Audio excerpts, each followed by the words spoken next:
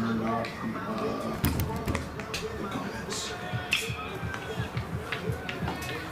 I think you missed that testing. We're missing it. Well, I didn't know what you wanted to do, like help you want to switch, what you want to use for each, but Yeah, I was gonna ask you to see what he's talking to recruit. I almost think like if we're not gonna control this, we need to zoom this guy in I was going to ask you about that.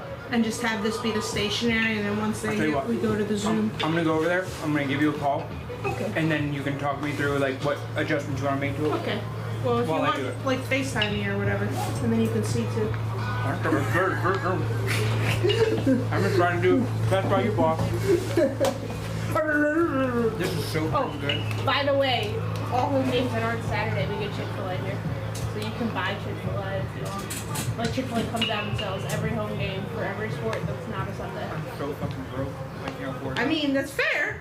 Just throwing it out there, though. Being unemployed, Perks of being a CCBC. being unemployed for 4 months when you have 2 kids and a mortgage, Yeah, nah. it'll wreck the credit card. All right, did you? You only did the first overlay, right? He put No, I set them up for all 4. all 4 games. Oh yeah. So yeah, Chesapeake game 1 and 2, CCAC 1 and 2. So all you have to do is just click it and it'll Golden. switch between. All set up. Break. Traded it out a little bit yesterday. All right. I'm gonna stop recording though, Okay.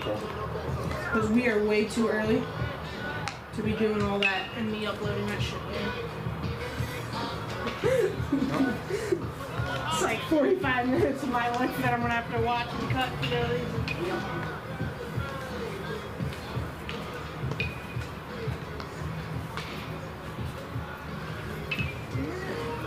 And the aux cord is not in here, right? Like you don't see that anywhere in here. Mark's boy.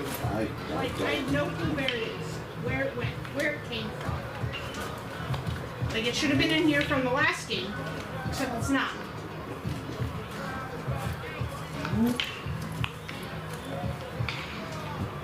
Maybe it's still up there because I remember when me and Stephanie came back up, the stuff was already packed up. I think either Vetri or Austin, those 2 were the ones to pack the bag up last time. So I don't know where it would have gotten.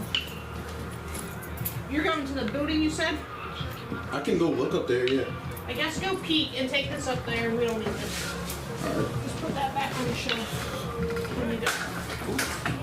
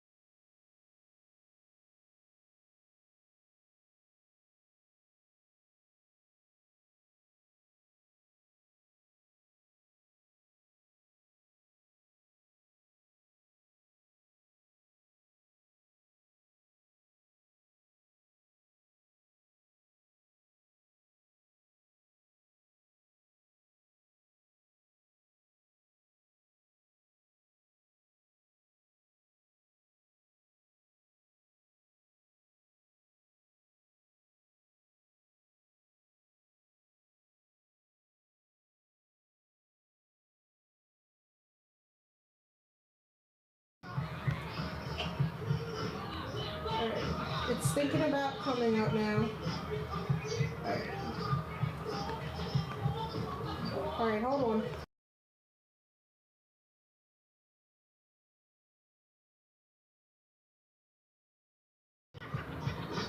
Alright, I have center field again. Alright, now I got yours. Alright, good. Just see if there's...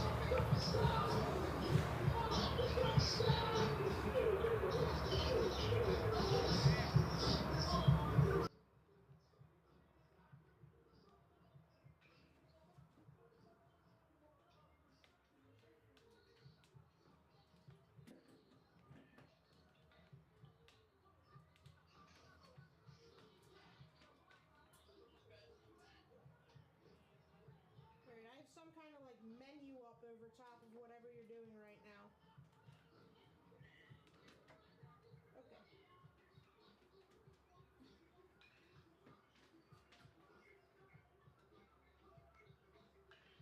Alright, you see the camera? Yeah. Alright, I zoomed in a little bit. The only problem is you can't see any of the faces there. Yeah. Face there. I almost am wondering though, like, how did we bust this cord? What the fuck? Oh, I lost you. Where'd you go?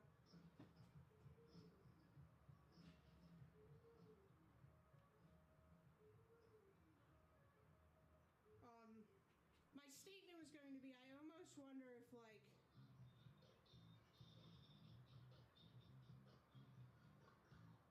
this is almost like the view that I should leave. If you want to see all four faces, that's probably going to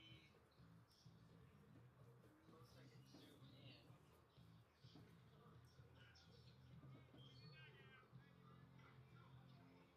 I almost... If you want me to zoom in more and get more home plate, I can do that. But... Yeah, I think what a plan maybe should be, and we can fix it tomorrow if we need to, I guess, but or at least game one. Let's do focus just on like home plate pitcher with that. And I have this outfield one zoomed out to get the entire infield, and then if we need to, we could always like zoom around on an actual play, but maybe we roll with that for now, see how it looks. You want more zoomed in like that then? I don't know if yours is working. It's frozen on my side. It's frozen on your side, alright. Yeah, this out here camera is moving. Yours is still frozen with rats standing on the turtle at home. And the turtle is very much not at home.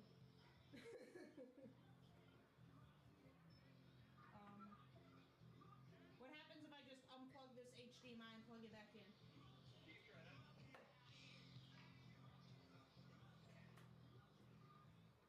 Alright, it's out. No source. Plug back in. Spinning around. Yeah, that's probably not bad.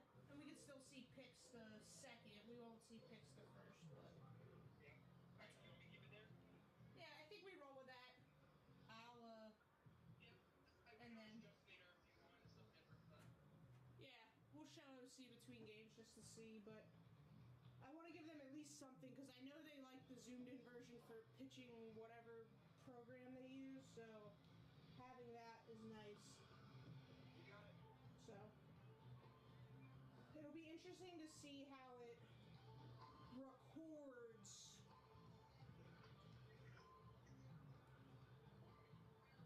I guess it's just gonna record from whatever screen we're showing out here. Yeah, I would imagine it's whatever one you have selected.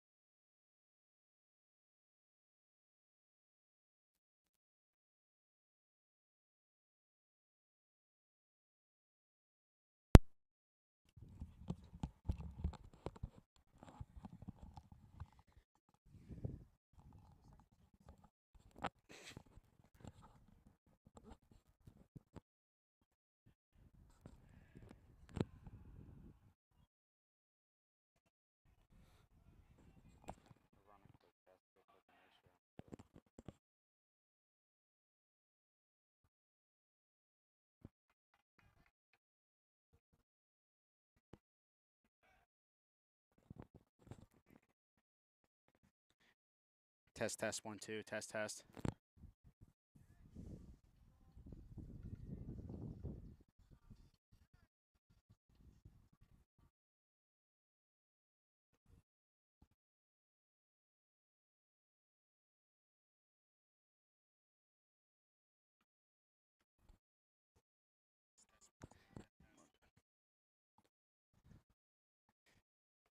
Hello, ladies and gentlemen, and welcome back to CCBC Essex. The Knights getting towards the end of the regular season. 2 doubleheaders left, both at home. Starting off here today, game number 1 versus Chesapeake College. On the mound for the Knights will be number 23, Drew Rommel. 11 appearances on the season for him. He is 3-2 with a 5.24 ERA.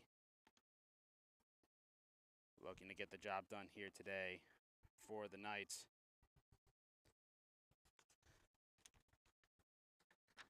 The defense behind him in right field is Eduardo Zayas, center field Jimmy Perez, left field Lorenzo Rodriguez Pozo, third base Rafael Castillo, shortstop is Maxwell Urena, second baseman is Hiyuota, and at first is Justin Cook.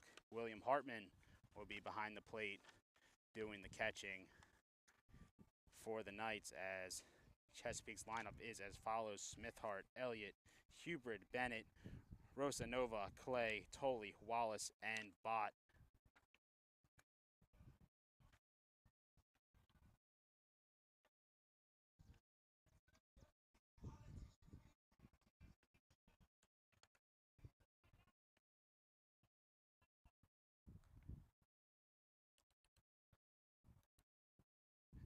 As Kyle Smithhart steps into the box, Rommel takes the mound. And delivers the first pitch of this one in there for a strike.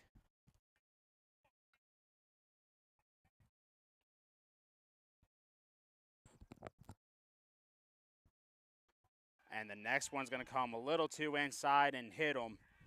So from a promising start of getting out ahead 0-1, a hit by pitch, we'll see Smithhart reach base. That'll bring up Caleb Elliott. He is the catcher for Chesapeake College here in game number 1. No outs, leadoff man is on. As he's going right away, the pitch is down and not in time. It will be a stolen base for Smithhart. Getting aggressive early. Not even giving it time. He's down there with the stolen base. Pitch to Elliott was a ball, so it's a 1-0 count. Runner already in scoring position. Rommel delivers the 1-0 in the dirt. Brings it to 2-0. Rommel looking to gather himself here. Needs to throw a strike, avoid the 3-0 count. And he'll do exactly that. Brings it to 2-1.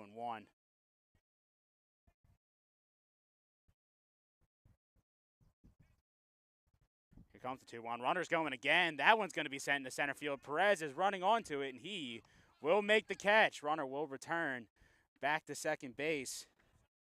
And the first out of the top of the first is recorded.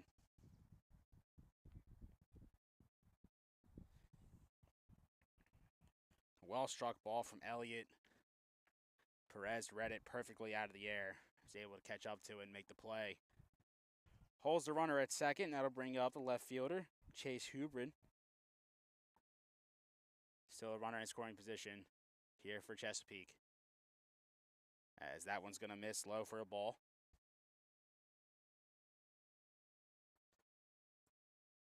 Smithhart is on second. One down here.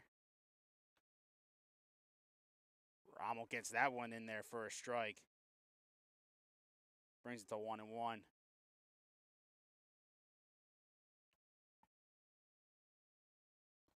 Comes to 1-1. Smithhart thought about going again. It's going to be grounded to short. Urena on the backhand. The throw is in time. The slow roller. Maxwell got behind it, able to get the backhand down, and gets it over just in time to record the second out. Smithhart makes his way over to third. And that'll bring up the cleanup hitter, the right fielder here in game number 1, Colson Bennett.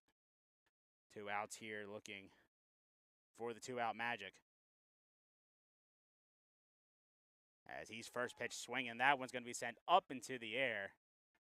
Zayas is underneath it. He will make the catch for out number 3. So Chesapeake looked dangerous early with the hit by pitch. But Rommel able to recover and retire the next 3 in order. The Knights looking to come up in the bottom of the first and get the bats going. We'll get you the lineup when we come back.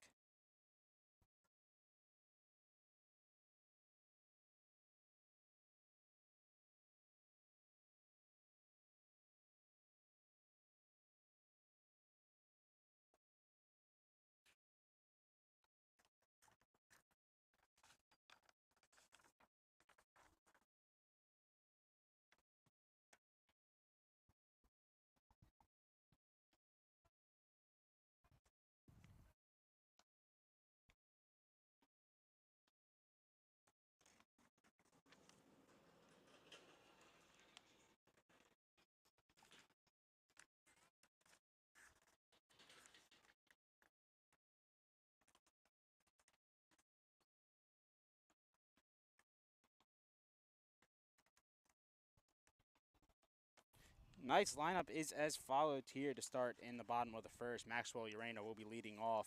Jimmy Perez batting second. Eduardo Zayas batting third. Justin Cook is in the cleanup spot. Ralph Castillo getting pushed back up into the lineup. He is batting fifth.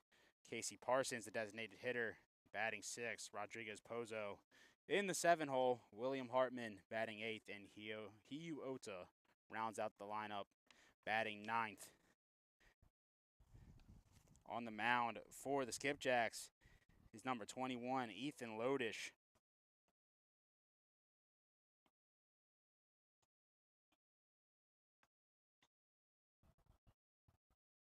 Lodish on the season, 11 appearances. He is 5-0 with a 1.67 ERA. He has started 8 games, 1 complete game shutout, 39 strikeouts to 20 walks. Definitely one of the better pitchers, if not the best pitcher on this Skipjacks team. He will look to do the damage here today against this Knights lineup as Maxwell Urena steps into the box to get us started here in the bottom of the first.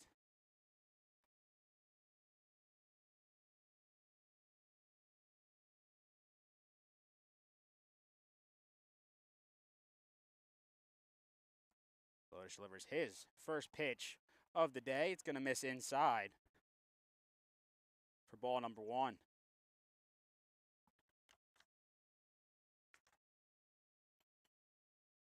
Urena in the last game versus Catonsville. 3 runs, 1 RBI as he's going to send that one into the air, first base side, into foul territory. First baseman's going to call everybody off, and he's going to make the play for out number 1.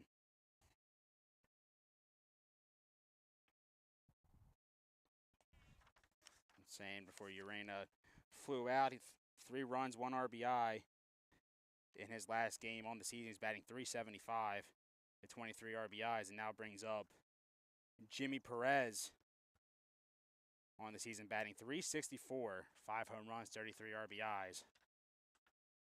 Good season for Jimmy Perez. As that pitch is going to miss outside for ball number 1.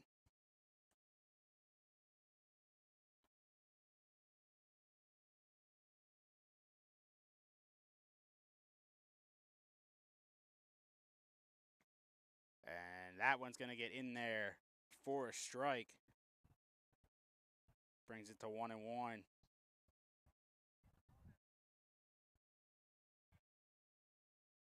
Lodish coming set and delivers the 1-1.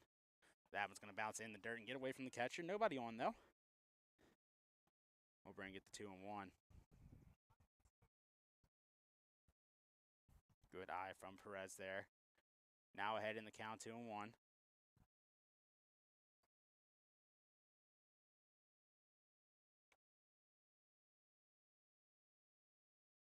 Comes to 2-1. Perez is going to swing and drive that one into the gap. It's going to fall. Get behind the left fielder. Perez is going to turn, and he will stop at second with the one-out double.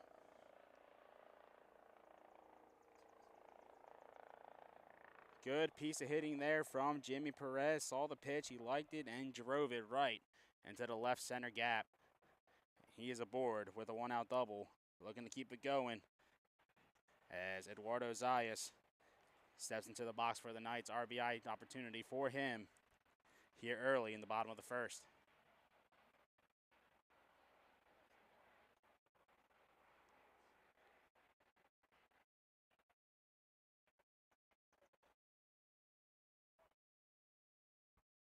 First pitch from Lotus is in there for a strike.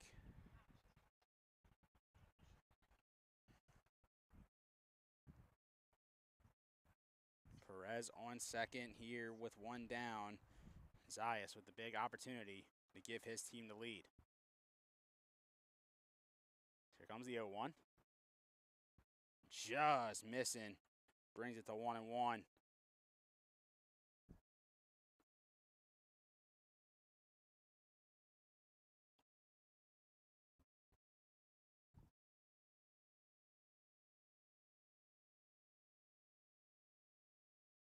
Swing and a miss, maybe a little bit of contact. Either way, it is a strike and brings the count to 1-2.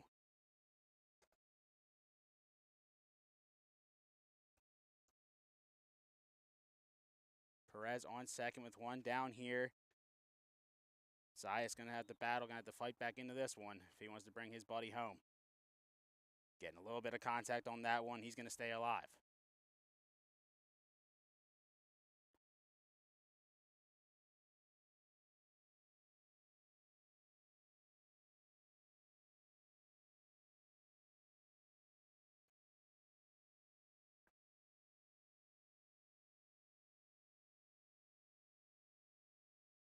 Here comes the 1-2 again. Perez making a break for third. That one's going to get down the line. It's fair. Perez is going to score. Zayas making the turn and heading for second. He will be in there easily. And it's an RBI double for Eduardo Zayas. The Knights take the early lead here in the bottom of the first.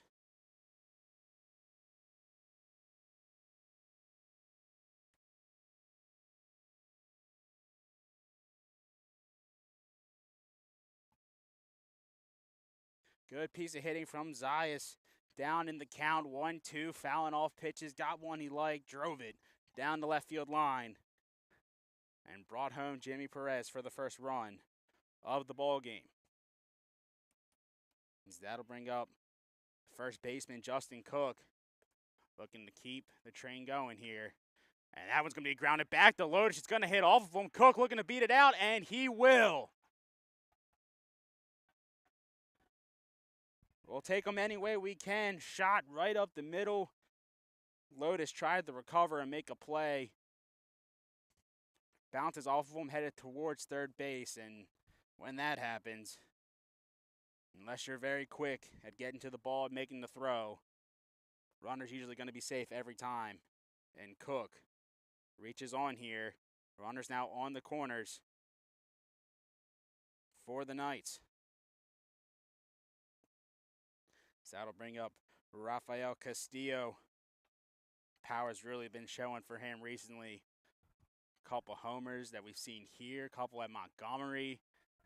He's been swinging the bat well and looking to do the same here with two runners on. The bunt was shown, pulled back. Pitch is still in there for a strike.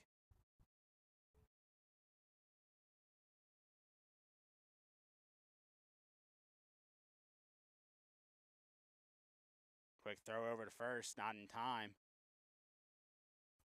Castillo will get a chance to reset here. Down early in the count, 0-1, but big opportunity to extend this Knights lead. Speedy runner on third in Zayas. Anything deep to the outfield will most likely score him. So here comes the 0-1. Castillo lays down the bunt. Zayas making a break for home. He is out.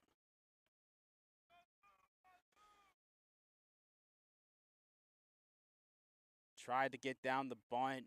get it down the first base line maybe. Or maybe just wanted to get Cook over into scoring position, and Zayas called his own number and tried to take a break for home. Either way, he is out. But 2 runners are still on now for the Knights as Castillo reaches on the fielder's choice. As that'll bring up the designated hitter, Casey Parsons. Still with an RBI opportunity here, as the first pitch he sees is in there for a strike.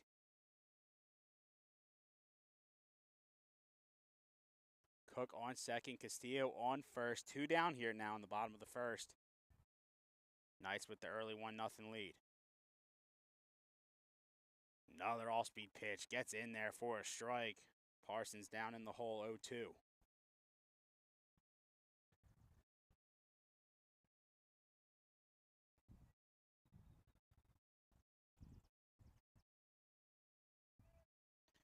Here comes the 0-2. Parsons going to swing and foul that one off. He'll see another pitch.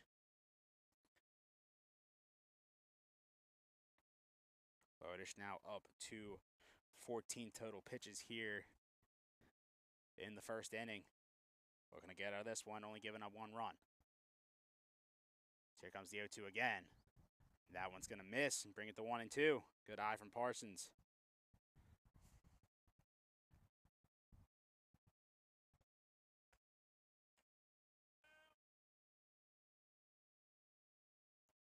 Lodish coming set and delivers the 1-2. Parsons going to swing, get a piece of it. It's down to third. The play will be at second in plenty of time to record the final out. But the Knights have struck gold here in the bottom of the first. The RBI double from Eduardo Zayas has put his team out in front. 1-0. Rommel will retake the mound, looking to keep the score there. We'll be right back with the top of the second.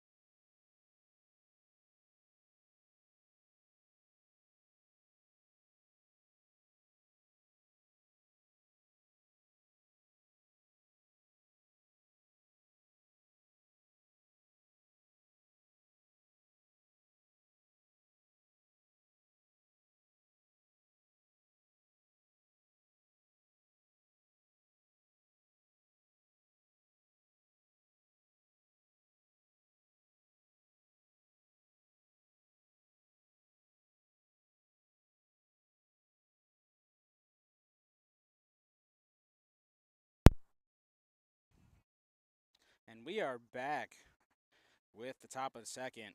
5, 6, 7 due up for the Skipjacks. Drew Rommel retaking the mound, looking to keep his team's lead at 1-0 as first pitch from Rommel is outside for ball number 1.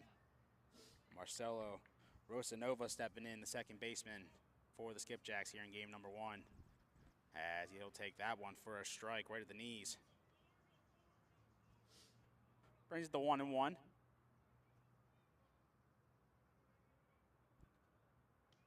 That pitch going to miss inside, maybe a little bit high as well. Brings it to 2-1.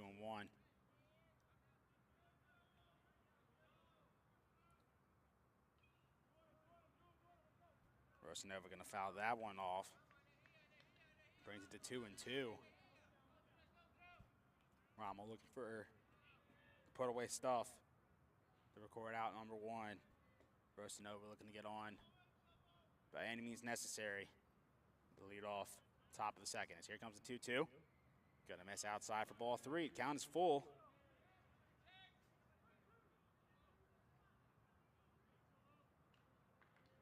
who will win this battle? So here comes the 3-2. Rosanova's going to ground that one to second. Ota gets behind it. The throw is in plenty of time for out number 1.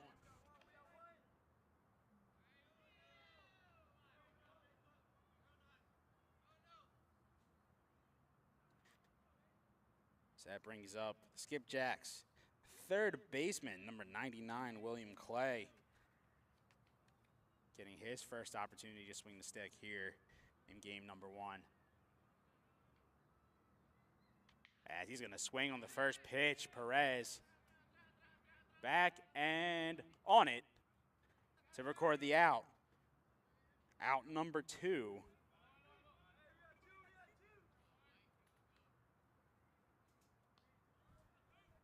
And after having a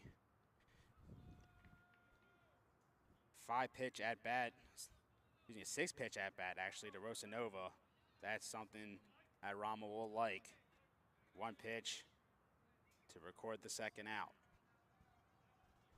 Instead of bringing on Michael Tolley, the designated hitter for the Skipjacks. He's first pitch swinging, and it's going to get down in the right center gap. Zayas is on it. Tolley's making the turn. The throw is not in time.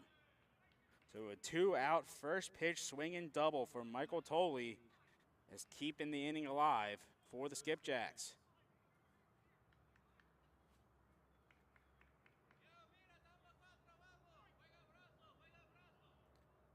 Two outs now. Samuel Wallace, the shortstop for the Skipjacks, stepping in. RBI opportunity for him to tie this ball game up. The first pitch he sees is going to miss for ball number 1.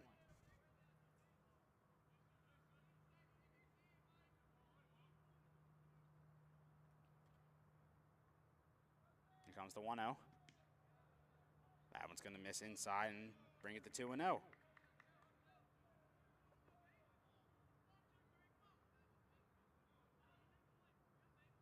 Rama delivers the 2-0. That one's going to be fouled off. Rama battling back, bringing it to 2-1. Skipjacks looking to threaten early here in the top of the second, trying to get that run back. And that one's going to get down and fair in left field. Rodriguez Pozo gets the throw in, but it's not in time. Samuel Wallace with the RBI double has tied this ball game up at 1 apiece.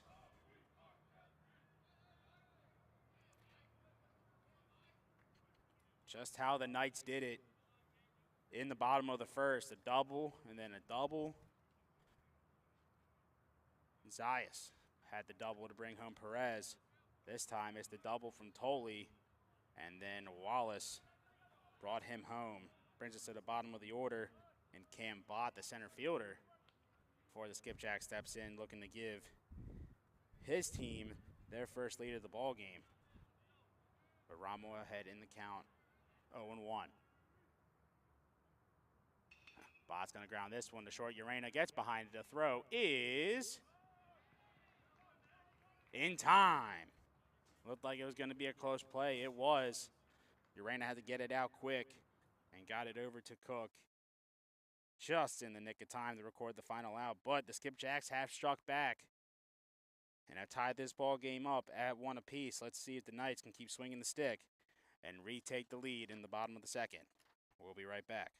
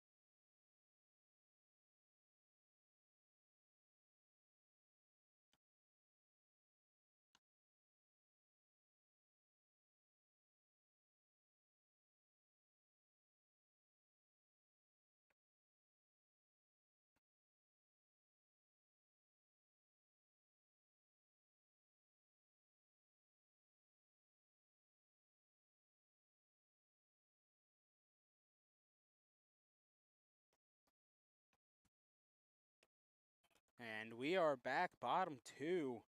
Brand new ball game as we are tied up at 1 apiece. 7, 8, 9 due up for the Knights here in the bottom of the second. And Lorenzo Rodriguez Pozo, the left fielder in game number 1, will lead it off for the Knights. Lotus first pitch in there for a strike. Looking to shake off that first inning and come out of this bottom of the second with no runs on the board. As the 0-1's gonna miss. Brings it to 1-1.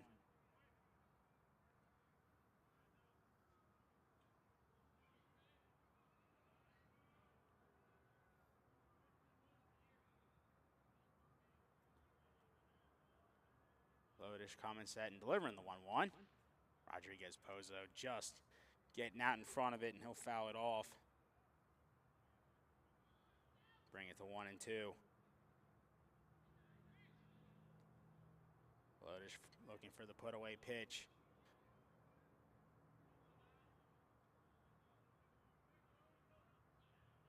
So here comes the 1-2. And he found it.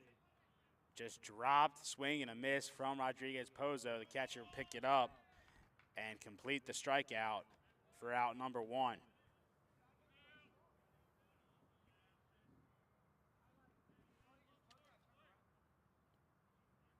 As William Hartman, the catcher for the Knights, steps in now. Looking to do some damage here with 1 out in the bottom of the second.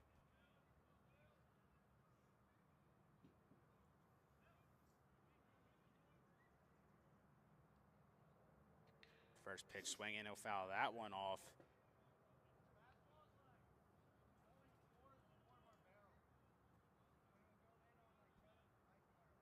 Bring the count to 0-1. Almost a scary moment over in the Skipjacks dugout area. Gotta look alive sitting on that bench.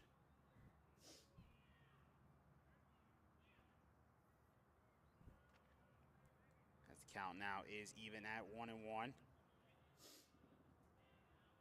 Here comes the 1-1. All speed, just missing high. Brings it to 2-1.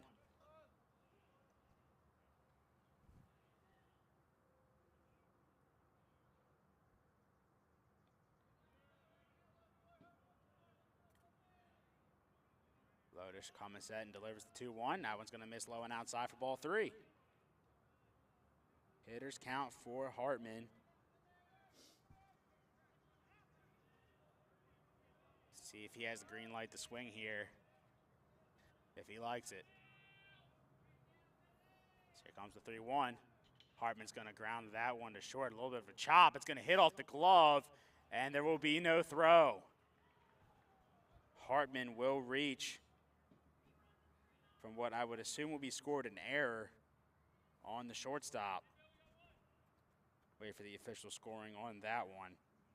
But either way, Hartman has reached first with 1 down here. I'll bring up Hiyu Ota.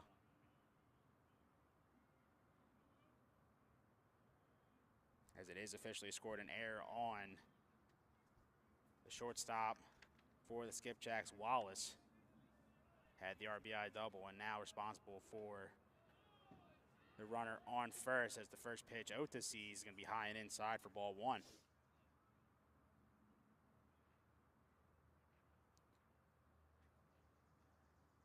Wouldn't expect many throwovers to Hartman, but you never know. He may find himself in a situation where he'd like to go.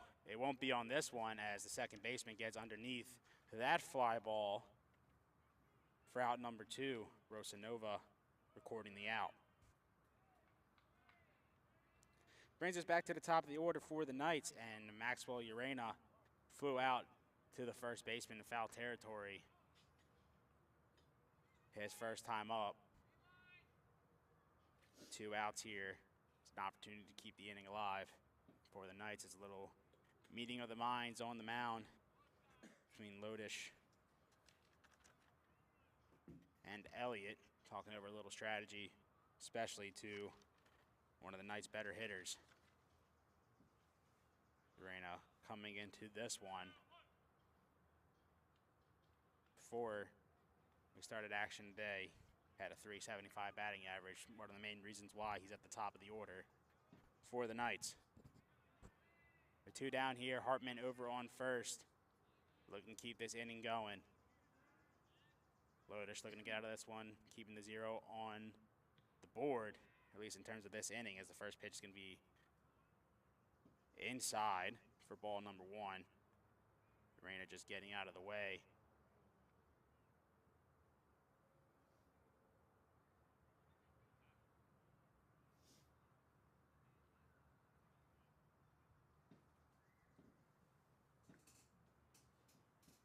As now there may be something else going on here behind the plate, like Elliott may be getting attended to by the trainer for the Skipjacks. As here comes Knights athletic trainer as well. Looks like everything's all good. Elliott will stay in the game.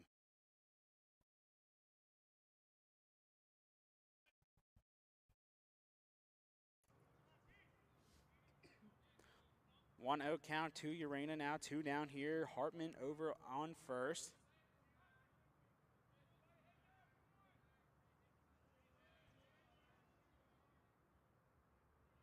So here comes the 1-0. Hartman is going off speed. Hit and run is on. And a great adjustment from Bott, as he took a step back at first and then recovered well to run in and make the catch. Looked like there was a possibility of dropping, especially with the hit and run on.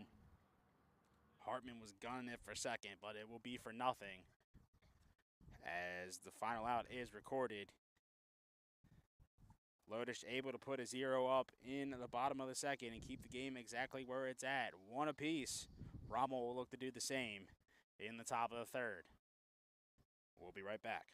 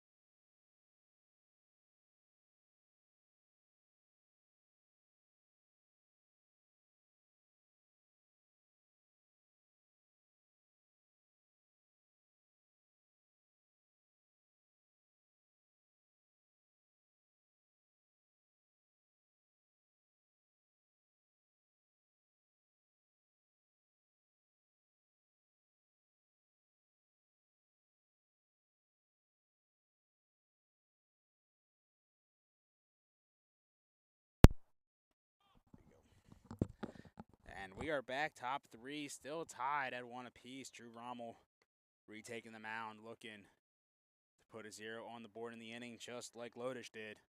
We are back to the top of the order for the Skipjacks, as Kyle Smithhart steps in, fouling the first pitch off. Bring the count to 0-1. Smithhart his first time up. Also saw first pitch strike and then was hit by a pitch. Skipjacks were unable to bring him around as he later reached third base. That pitch from Rommel is going to be low and in the dirt, even the count at 1-1.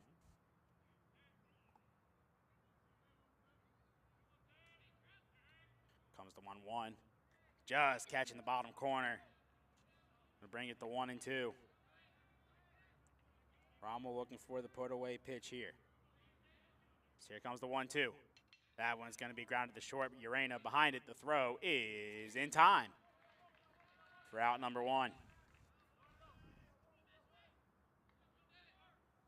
Maxwell, very, very busy man over there, responsible for 3 outs so far in this ball game. All 3 being ground outs, showing off the glove work and the arm. Couple close plays over there. That one not being won. Good hustle, though, from Smith Hart, as that'll bring up Caleb Elliott. 0 for 1 on the day. Flew out to center field his first time up. First pitch he saw was a ball. Brings the count to 1-0.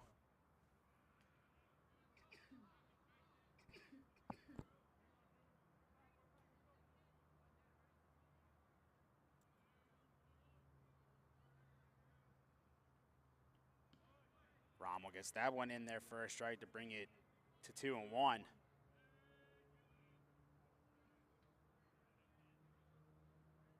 Comes to 2-1. That one's going to be grounded foul.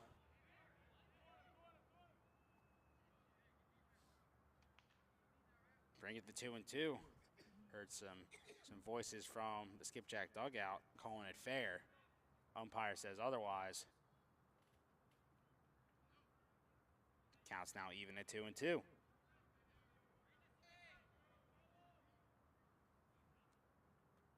here comes the 2-2. That one's going to be grounded. Rommel gets on top of it, unable to field the ball, and Elliott is going to reach safely.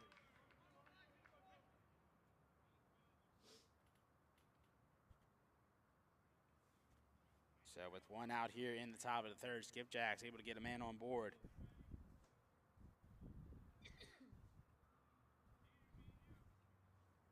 Officially scored a single for Mr. Elliott. And now Chase Hubert steps up, the left fielder for the Skipjacks. Grounded out to shortstop, his first time up.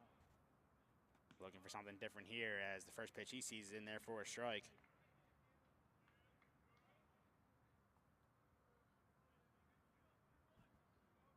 Rommel, couple peeks over to first. Comes set with the 0-1. That one's going to be grounded, and it's going to get over the top of the head of Justin Cook and into the outfield for a base hit. Hubert getting his first hit of the ball game. And with 1 down here, Skipjacks threatening to take the lead. With a runner now in scoring position. And bringing up the cleanup hitter for the Skipjacks, number 34, Colson Bennett. Flew out the right field his first time up. Big opportunity for him to give his team their first lead of the ball game.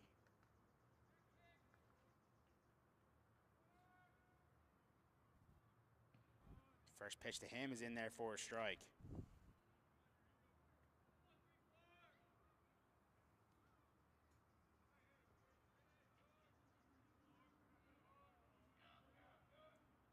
Comes the 0-1. Swung and hit right to Castillo. The throw over to first is in time. Double him up. A rocket shot right to Castillo. He's able to make the catch and recognize that the best play was to make the throw across the diamond to first. Cook was ready for it, and what a play from Castillo.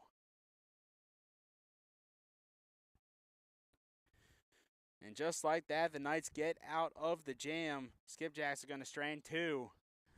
And now the Knights have the opportunity to come up in the bottom of the third to try and retake the lead. 2-3-4 will be due up for the Knights when we come back.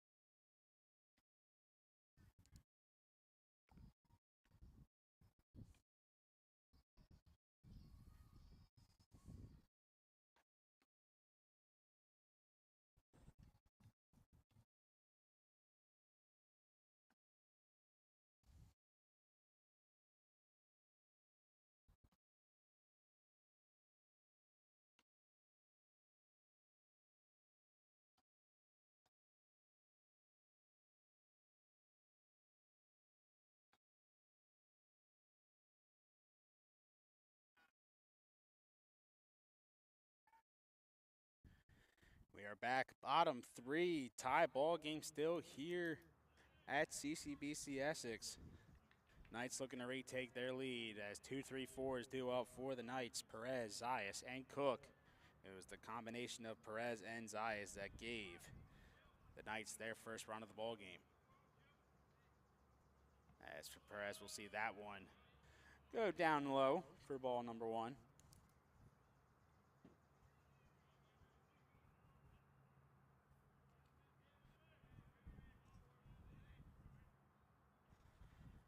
Comes the 1-0 from Lodish. Off speed. It's going to miss high and outside for ball number two.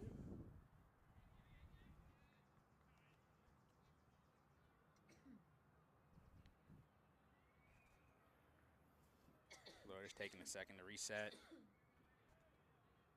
Find the right pitch, find the right option here to avoid the 3-0 count. Here comes the 2-0. Perez swinging, getting on it, but right to the right fielder. Bennett for out number one.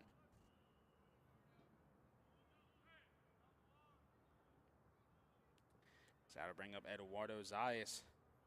1-for-1 on the day, responsible for the run for the Knights so far. It was his RBI double that scored Perez back in the bottom of the first. Looking to get on here with one down. All speed is going to be grounded to short. The throw is in time for out number two. Good throw from Wallace to record the second out.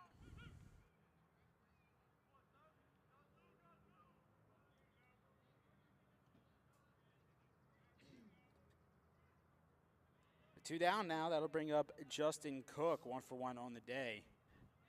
Singled back in the bottom of the first.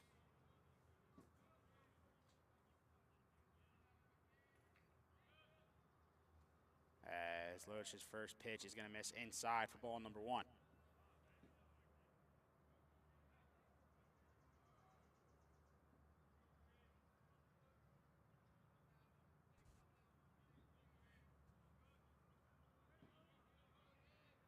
Lodish comes set and delivers the 1-0. That one's going to be in the dirt. Brings it to 2-0. Good start to the AB for Cook. Heading the count now. See what Lodish has here to avoid going down 3-0. Here comes the 2-0. Cook swinging, and that one's going to be fair. Third baseman tried to make a play on it, couldn't get there in time. Cook's going to make the turn, but he will head back to first with the 2-out single. Justin Cook, 2-for-2, won the day. Good piece of hitting. Looked like Clay was going to get to it on the dive, but just getting by him. Stayed fair all the way down the line. Cook thought about two. Stays at first. And with two down now, Castillo steps in for the Knights as the throw over is not in time. Cook back in there safely. Castillo 0-for-1 on the day. Reached on the fielder's choice. That saw Zayas at third base. Be out at home trying to score on the bunt. All signs point towards Castillo swinging the bat here in this at-bat as another throw over to Cook is not in time. Trying to avoid the Knights getting a runner in scoring position with two down here. As first pitch to Castillo is going to miss inside for ball number one.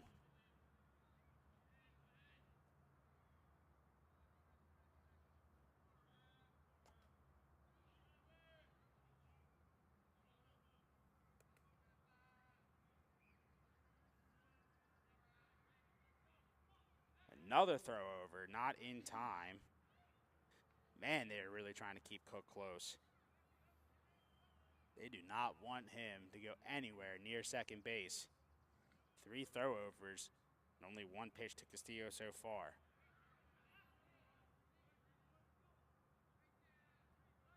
As the 1-0, Castillo getting on that one, but it's going to keep going foul. looked somewhat good coming off the bat, but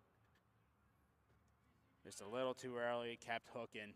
We know Castillo has the power to be able to drive one out. He's done it multiple times here at home this season. 1-1 count now. Cook still over on first, and another throw over to him. Keep him in check once again.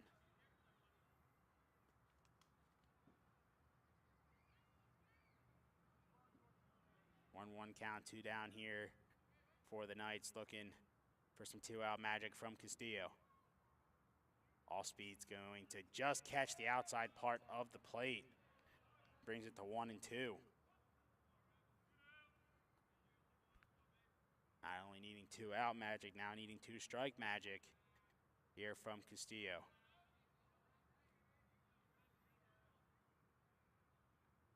And another throw over to keep Cook in check once again. It's not like Cook's taking a massive lead over there at first, but Lodish not taking any chances here in this close ball game. So here comes the 1-2. Cook goes now. That one's going to be in the dirt. Get away from the catcher. Cook is in easily with the stolen base. All those throwovers were for nothing, as the Knights do eventually get the runner in scoring position. The stolen base for Justin Cook. And now an even count to Castillo. An RBI opportunity for him with Cook in scoring position. So here comes the 2-2. And Castillo out in front and completely whiffs on strike number 3. Knights will strand a runner in scoring position as we now head to the top of the 4th, still with a 1-1 ball game. We'll be right back.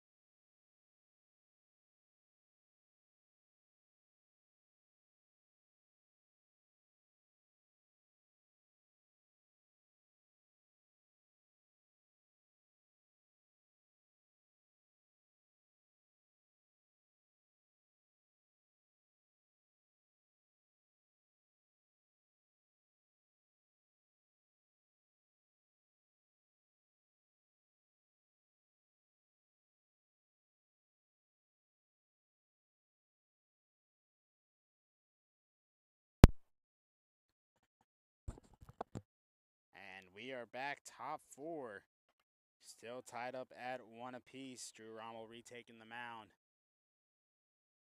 Looking to keep it here at 1-1. Rosanova leading off for Skipjacks. He is 0 for 1 on the day.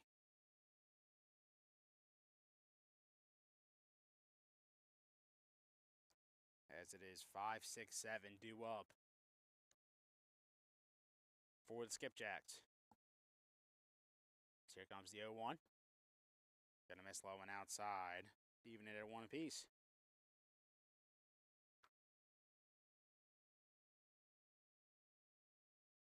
Comes the 1-1, low and in the dirt. Rosanova now ahead in the count, 2-1.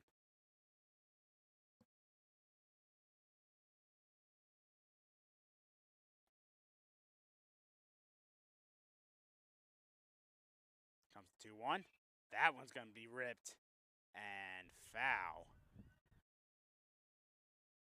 down the right field line. Even the count at 2-2. Ramos still in search of his first strikeout of the ball game. Here comes the 2-2. And that one's going to be ripped over the head of Ota and into right center field for a base hit.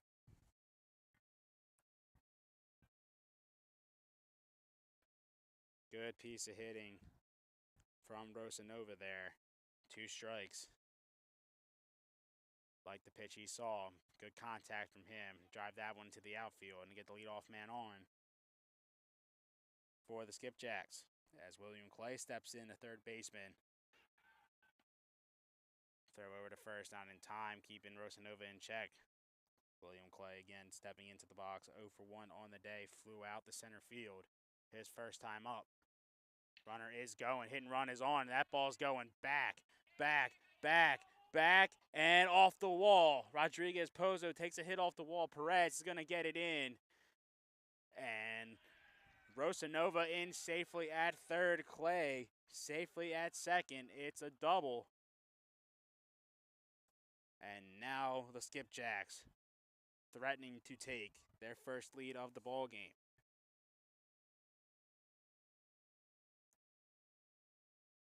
So that ball kept going. It was getting closer and closer, looking like it was going to just barely get over the wall. Hits the back end of the warning track. Rodriguez Pozo unable to get to it. And now the Skipjacks with 2 runners in scoring position here in the top of the 4th. It'll bring up Michael Tolley, 1 for 1 on the day. Big opportunity here for him. Put his team in front. Rommel heading the count 0-1. That one's just going to miss the bottom part of the zone. Evens it at 1 apiece.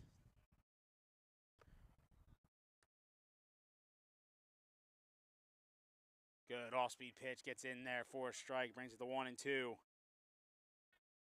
And what would be a massive strikeout if Rommel can find the put-away pitch here.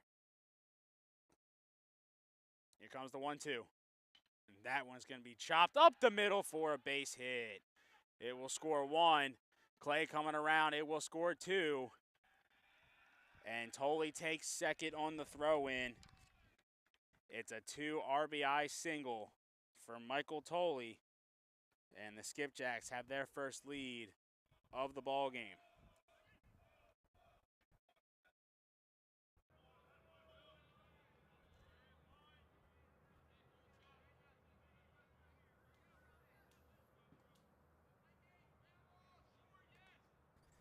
So that'll bring up Samuel Wallace, the shortstop for the Skipjacks, 1 for 1 on the day with an RBI. It was his RBI double back in the top of the 2nd. That tied the ball game up for the Skipjacks, now with the opportunity to extend his team's lead with no one down here in the top of the 4th. As he's going to send that one up into the air. Ota calls off Cook. He will make the catch for out number 1.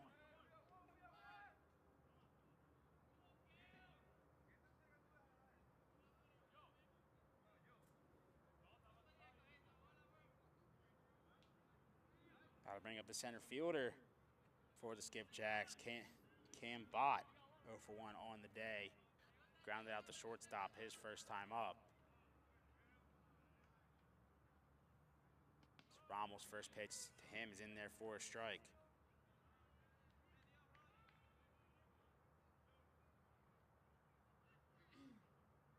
And a bunt's going to be laid down to get the runner over to third. Rommel, good defense and plenty of time to record out number 2.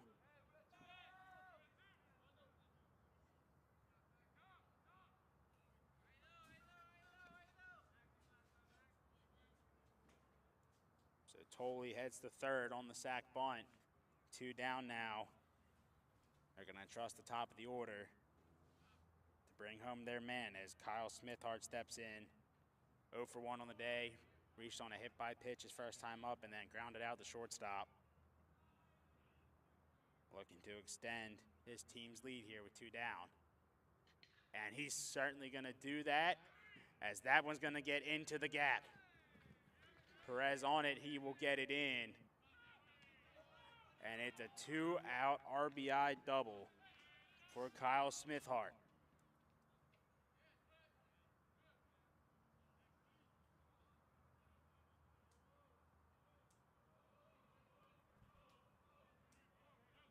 It is now 4-1 Skipjacks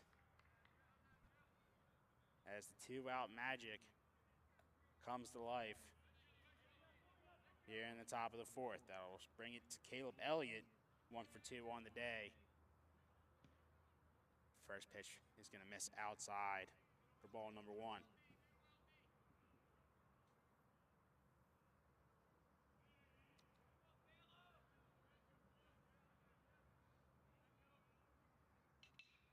And that one gets off the glove of Urena. Thought he was going to get it. Unable to bring it down. And it's going to be another run for the Skipjacks. Almost a highlight reel play for Urena. Just bouncing off his glove and getting into the outfield. And it's an RBI single for Caleb Elliott.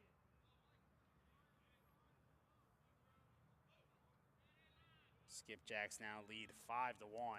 2-out magic rolling here in the top of the 4th. As Chase Hubert steps in, 1 for 2 on the day. First pitch to him is going to miss outside for ball number 1.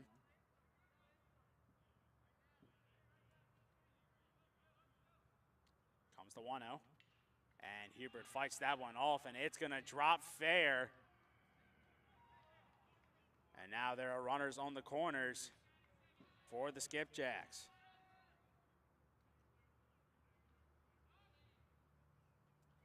It's Elliott right off the swing, knowing there are 2 outs, just started taking off. And by the time it dropped, he was halfway to third. So it's another 2-out hit for the Skipjacks. Runners on the corners here, looking to extend their lead even more. As Colson Bennett will step in 0 for 2 on the day, the cleanup hitter for the Skipjacks. Looking to join in on the action.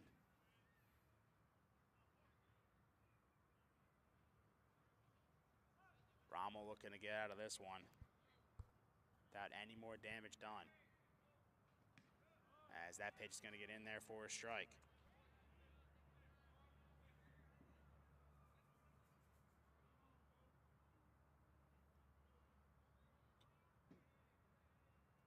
Rommel delivers the 0-1. He's going to get in the dirt and get behind Hartman. Elliott's going to score. Hubrid takes the turnaround second and heads to third. And on the wild pitch, another run will score. It is now 6-1 Chesapeake.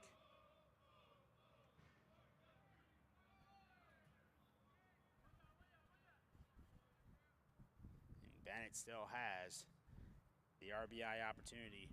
Runner now 90 feet away. And he's going to ground that one too short. Urena to throw is in time to record the final out, but the damage has been done in this one. 5 runs in the top of the 4th for the Skipjacks has blown this game wide open. They now lead 6-1. Let's see if the Knights can get the bats going in the bottom of the 4th. We'll be right back.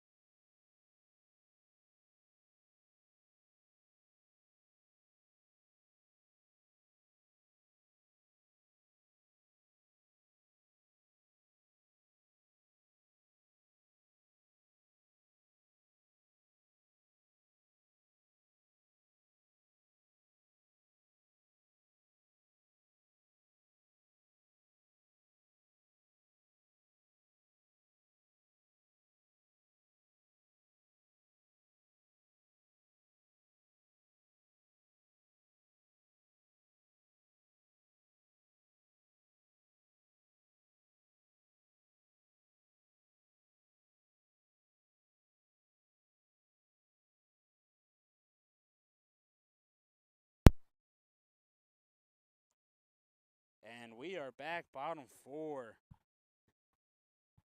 Big inning for the Skipjacks in the top of the 4th. 5 runs to take their first lead of the ball game and to extend it even more. It's 6-1 as Parsons' first pitch swinging. Sees that one go by him for a strike. Lodish retaking the mound now with a comfortable lead. Looking to keep dealing after giving up that run, and the only run for the Knights back in the bottom of the 1st. Since then, he's been cruising. Only giving up 1 hit since that first inning. So here comes the 1-1. That one's going to be in the dirt.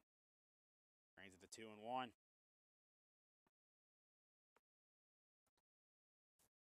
Knights may find it challenging here to try and battle back against Mr. Lodish. Just looking at his season numbers, he, stat-wise, looks like he's the best Skipjacks pitcher here, as that one's going to be grounded to 3rd and over to 1st in plenty of time for out number 1.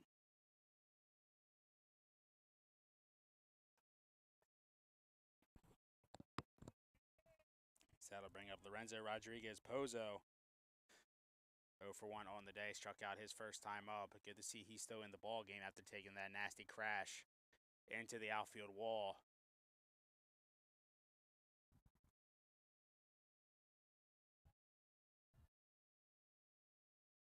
As first pitch he sees going to be low for ball number 1.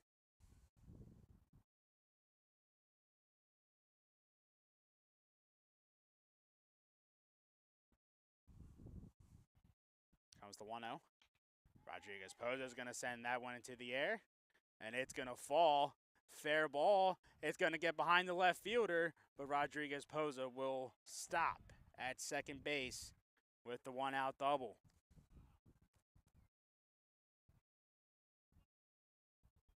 Just got enough of it for it to just fall right in front of the left fielder, Hubrid. And as soon as that happened, Rodriguez Pozo made the turn, head for second. May have helped in a little bit that Hubrid overran the ball.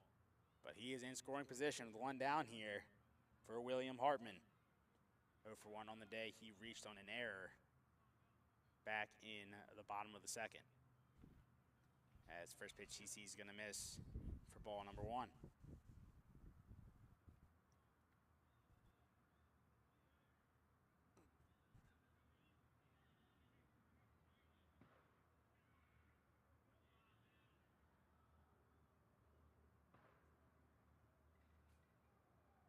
That one's going to miss inside for ball 2.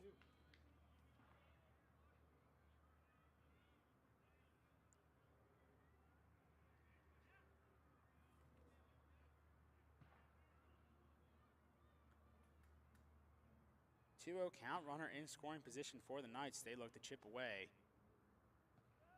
at the Skipjacks leads. That pitch is in there for a strike to bring it to 2-1. Take it 1 run at a time if you're the Knights.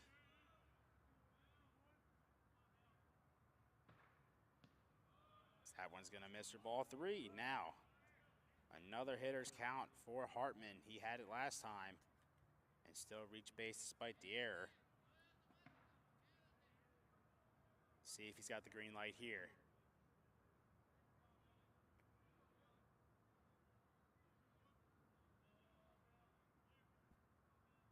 Here comes the 3-1. And that one's going to miss for ball 4.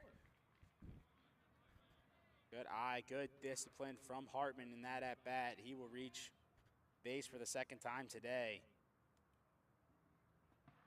As that'll now bring up Hiuota. Flew out to the second baseman. His first time up. Now it's his turn to have an RBI opportunity here in this one. So here comes the pitch in there for a strike. Brings it to 0-1. Double play ball is live now with Hartman over at first.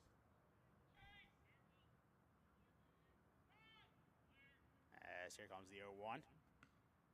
That one's going to just miss inside and brings it to 1-1.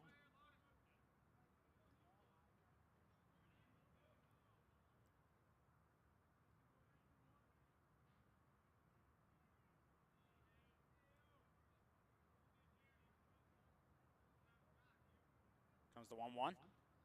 That one's going to miss and bring ball 2. 2-1 count now. Good eye so far from Ota. Able to work his way back from an 0-1 count, now 2-1. As time is going to be called.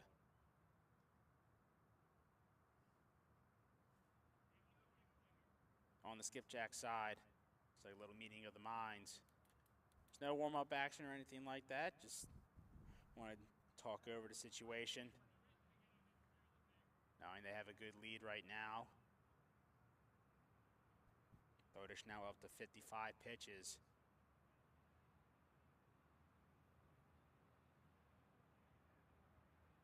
Sure, the pitching coach and all the other coaches in the dugout just seeing the amount of balls he's thrown recently from Hartman to now Ota. Sure, just want to talk over a little strategy, calm him down, and to get out of this inning. Leaving the runners where they're at. Meeting adjourned, and we'll get back to action. With 2-1 here, 1 down. The bottom of the 4th, Skipjacks lead by 5, 6-1. Knights threatening, try and cut into that lead. So here comes the 2-1. And that's the pitch they were looking for. It's in there for a strike, evens the count at 2-2.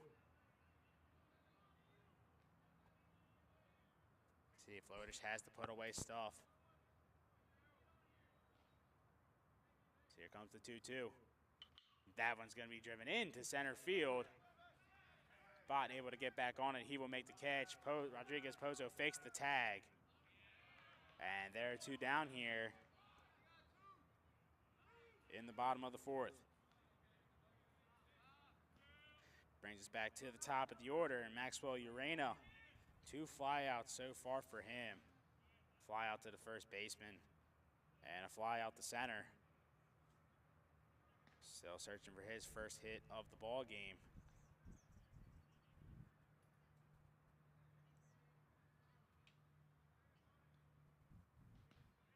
Looking for a little 2-out magic in the bottom of the 4th, just like the Skipjacks had, to extend their lead. All speed's going to get in there for a strike.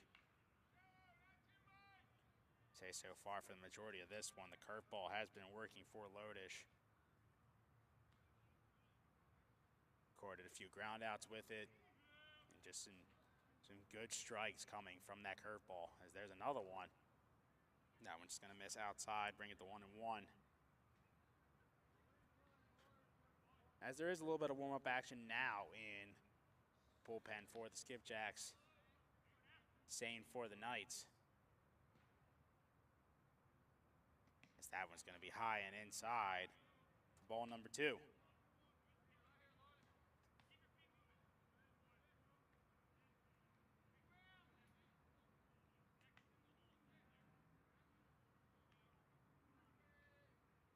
Two 1 count, 2 down here, bottom 4. Knights looking to strike back.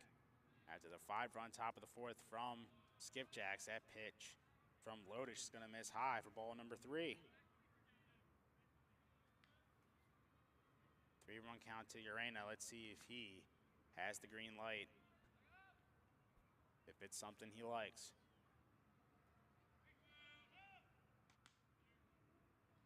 Here comes the 3-1. Both runners are going. It looked like the hit and run was on. Maxwell's going to foul that one off. Brings the count full. And with 2 down, the runners will surely be going again.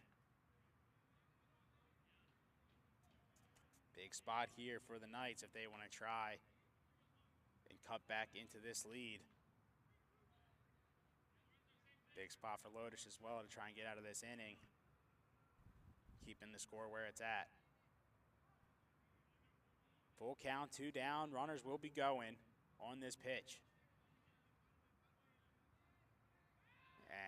they may have gotten Pozo. They did not. Fake pickoff move, knowing the runners were going.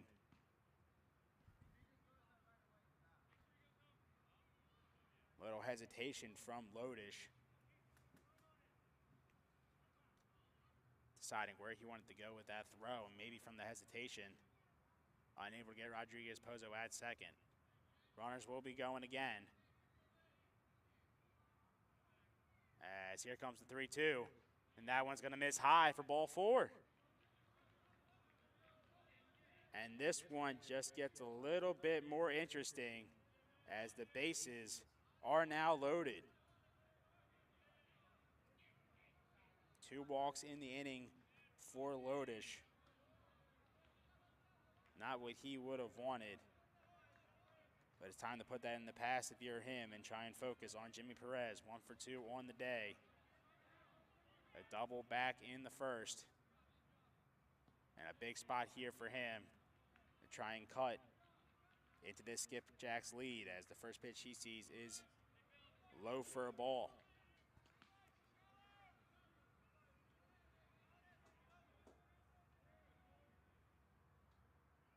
Comes the 1-0. That one's going to get in there for a strike. Brings it to 1-1.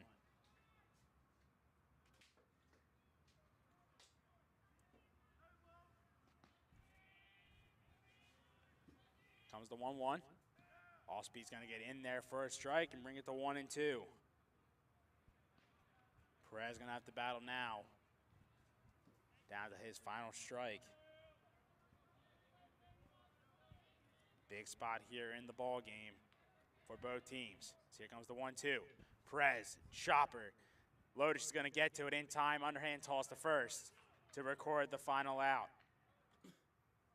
It looked like it was going to get interesting, but Lodish gets the job done and records the final out of the bottom of the 4th. They look to bring their bats back up and extend their lead even more in the top of the 5th. As the Skipjacks lead the Knights here in game number 1, 6-1. We'll be right back.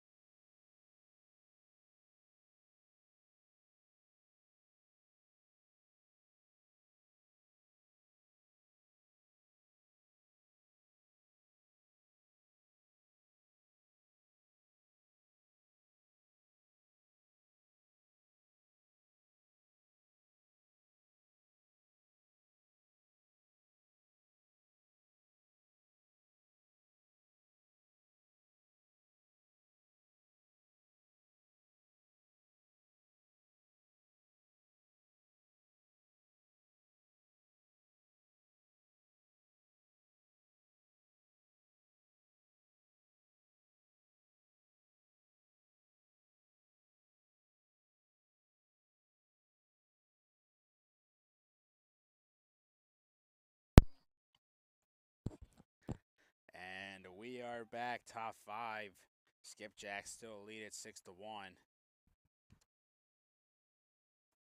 As 5, 6, 7 are due up for the Skipjacks here in the top of the 5th. Drew Rommel retakes the mound, but there is warm-up action in the Knights bullpen as the first pitch to Rosanova is fouled off. Count the 0-1. Warm-up action in both bullpens still. Here in this one, it might be the end of the day for one of these two sooner rather than later, as that pitch from Rommel is going to hit the outside part of the zone. Brings the count to 0-2. Here comes the 0-2. Looking for the chase possibly. That one's going to miss. Bring it to 1-2. Ursanova 1 for 2 on the day. Led off the top of the fourth with a single. Came around the scores. That pitch is going to be grounded right to Justin Cook. The underhand toss to Rommel in time for out number 1.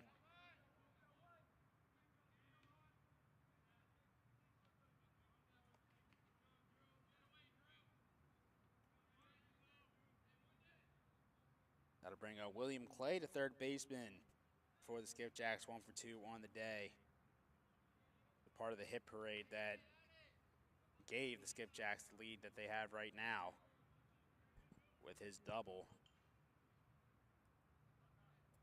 Back in the top of the fourth as that pitch is going to be fouled off. Bring the count to 0-1.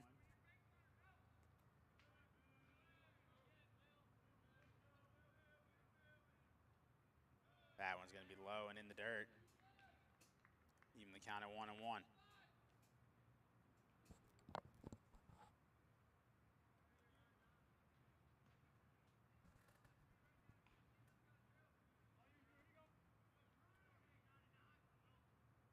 That was the 1-1. Gonna miss the outside part of the plate. Brings it to 2-1. Comes the 2-1. Fouled off. Even the count of 2-2. Rommel trying to find the put away stuff here. With the 2-2 count.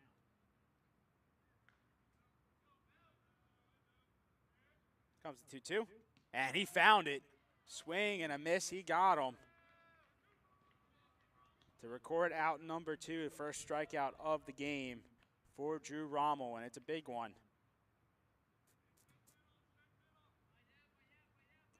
2 down now. Here comes a designated hitter, Michael Tolley. 2 for 2 on the day. A double back in the top of the second and a 2 RBI single in the top of the fourth. That started that 5-run inning for the Skipjacks as the first pitch he sees is in there for a strike.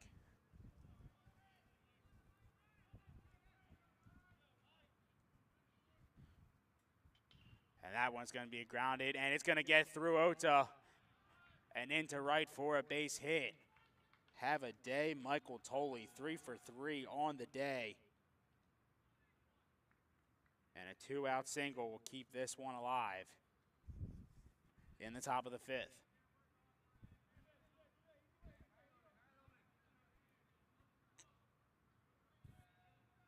So that brings up Samuel Wallace, 1 for 2 on the day with an RBI. First pitch he sees is inside for ball number 1. It was an RBI double back in the top of the second. And he flew out to second base his second time up. Next pitch he sees is also going to miss inside and brings it to 2-0. Skipjacks looking to find that 2-out magic once again. That helped them out in the top of the fourth. That one gets in there for a strike to bring the count to 2-1.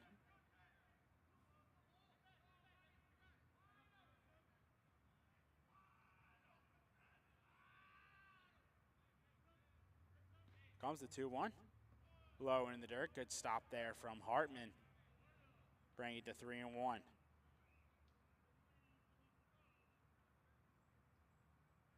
Hitters count. See if Wallace has the green light. With 2 down here, 1 on in the top of the fifth. Comes to 3-1. That one's going to miss high and inside for ball 4. So the 2-out magic still alive here for the Skipjacks. 2-1 now. That brings up Cam Botten, still in search for his first hit of the ball game. He's 0 for 1. Ground out 2 short his first time up, and then the sac bunt. Back in the top of the fourth.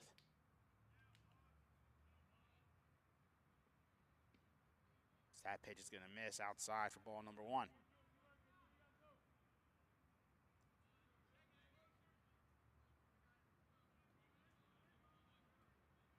Comes the 1-0. That one's going to miss as well. Counts 2-0.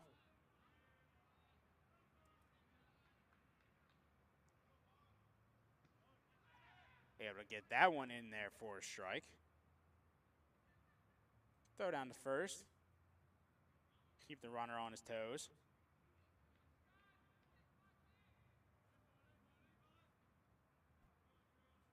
2-1 count now for Rommel. And that one's going to be grounded to third. Castillo's going to field it himself and make the tag on the base. For out number 3, Skipjacks. Strand 2, including 1 in scoring position.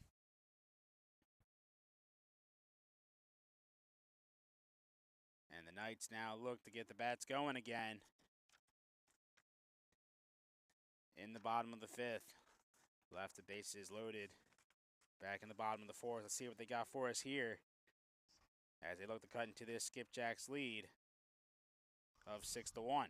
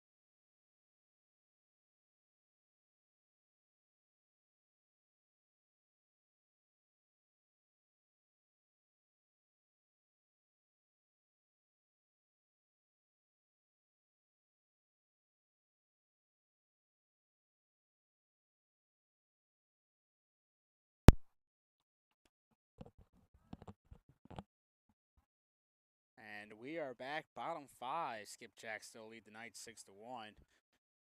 Ethan Lodich still doing the pitching for the Skipjacks, despite the warm-up action in the bullpen for his team. As first pitch to Eduardo Zayas, as he shows bunt. Able to get the bunt back in time, as it's going to be a ball. Zayas 1 for 2 on the day, has the RBI double, solely responsible for the Knights' only run of the ball game so far. As that one's going to miss outside for ball 2.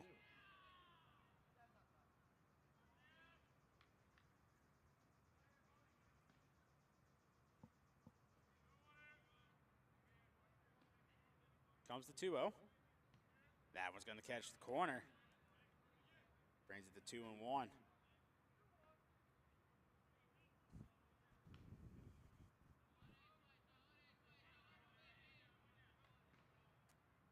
Comes to 2-1. In there for a strike. Brings it to 2-2. Lodich looking for the put-away pitch here. As here comes the 2-2. Zeiss going to drive that one into left for a base hit. Throw in comes off the glove of the shortstop. Good backup there from the second baseman, as Zayas will retreat the first. But it's a leadoff single for Eduardo Zayas. 2 for 3 on the day for him. As not only is that a runner on, it's speed on. Lodich is going to have to be aware, as he has been with runners in the past. Sure, a couple throwovers will be coming from him as Justin Cook steps in. 2 for 2 on the day. First pitch he sees in there for a strike.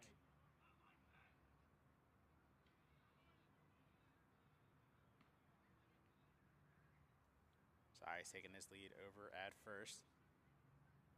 Lodich pitch is in the dirt. Good stop there behind the plate from Elliott.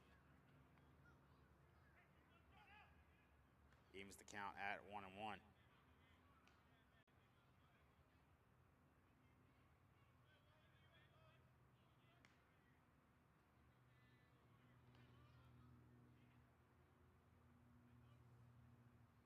As there's the throw over we were looking for. Zayas back in there easily. sure that won't be the only one.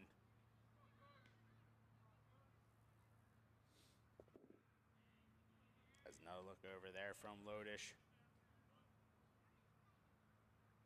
And Zayas faking. But he will make his way back to first. That pitch is going to be high for ball number 2.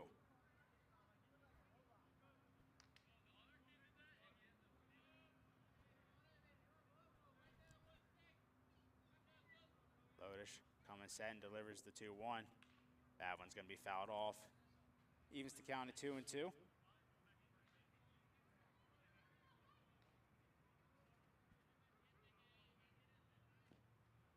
Lodish once again looking for the put-away pitch here.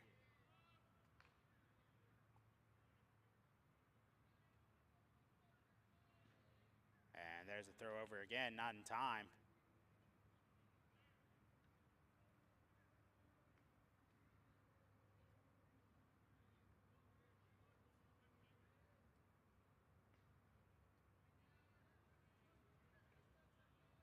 Lodish comes set once again, delivers the 2-2. Zayas is going. He's going to be in there easily. And the pitch misses inside for ball number 3. So the count is full. Credit Zayas with the stolen base. And now a runner in scoring position for the Knights. Full count to Justin Cook.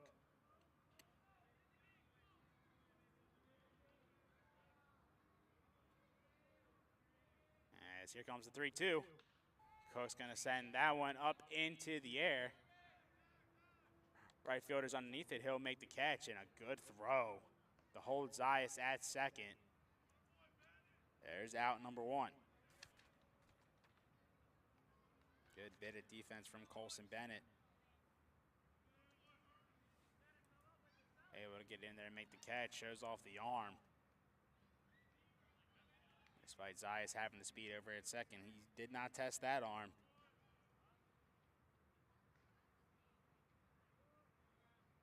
So that'll bring up Rafael Castillo, 0 for 2 on the day, searching for his first hit. And what a time to get it here to help cut into this Skipjacks lead. That pitch is going to get in there for a strike.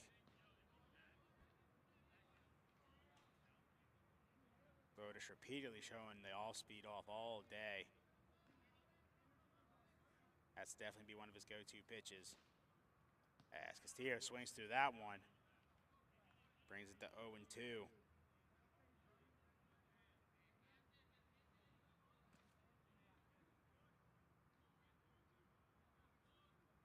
Can Lodish put him away here?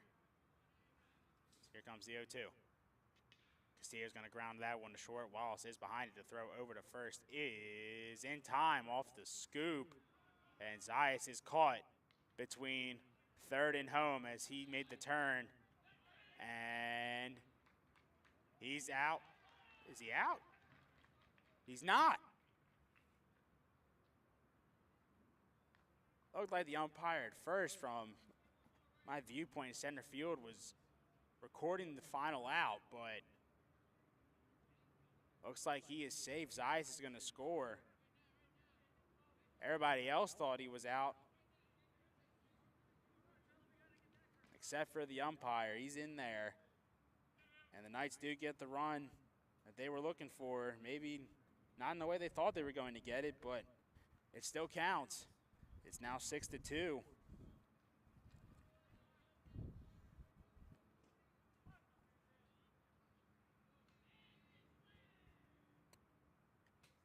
Now the bases are empty, and Casey Parsons will step in.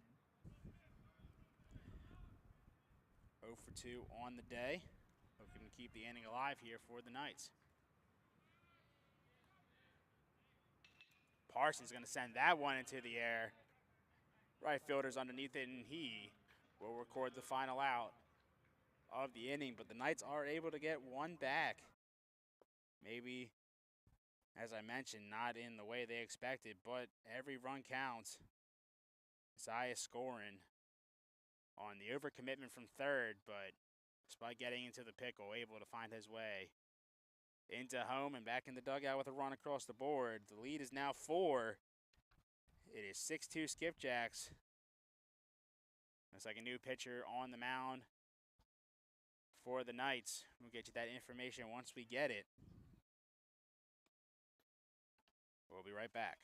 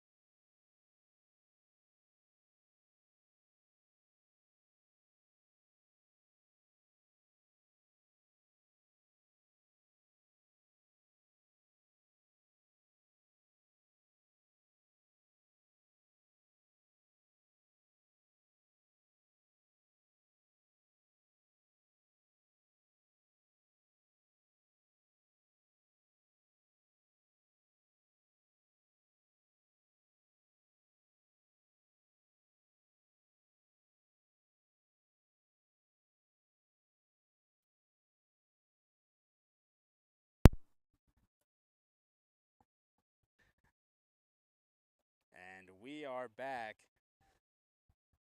Top 6, Diego Garcia takes the mound for the Knights.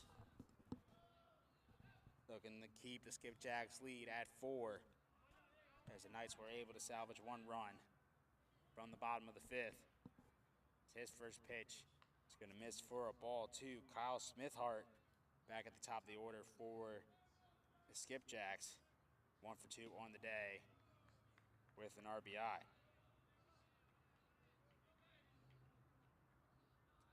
Count is 2-0 to him. As it is now 3-0.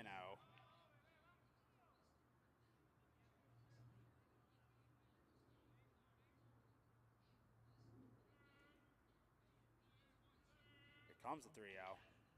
And that one's going to get down the line fair. Rodriguez Pozo able to run onto it. Time is called. And it looks like it will be a ground rule double for Smithhart as it got caught in the tarp in foul territory in left field. So he will be awarded second base. And it's a leadoff double for Smithhart, officially reaching base 3 times as he was hit by a pitch back in the first. But it's back-to-back doubles for him in the top of the 4th and now in the top of the 6th. So that'll bring up Elliott, the catcher for the Skipjacks.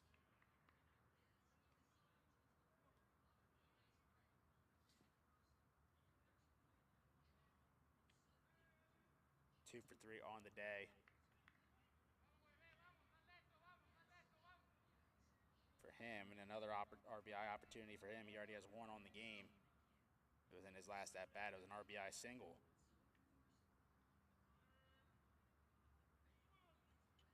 That one's going to be sent into the air. Zayas running onto it. He made the catch.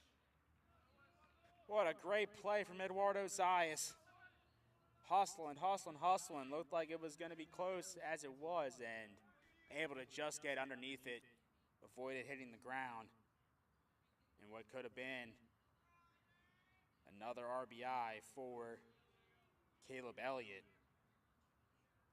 turns into a fly out for out number 1, as now that pitch is going to be a fair ball. Just drop it in fair territory. Runners coming around to score as Jackson Monroney pinch hitting for Hubrid. Able to get that one down in fair territory. First pitch swinging. And why not? Smithart comes around to score. And it's an RBI on the first pitch that Jackson saw.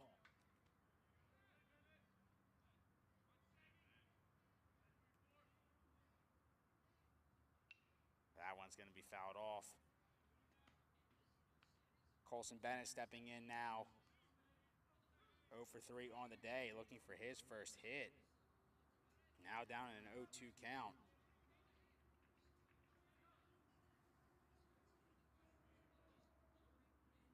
That one's going to be fouled off. We'll do it again. Now 7-2, Skipjacks here in the top of the 6th. Monroney with the RBIs. That one's going to be lined right to Maxwell Urena for out number 2.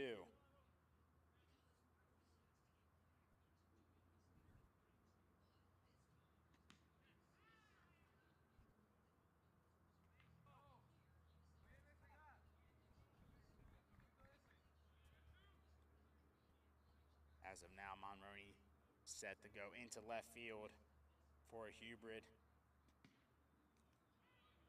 As now Marcelo Rosanova steps back in, 1 for 3 on the day. First pitch to him is a strike.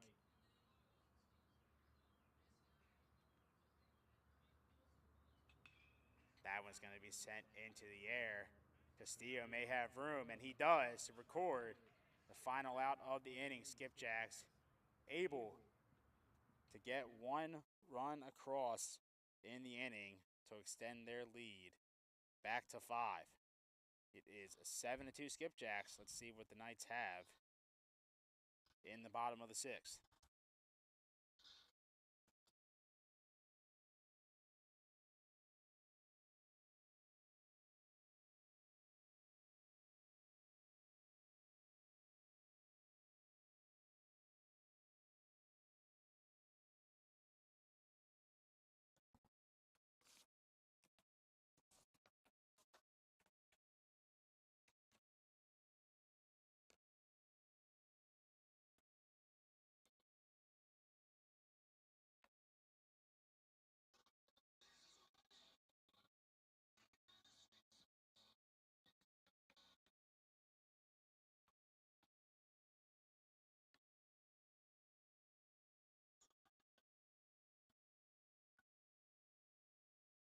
Just a quick final stat line for Drew Rommel for the Knights. Knights starting pitcher went 5 innings, 11 hits, 6 runs, 5 earned, 1 walk, and 1 strikeout before Garcia came in the top of the 6th. Now a new pitcher on the mound for the Skipjacks. Alex Shelkin will be doing the pitching. Now with 1 more run on the board, a 5-run lead back in the favor of the Skipjacks once again. He will take over for Ethan Lodich. His final stat line of the day: 5 innings pitched, 6 hits, 2 runs, 2 earned, 2 walks, and 2 strikeouts.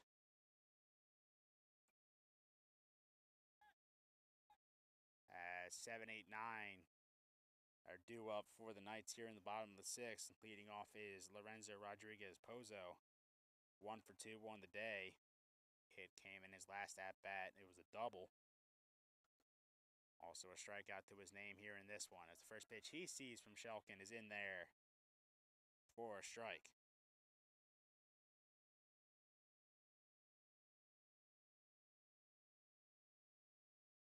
Comes the 0-1. That one's going to be ripped down the line, but trailing foul. Brings it to 0-2. Shelkin looking for the put-away pitch here. Scored the first out of the bottom of the 6th. So here comes the 0-2.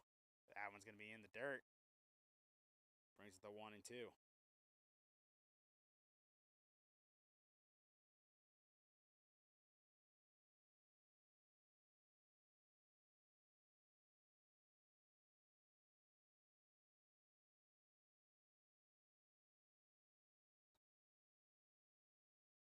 Comes the 1-2 from Shelkin. In the dirt. Rodriguez Pozo battles back the 2-2.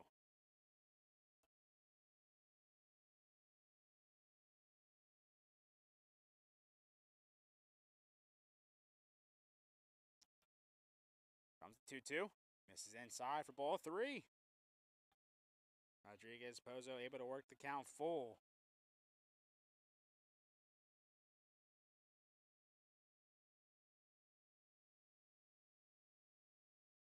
Shelkin delivers the 3-2. Rodriguez Pozo foul that one off. And he'll see another pitch.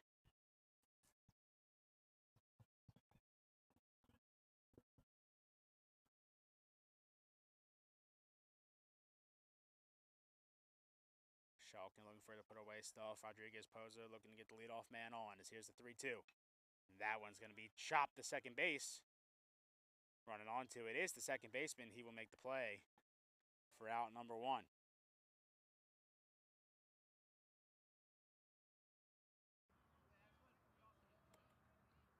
So that'll bring up William Hartman, Knights catcher. 0 for 1 on the day. Reached on an error his first time up and walked in his second at bat. Search for his first hit of the day as he will foul off the first pitch from Shelkin for strike number 1.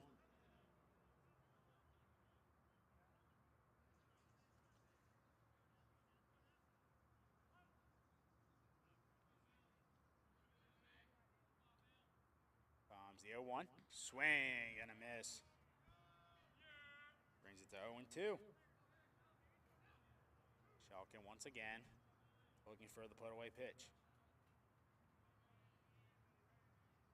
So here comes the 0-2. Swing and a miss. He got him. He found it to throw down the first. Will be in time to complete the strikeout. There's out number 2.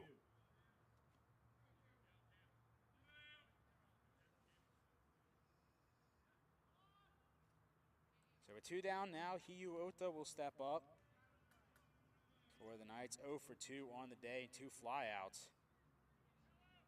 Looking to get some contact on the ground, maybe through, or just if it's in the air, just getting it down quicker than what he's seen so far today. Shelkin's first pitch is going to miss it high and inside for ball number 1.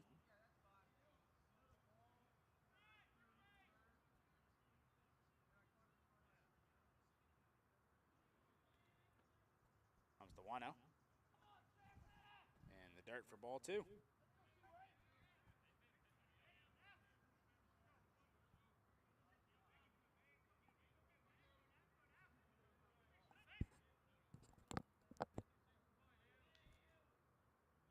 Here comes the 2-0. It's going to miss low for ball 3. Shelkin needs to strike here to avoid the 2-out walk. Here comes the 3-0. He's going to get in there at the knees for a strike. Brings us to 3-1.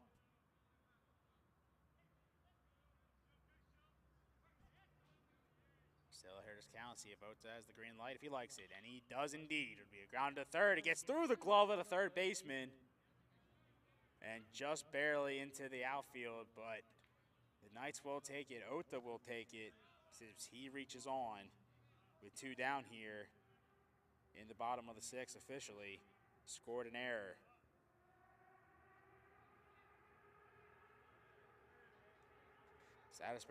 That will bring us back to the top of the order, and Maxwell Urena 0 for 2 on the day with 2 flyouts, and he walked in his last plate appearance. Looking to find some 2-out magic once again. As Ota fakes the go.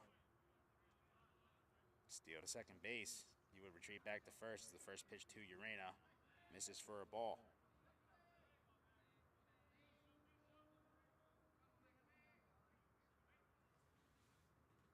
Throw over. Not in time.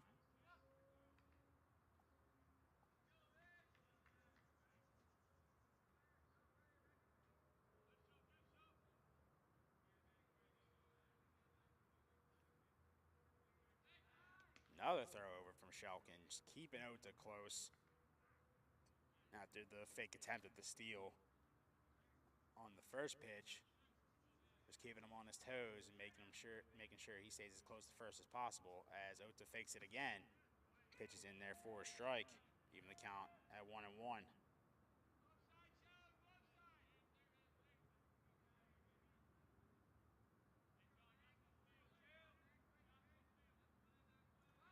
Another throw over again.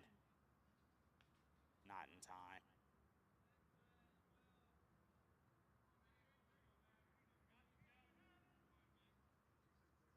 Comes the pitch. Urena's going to send that one into the air.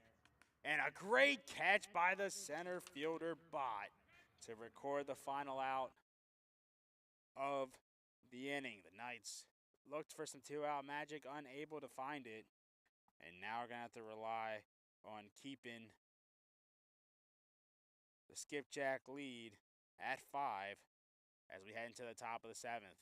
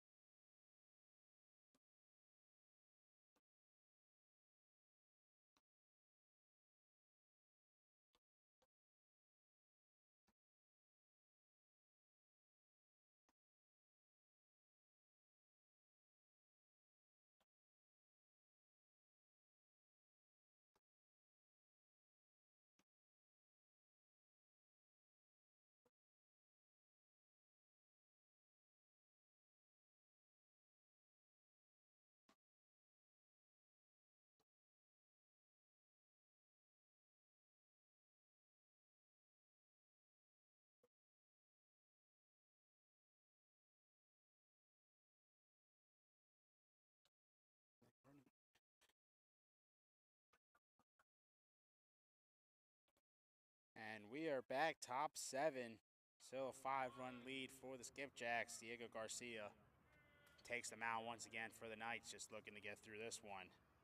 Keeping the Skipjacks lead at 5. As we're quickly at a 1-1 count to William Clay, the third baseman, 1 for 3 on the day. As he's going to send that one down the line and into foul territory. Brings the count to 1-2.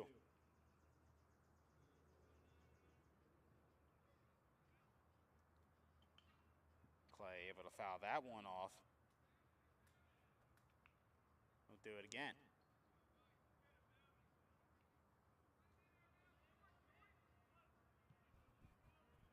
So here comes the 1-2.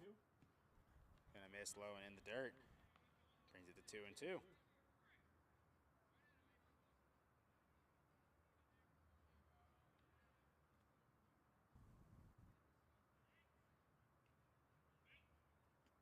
And a swing and a miss, he got him. Garcia found the put away stuff and able to send Clay back to the dugout with the strikeout. His first of the outing. As now Michael Tolley steps in for the Skipjacks. 3 for 3 with 2 RBIs. Looking to make it a perfect game for him. Going 4 for 4. It's a double and 2 singles, including a 2 RBI single back in the top of the 4th.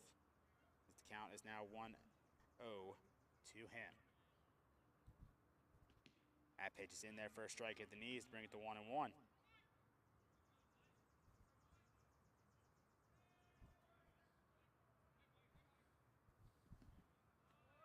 That one gets in there for a strike to bring it to 1-2.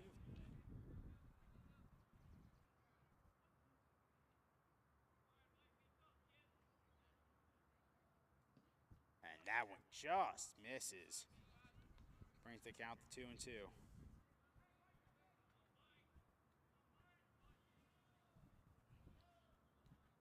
Comes the 2-2. That one in the dirt for ball 3. Count is full. Way to battle back Michael Tolley. He looks to reach base for the 4th time today.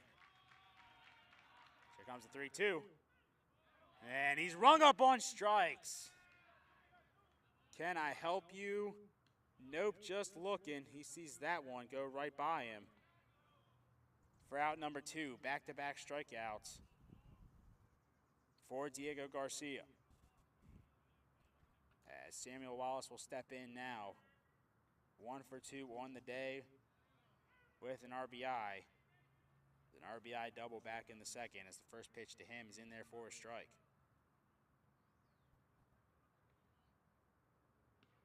That one's going to miss inside, even count at 1-1.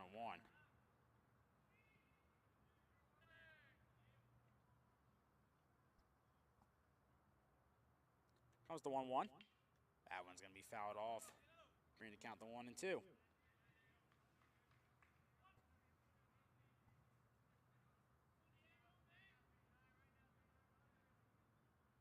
Comes the 1-2.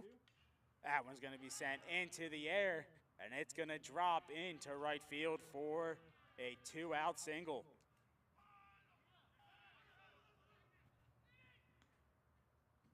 As Wallace was playing games with Zayas as he came in to field the ball, was thinking about going to second, was in between, but able to get back into first in plenty in time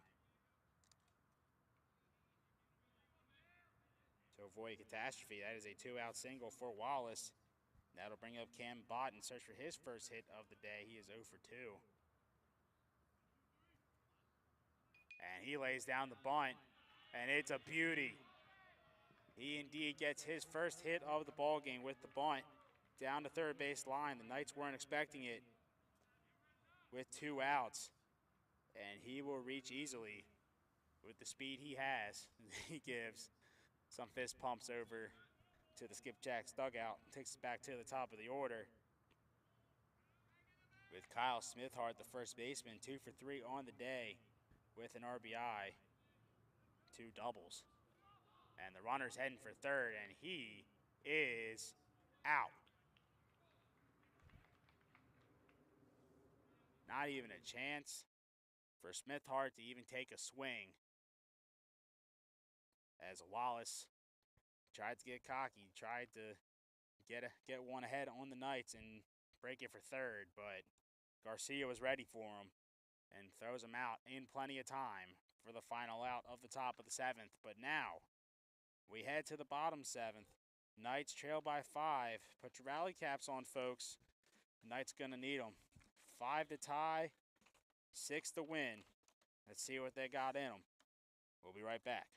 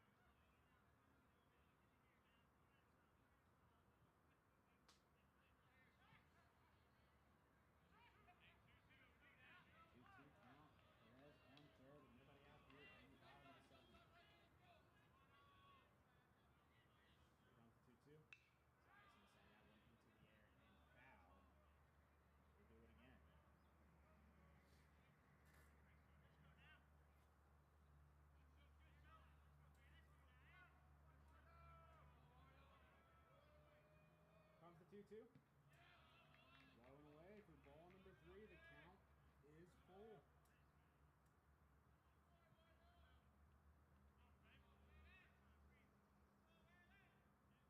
Comes the 3-2. Zayas chopping that one to third. Went for the tag on Perez. Is not in time to throw. Is offline. Off the first baseman's glove. Perez is going to get in there easily and score. Zayas safe at first. And this game just got a little bit more interesting.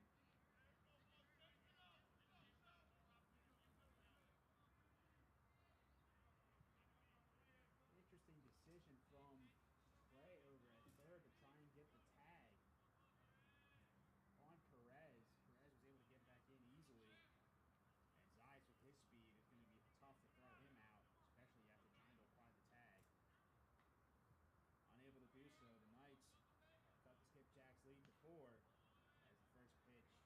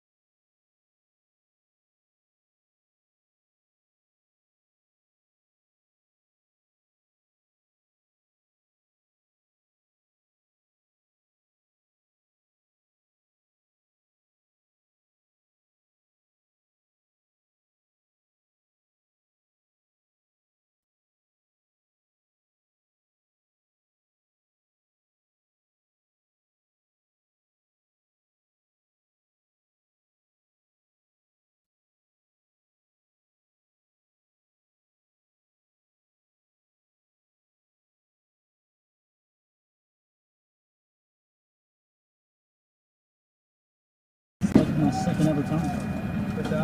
Are we hitting this? Are we doing the time? I mean, we should have, but I don't know where bubbles.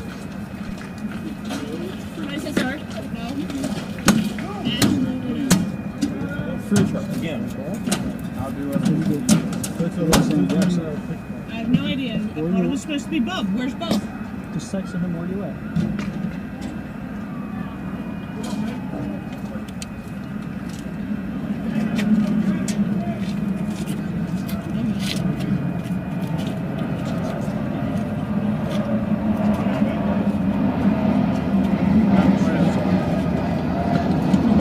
You have no idea. No idea. Literally trying to find him. Thanks for being here. Welcome. Thanks for having me. Anytime. Anytime. Dude, I didn't want to do this. 71 slider. You're not going to be here all the time. Actually, I can't get back home. That's right. You got it working there. Call it, right? Call it, right? I'm ready. Yeah. Thank you.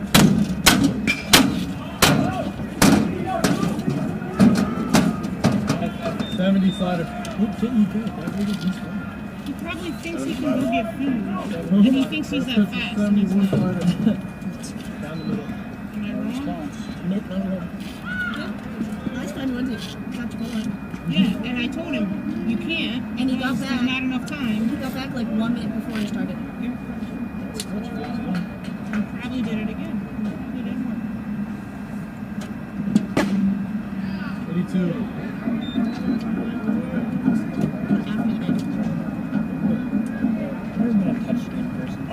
Sometimes it happens. Yeah. Here.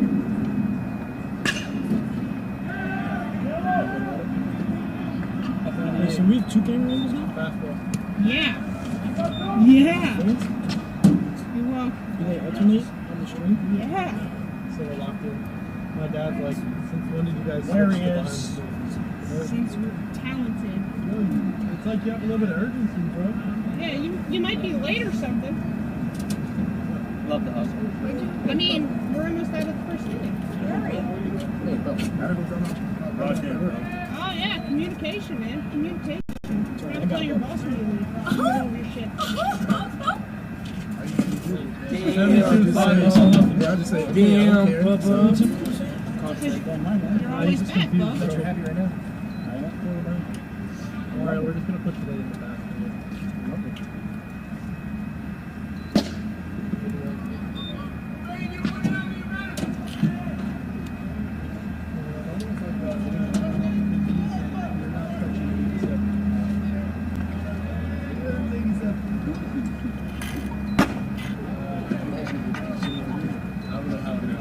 Has it been on 90 before?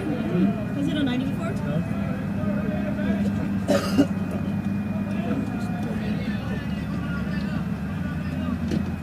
You can have my laptop. 22 slides. You need to work on I'm here.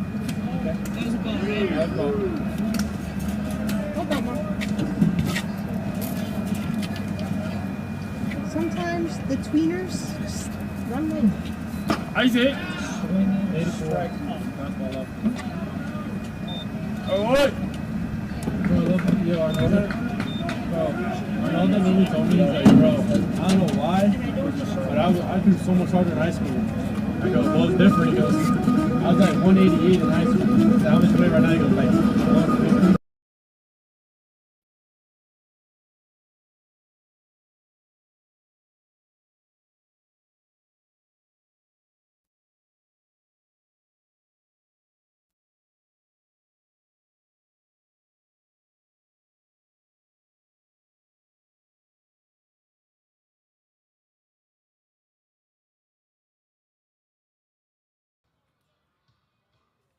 Hey, you come here!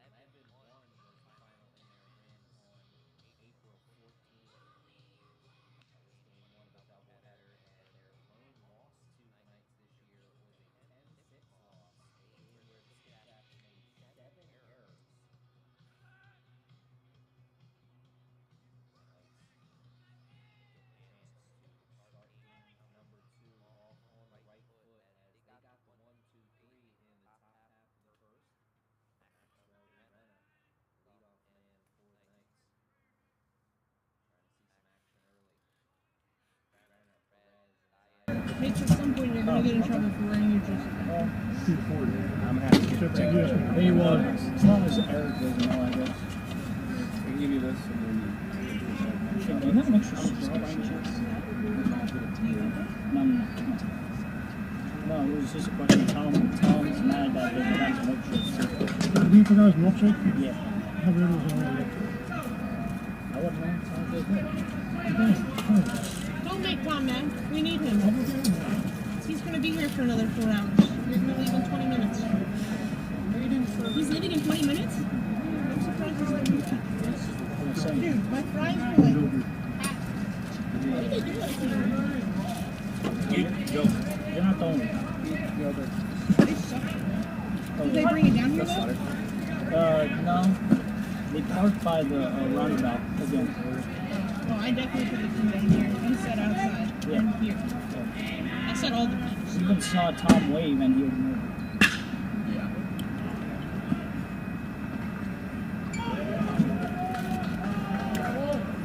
They messed up with the fries. Barrel. They didn't do so. How did they taste? The french fries. I don't have my fries yet. Go to the good. Maybe that's on true. We're not going to have a burger smack down.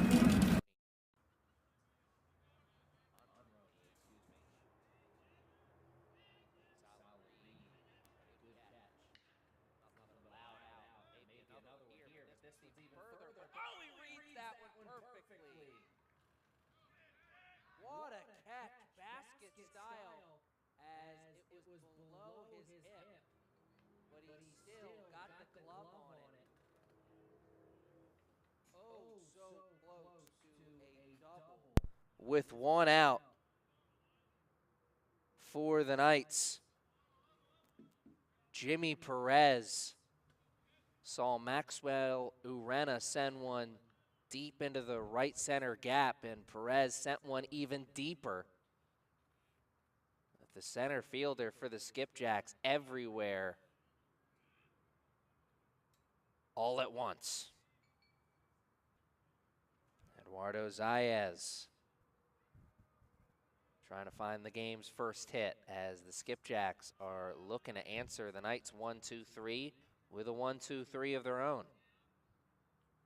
Of course, the outs much louder off the bats of the Knights.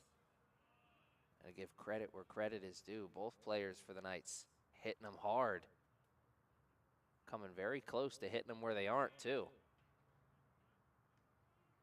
Everybody's dad used to say it.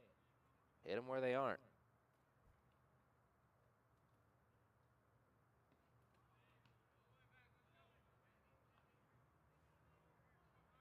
Knights may want to test the left center gap this time around.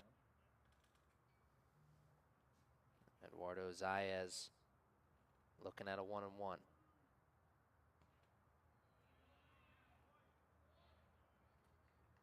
He'll take his base as I was behind a few pitches.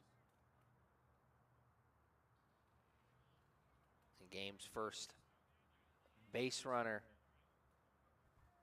is for the Knights, and it's with 2 outs, so Justin Cook does see some action. And the runner goes quickly. Hit and run is on. Eats up the third baseman just a bit. Everybody's going to be safe. And with Zayas running on contact, or maybe even before contact, he's able to go first to third. Heads up base running for the Knights. And a good job of getting the barrel on it. The Knights testing the Skipjacks defense. 2 big outs to start, but an error made by the third baseman gives the Knights a chance. As they are looking for the game's first run, their designated hitter is up right now, Rafael Castillo.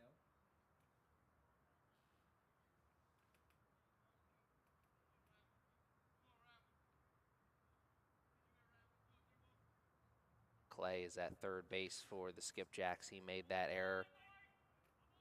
Castillo sends one deep into right. It's off the glove of the right fielder, and that's in fair territory, so that will score 1 and 2. Castillo's going to third. He'll be out. No, he got under the tag, says the umpire. He's safe. It's a 2 RBI triple for Castillo.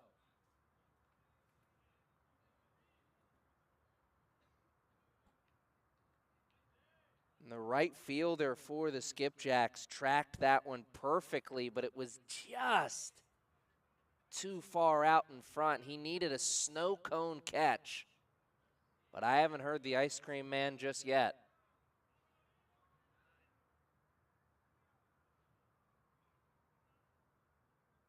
Interesting to see if they rule that an error.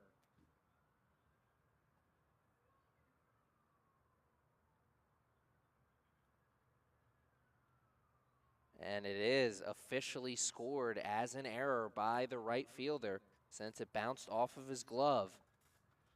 So 2 errors now committed in this inning for this Skipjacks defense.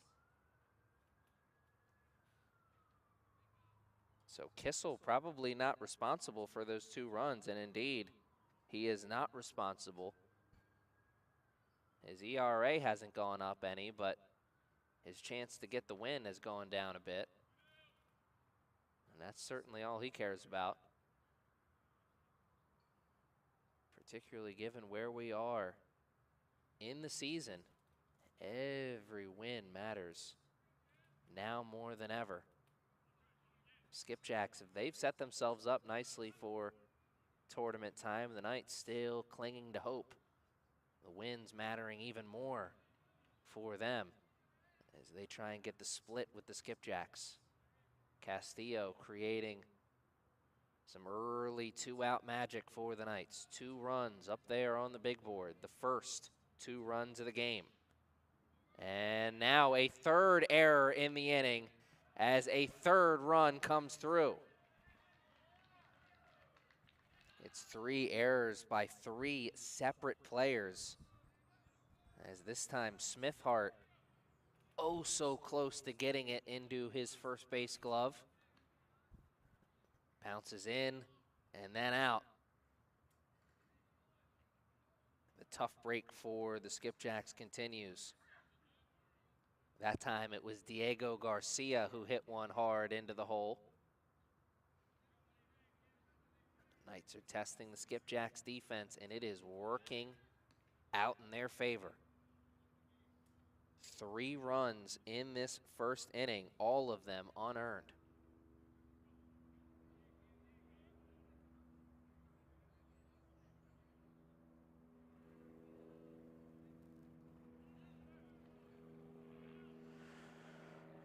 And throw to second. He is out. Brewer will still be swinging the stick when we come back for the Knights in the bottom half of the second. But we're going to have to deal with the top half first.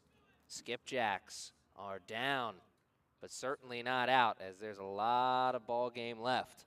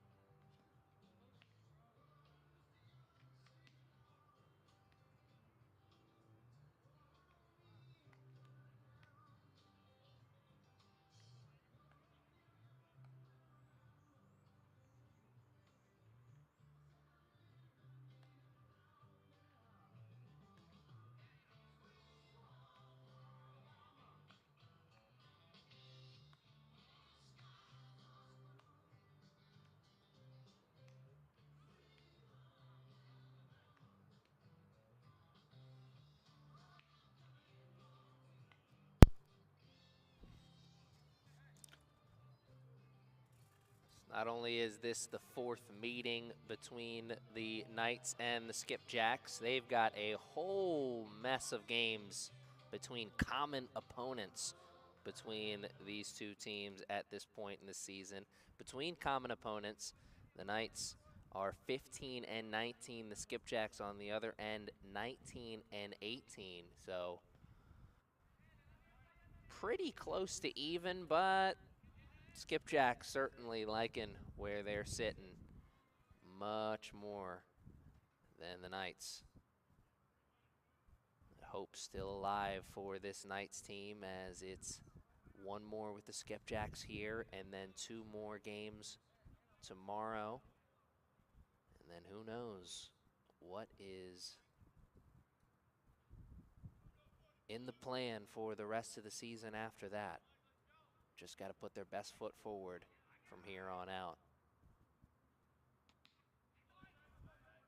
I know we've got one more lacrosse game here at the Castle. That came down the pipe a little late in the season. Some playoff action live here at the Castle on Saturday. If you can't join us on the turf, you can always join us live on YouTube. You're home for all of the Knights action, no matter where it's taking place, on the diamond, on the turf, or inside on the hardwood. You can always join us live on YouTube as Arnaldo sends him packing for out number 1. He slammed the door on the Skipjacks in the first inning with a strikeout. And he gets a 4-pitch strikeout of Michael Tolley to start the second.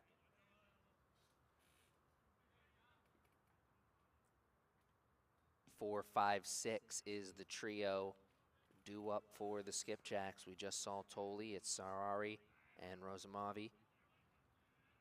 Elijah Sahari.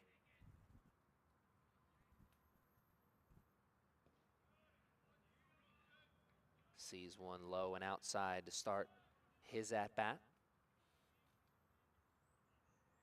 Jimmy Perez and Maxwell Urena, the middle of the infield. Heels are on the grass. They're ready for him to hit it hard. And he hits it in their direction. He does indeed hit it hard. Back up the middle for the game's first hit for the Skipjacks. And they were in good position. Just couldn't get to it in time. You saw it bounce right in front of Urena's glove. Sure, that's got to be a tough one for the second baseman for the Knights. Oh, so close to at least knocking it down and maybe having a chance. He puts it behind him as he's thinking about the 2-for-1 special now. Maybe an inning-ending 2-for-1 special, as Arnaldo could still get out of the second facing the minimum.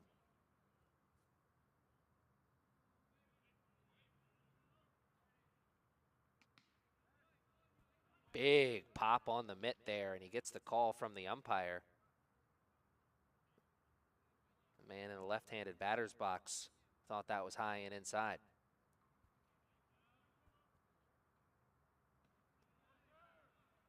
And another call at the plate. Arnaldo 1 strike away. He wants the 2-for-1 special, but an out with the ball not being put in play, the second best thing. And that's what he'll get, a beauty of a pitch. As now the Skipjacks need some 2-out magic, as they do not want to waste that single up the middle. At least that's their hope right now. Samuel Wallace checks into the batter's box. Wonder if he's related in some way to William Wallace.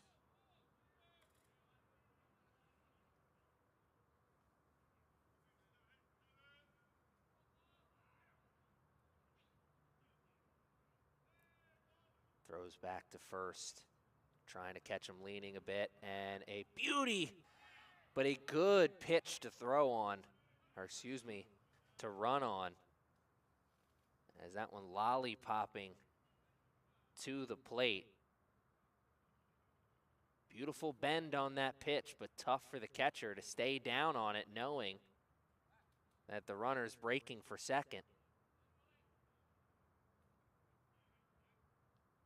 Couldn't get the transfer down, so it didn't matter anyway, but tough break there for the Knights. They can get out of it right here, right now.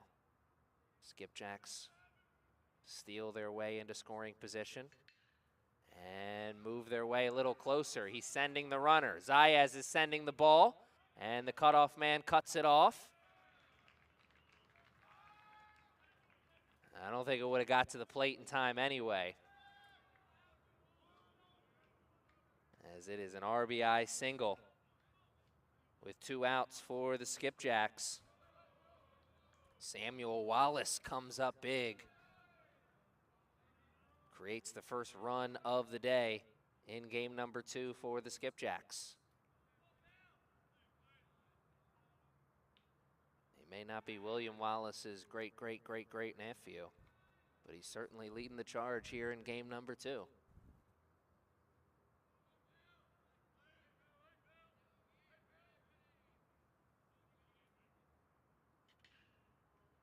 Ota throws across the diamond perfectly,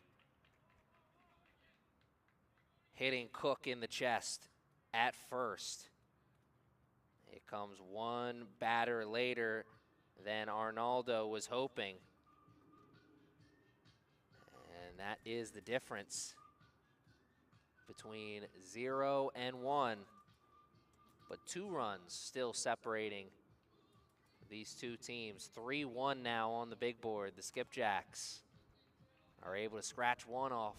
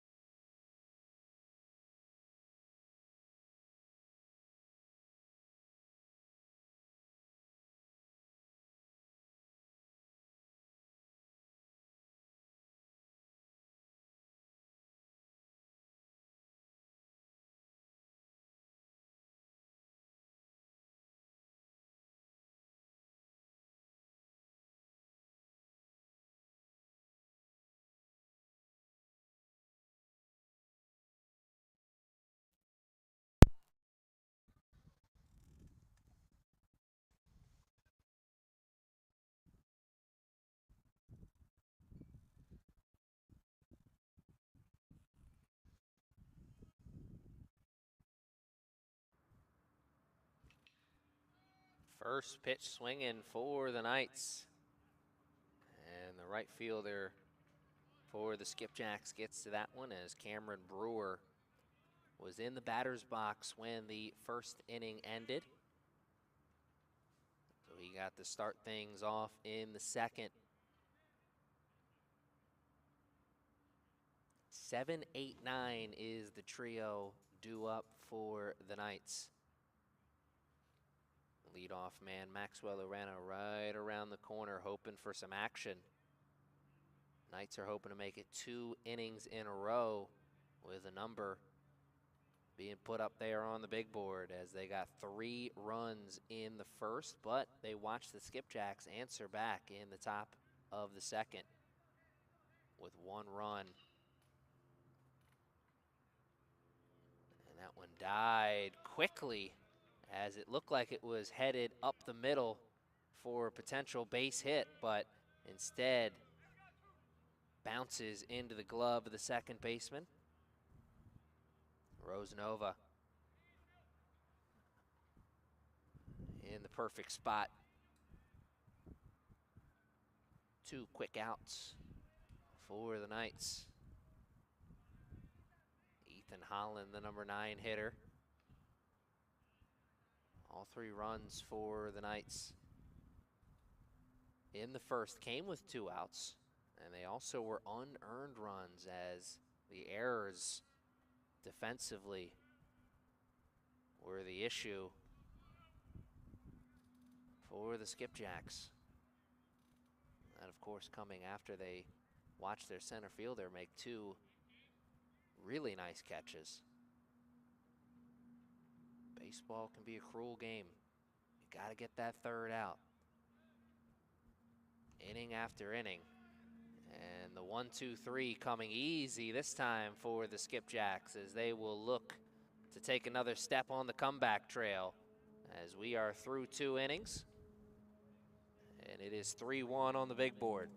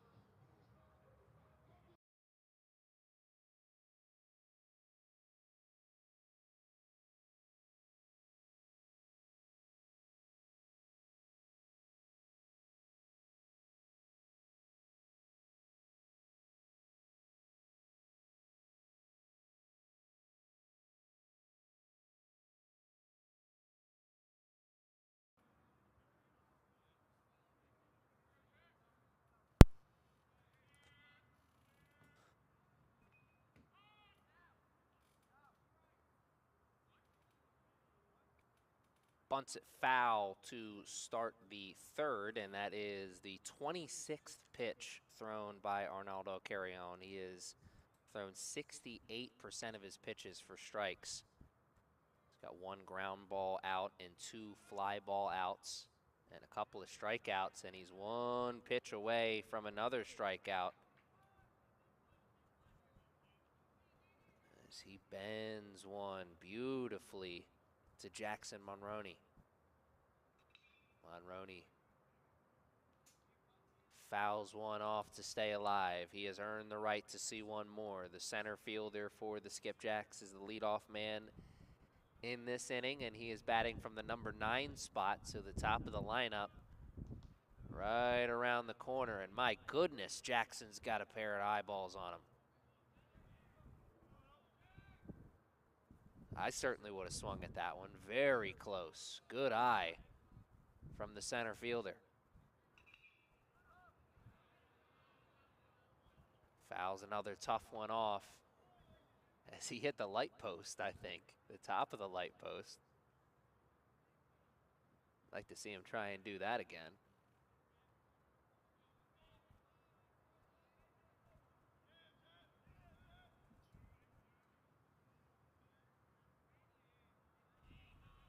Here's another 1-2. And this one a little further outside, but it does draw it even.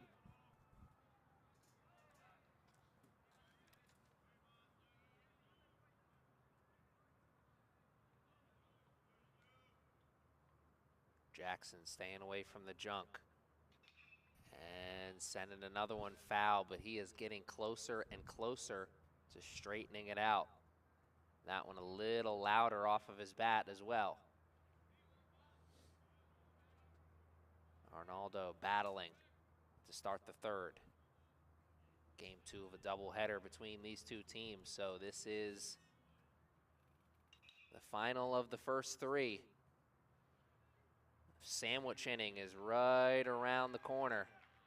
These 2 teams only scheduled to play 7 innings. As Jackson Monroney sends one hard into the glove of the third baseman, Ota. Ota makes a strong throw across the diamond, but it's not in time. Jackson gets the better of Arnaldo and wins that long battle. Gets himself on with the infield hit. Good pickoff move. Try and catch the center fielder for the Skipjacks leaning in one direction. Or I should say leaning in the wrong direction. Arnaldo wants to keep the ball low, try and induce that weak contact, keep it in the infield.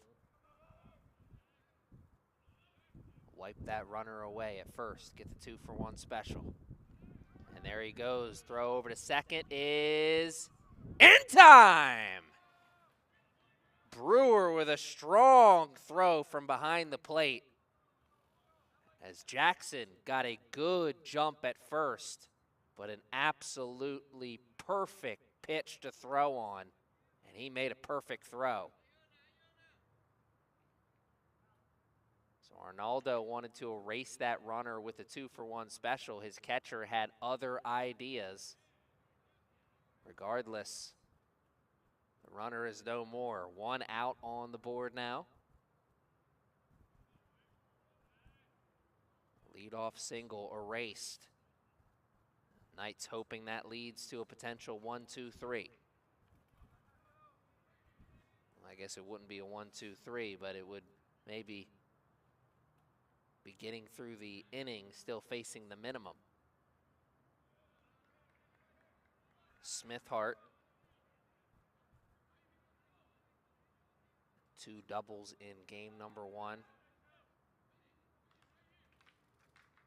Popped out to the first baseman in his first at-bat, and comes high and inside. A tough break there as he eats one.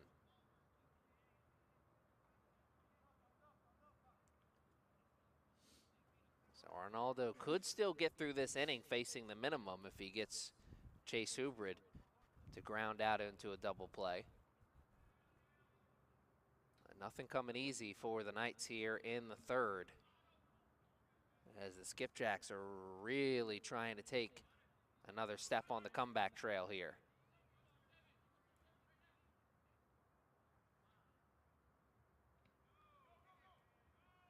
And it gets away from Brewer that time behind the plate.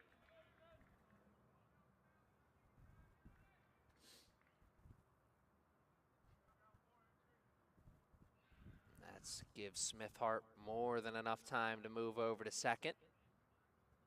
So there goes the 2-for-1 special, and here comes Brewer to talk to Arnaldo Carrion about what he sees. He's got an interesting vantage point in the game behind home plate.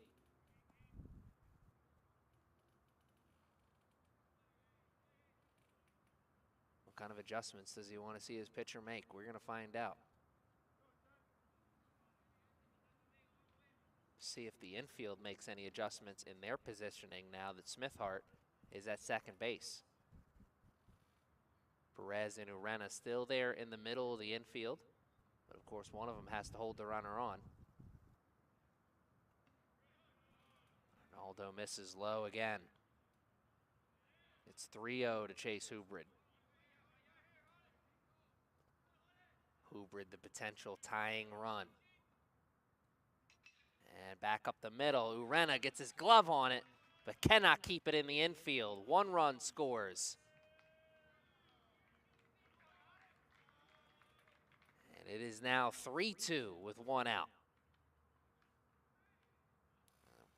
Be interesting to see how they score that officially. Probably will be an error by Maxwell Urena, as we had one bounce off of the right fielder's glove for the Skipjacks, and that was ruled an error. Same situation, Maxwell goes for the diving play. Oh, so close to trapping that ball and at least giving himself a chance to nab the runner at first. Instead, it bounces off the top of his glove. And this game takes another turn in the direction of the Skipjacks. And a good throwback. Oh, so close, as he was leaning towards second base, but he was able to shift that momentum just in the nick of time. Knights looking for another 2-for-1 special, or thinking about another 2-for-1 special. Now they really need it. Colson Bennett at the plate, and again it gets away from Brewer. Frustration starting to set in for Brewer and Arnaldo as this third inning is getting long. Tying run now in scoring position, 1 out.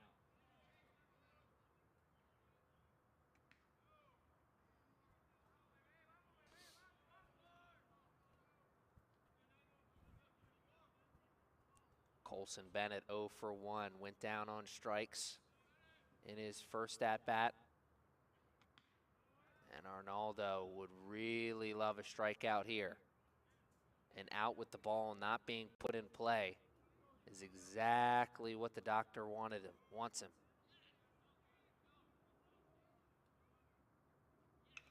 And he won't get it there, but it will keep the runner at second as he sends it into the outfield, but not deep enough to want to test the arm of Ethan Holland. So the doctor wanted the K. How often do you do what the doctor wants? Michael Tolley went down on strikes in his last at-bat. He's swinging for the fences in this one. Arnaldo Carrion, 47 pitches. Started this inning with just 24 pitches thrown, so the third has been a little bit of a roadblock, but he has gotten 2 outs. You can see the light at the end of the tunnel. And he is walking through that tunnel with strikeout number 4 as he gets Tolley for the second time today. And he keeps his team in front, but now by the smallest of margins, just 1.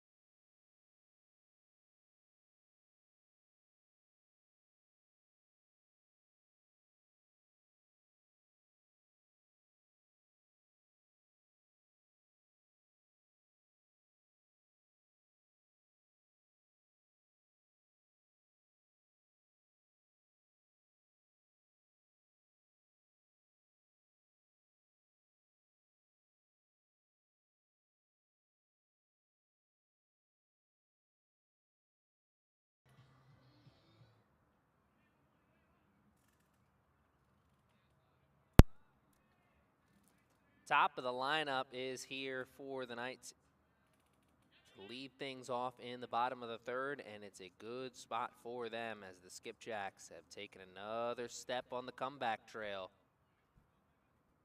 3 runs to start the game for the Knights, and the Skipjacks have put together 2 runs since then.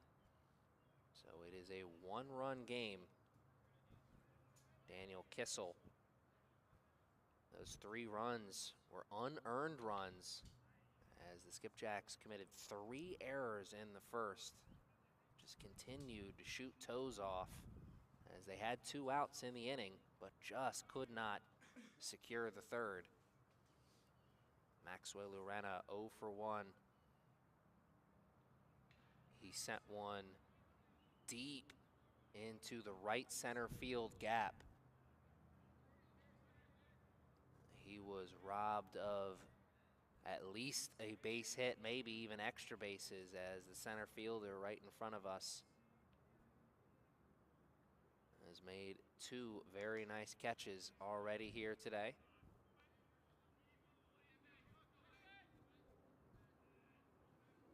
Urena looking to send another one flying. It's a 2-2 count. And Urena felt that one was too close to take as he just gets the barrel on it. And lucky for him, that one was slicing away from the first baseman. Almost said fading away, but that was more like a bad golf shot. That at-bat was bad dream for Maxwell Urena as he goes down looking after fouling a tough one off. Tough break for the sophomore.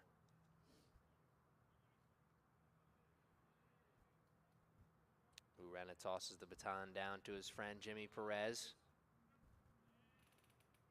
Perez watched Urena hit one deep into the right center field gap and said, "That looks fun, let me try that." And he sent one even deeper into the right center field gap. The center fielder for the Skipjacks has got wheels.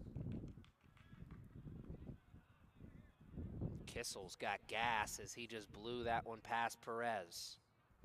Maybe the loudest pop on the mitt we've heard so far from the Skipjack starter in game number 2. Comes back with another one, but misses. Beautiful day for baseball here, as it is a sunny and breezy Thursday afternoon at the Castle. Perez waits for the 1-2, and he goes down swinging. 2 straight strikeouts for Kissel.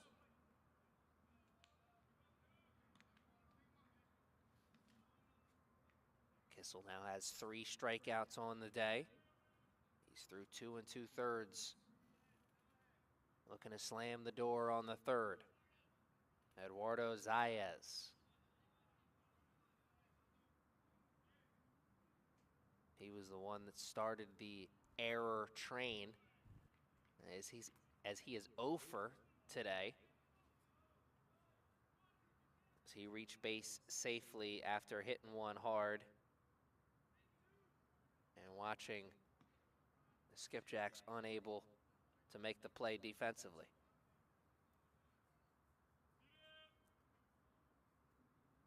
Zayas looking to create some 2-out magic once again for the Knights. Dealing with a pitcher who is pitching with a lot of confidence right now. Zayas trying to beat it out, but he was 2 steps behind the throw. 1, 2, 3 for the Skipjacks, and they're hoping to find the 3rd run of the game in the 4th.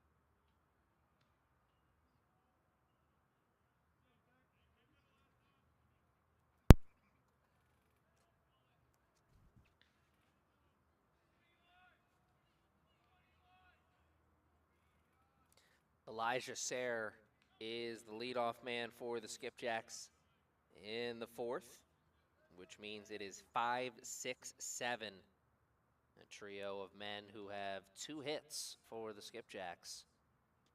And what a good time for a hot part of the lineup to be starting things off for their side. Skipjacks started off in the hole, 3 runs for the Knights. Being put up there on the big board in the first, and they have taken the first 2 steps on the comeback trail, looking to take the third here in the fourth. It's 2-1 to Elijah Sayre. Some warm-up action taking place in the bullpen on the Knights sideline. See how long the leash is for Arnaldo Carrion. He's gotten through 3 innings of work.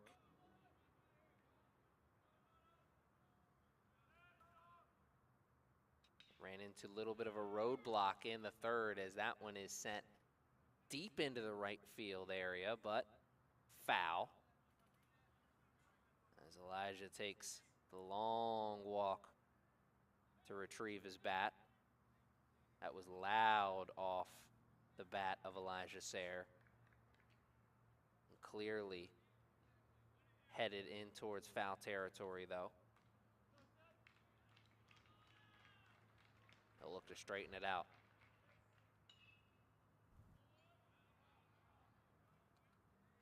Couldn't straighten it out that time, but he is certainly staying alive.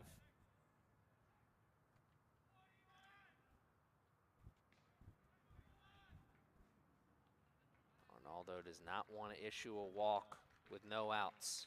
He's coming into the zone, and oh my, he just misses. Oh, so close. The long battle goes the way of the hitter, as Arnaldo did not want to issue the walk, but that's exactly what he did. Now he's got to refocus himself. Try and get the weak contact.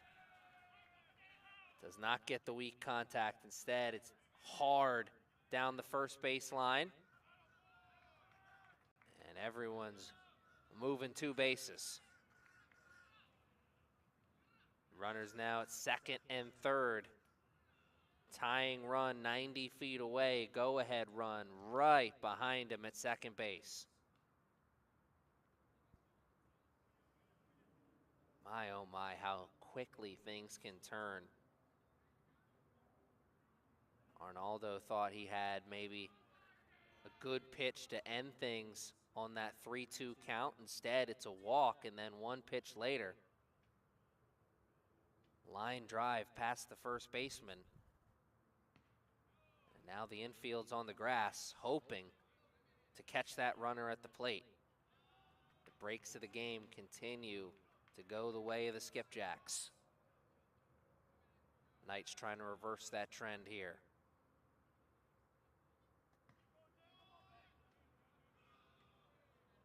First 2 batters of the inning reach base safely for the Skipjacks.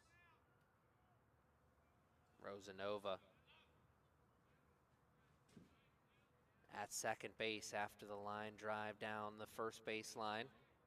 He tosses the baton down to Wallace, who is 1 for 1 with an RBI.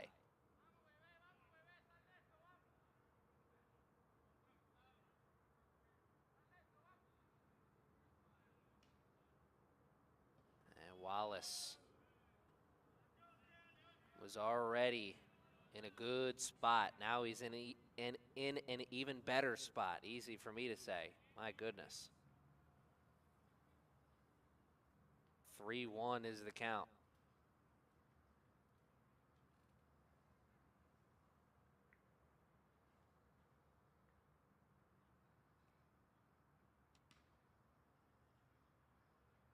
Brewer brings Jimmy Perez over from the shortstop spot to talk to his pitcher. Umpire now breaks up the tea party. Big spot in the game right here in front of us. Arnaldo Carrion trying to find the pitches to secure an out with the ball not being put in play, trying to keep those runners right where they are at second and third. Here's the pitch, and that one's up the elevator chute. And it is a step in the right direction.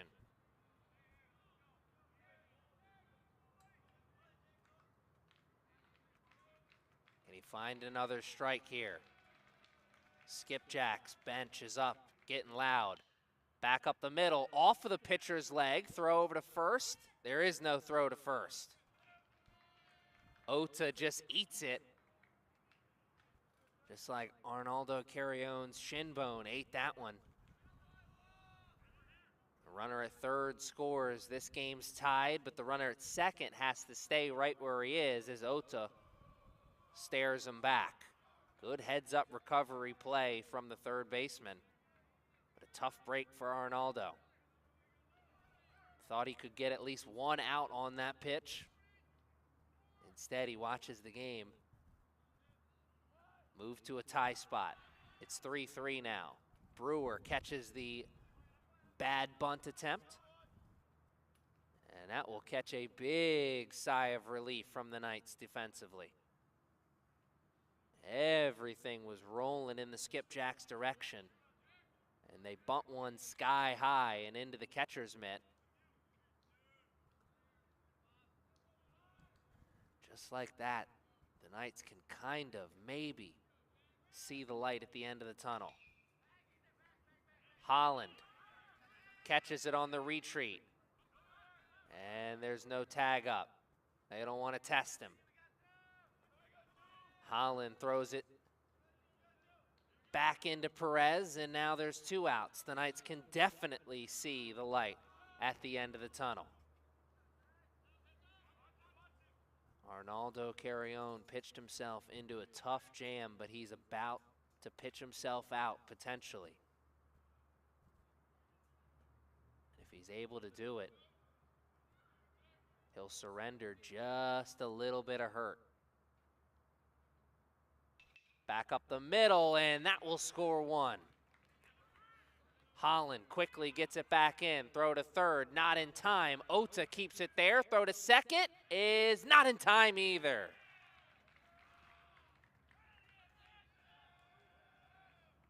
Arnaldo Carrion has surrendered 2 runs now in the inning.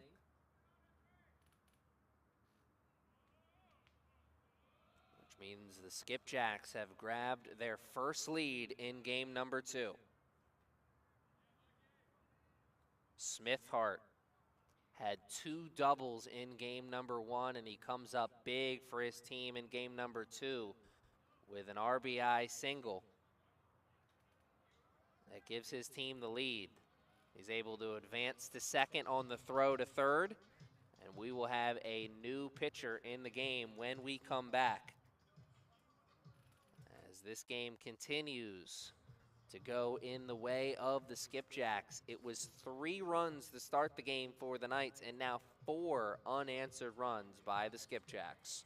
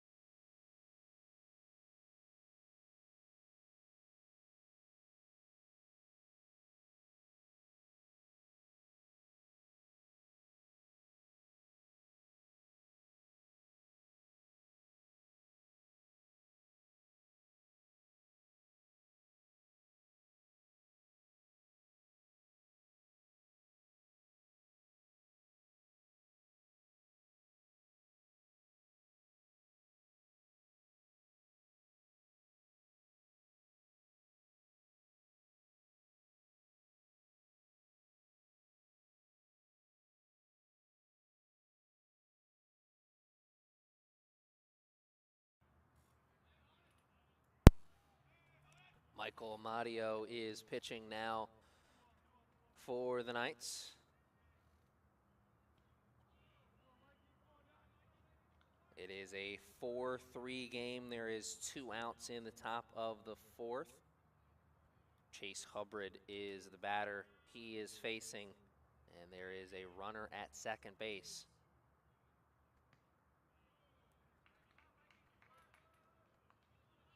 Skipjacks have scored 2 runs in this inning. Grabbed the first lead in game number 2. They led almost all the way through in game number 1. 1 run on the board for the Knights, and then 6 unanswered runs in game number 1 for the Skipjacks. In game number 2, very similar to the same spot, 3 runs on the board for the Knights to start, and now 4 unanswered runs for the Skipjacks. Knights trying to limit the damage here in the 4th as it is their turn to walk the comeback trail. Amadio walks Hubbard. He'll see Colson Bennett, who's 0 for 2 with a strikeout. Forgot about that runner over there at third.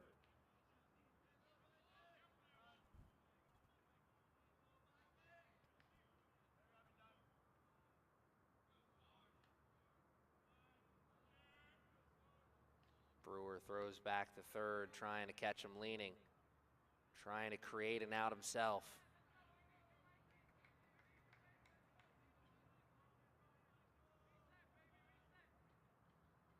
2-0 count. And that will move it to 2-1 as Amadio shows us his best pitch so far.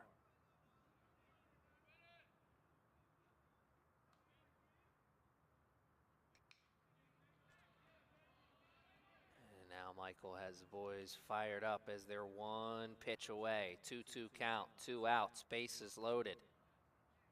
Damage already done for the Skipjacks, but the Knights trying to limit the hurt. And that won't do it as Maxwell not tall enough to catch that one. Zayas throw to the plate, not in time. Everyone moves up 1. So now 3 runs have been put up on the big board for the Skipjacks in this inning. Maxwell Urena climbing to the tippy top of the ladder, trying to pull that one down, make a big play for his team. He came oh so close to getting his glove on that one. The inning continues. Skipjacks, more 2-out magic. More offense, please and thank you. That's what they're thinking. Michael Tolley now 0 for 2 with 2 strikeouts.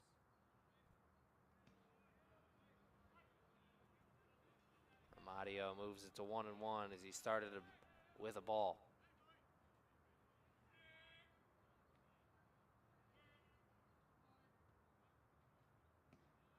Tolley, an uppercut swing there as he's looking to clear the bases with 1 swing. Instead, he can't hit it on that one. Amadio again 1 pitch away.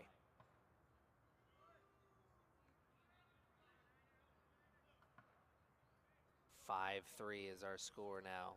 Bases loaded, 2 outs, 2-2 count. And Amadio could not spin that one as I think he was looking for the breaking ball. Instead, he misses high. It's a full count now. Payoff pitch. Tolley staying alive by just refusing to swing at the junk, but could not make contact that time. He's got 3 Ks on the day. And the third one is a huge sigh of relief for this Knights team. They are down, but not out. They just need to find some offense.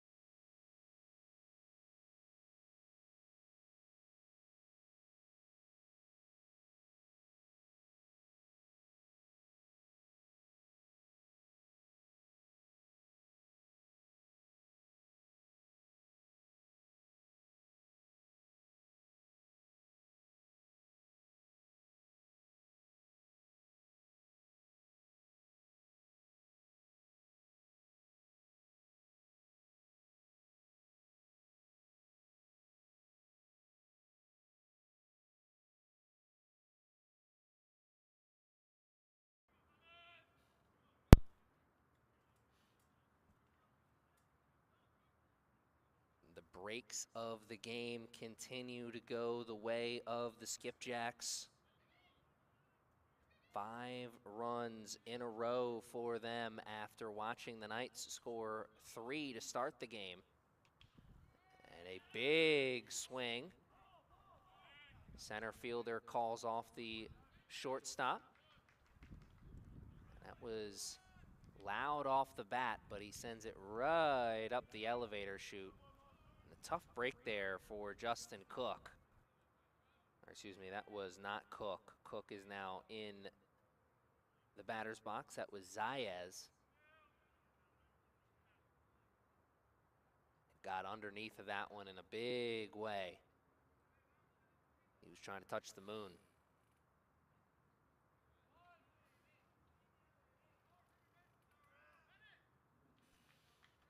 Rafael Castillo 0 for 1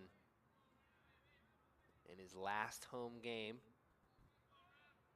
Had a home run to left field that looked very similar to that, but that one is trailing towards foul territory.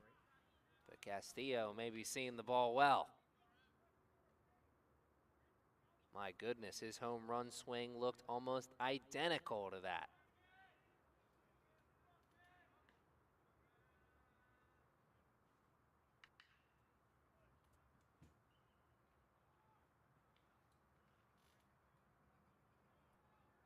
Fouls off another one, but much weaker contact this time around.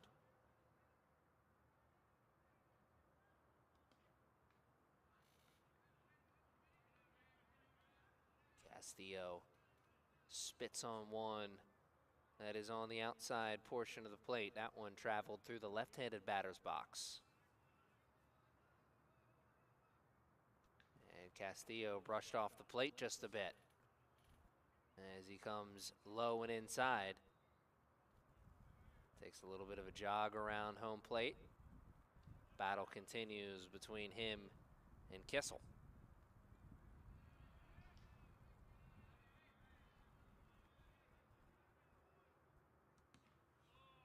Oh, so close that time. Kissel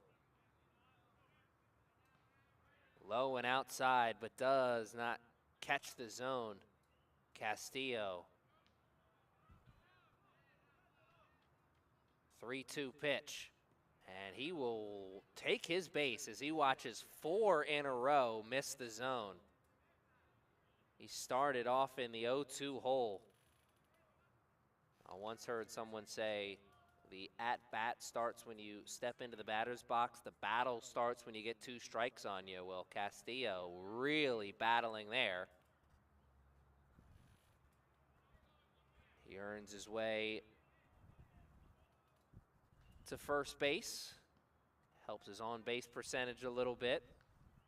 Most importantly, he tosses the baton down to Diego Garcia and tells him, "You are the tying run, my friend."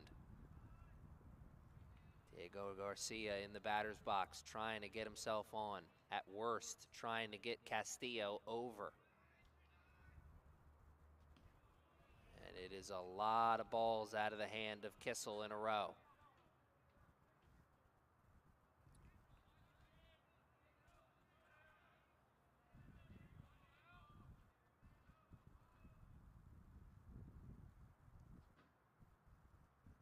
Six balls in a row as Kissel missing the zone frequently here.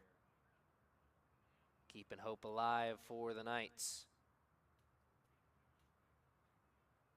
Down on the big board, 5-3.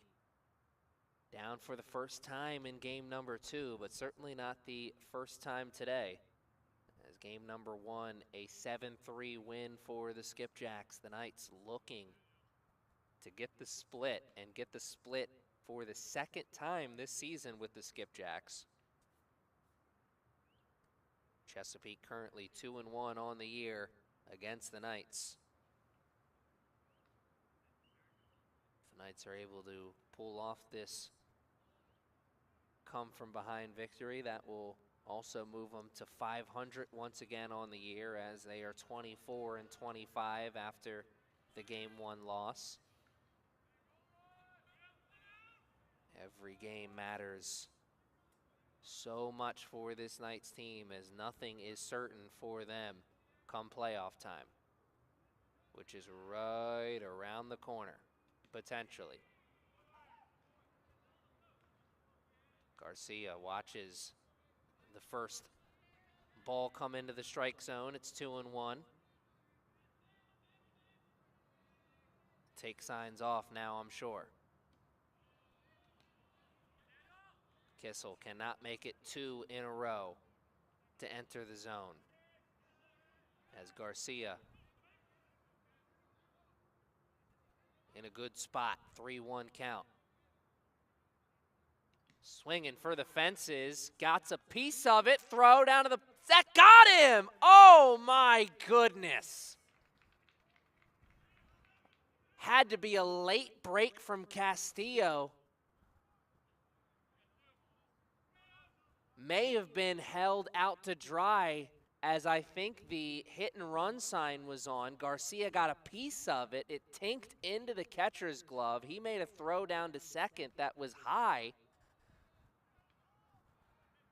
But Castillo not able to get under the tag, as the Skipjacks make up for some poor defense early in the game with a spectacular play. Helped out maybe by the Knights, missing on the first half of the hit and run. Garcia is at least able to replace Castillo at first, as it is a second walk in the inning issued by the Skipjacks pitching staff. My goodness, what a moment we saw just a minute ago. Garcia was at the plate, acting as the potential tying run, and just like that, Castillo was erased. And now he was hoping to just get himself on and create some two-out magic for the boys. He was able to do exactly that. He tosses the baton down to Cameron Brewer.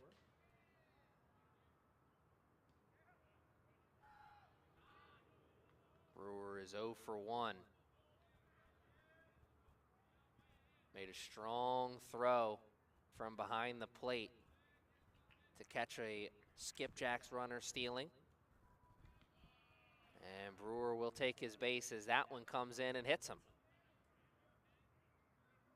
Again, how big was that caught stealing by Castillo that we saw minutes ago?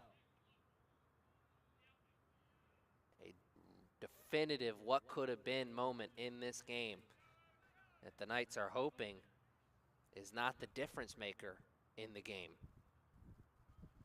Ota now in the batter's box. Again, 0 for 1. He's swinging at the first pitch. Making solid contact, but sending it foul. Knights have the tying run on.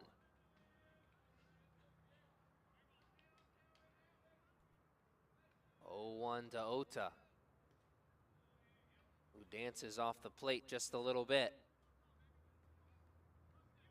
Ota is hitting from the 8 spot. Holland is in the on-deck circle, top of the lineup, right around the corner, and some warm-up action taking place in both bullpens now. And Ota does not get the call from the umpire this time. Knights down to their final strike and out here in the 4th, trying not to strand those 2 runners on base. The 1-2 to Ota. The runners go. He is hit by one. Oh my, the tying run is in scoring position now for the Knights.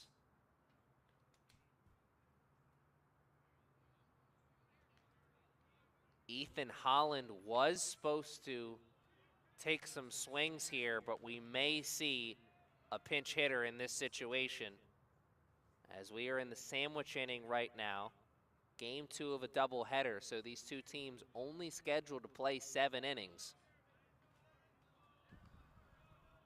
So the bottom 3 innings right around the corner, which mean the Knights would potentially be down to their final 9 outs. This is a huge spot. Gotta capitalize right here, right now, in some way, shape, or form. And indeed, we do see a pinch runner. LRP, Lorenzo, Rodriguez, Pozo. Lot of pop in that bat. Is this the moment Rodriguez comes up big for his team in a way that he'll never forget? Bases loaded, 2 outs. And now 2 strikes. If you didn't dream about this moment right here, right now, you don't love this game.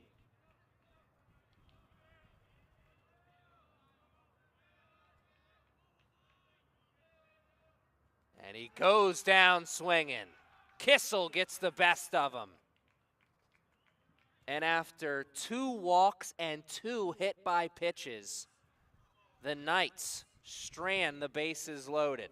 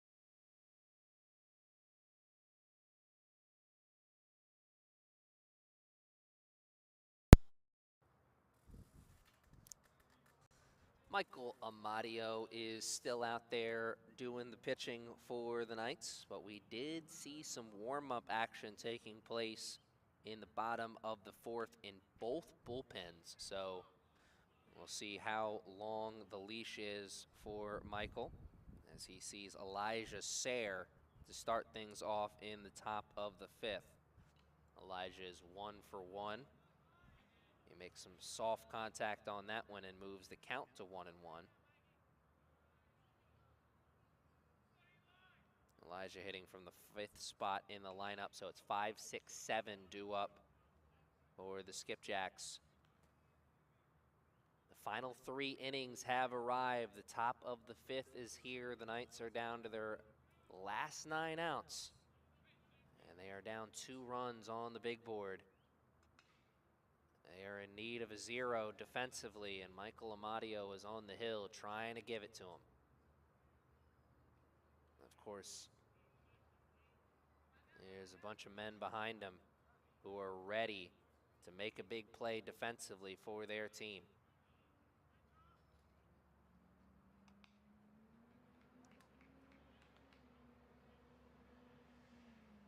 Amadio misses. Gets good pop on the mitt though, but does miss the zone, moves the count to 2-2. And that one loud off the bat down the 3rd base line. Foul all the way. But Elijah Sayre may be getting closer and closer to straightening one out. Amadio cannot find the spin once again. We saw that once in the fourth. Missing high on a breaking ball that never broke. Now it's a full count pitch. Payoff pitch. Goes the way of the Skipjacks. Just misses outside. Oh, kick some dirt, I'm sure, in frustration. Tough break there for Michael Amadio. He was really battling with Elijah Sayre. Could not come into the zone for the strikeout. Instead, it's a walk issued. Now Amadio is thinking about weak contact. You hear some loud pops on the mitt coming from the bullpen area. As time called at the plate. Catcher looks like, or excuse me, the hitter looks like he got some dirt in his eye.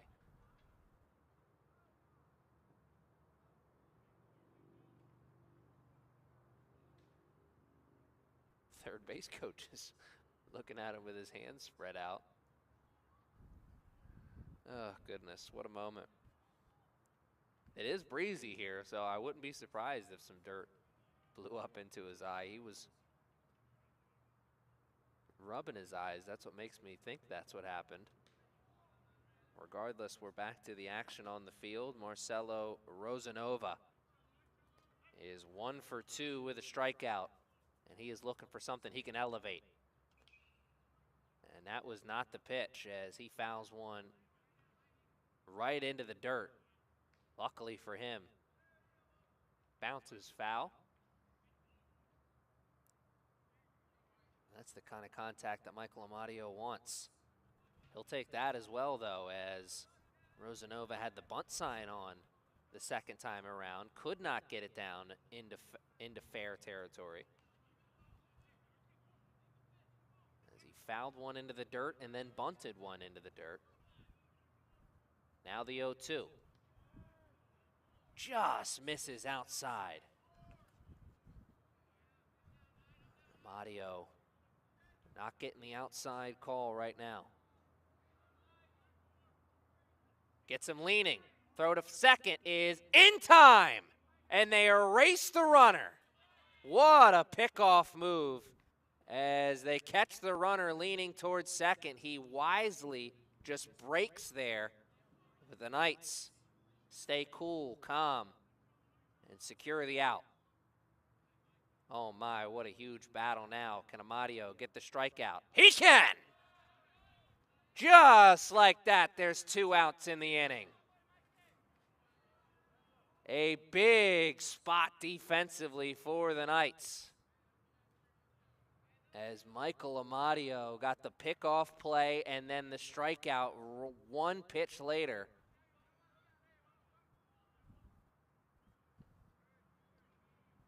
Looking for a big 0 on the board. Excuse me. Wallace making contact. Zayas chasing it, getting to it just in time. A loud out, but a third out secured by the boys. The Knights grabbing a little bit of momentum for their side. Can they roll it into the batter's box?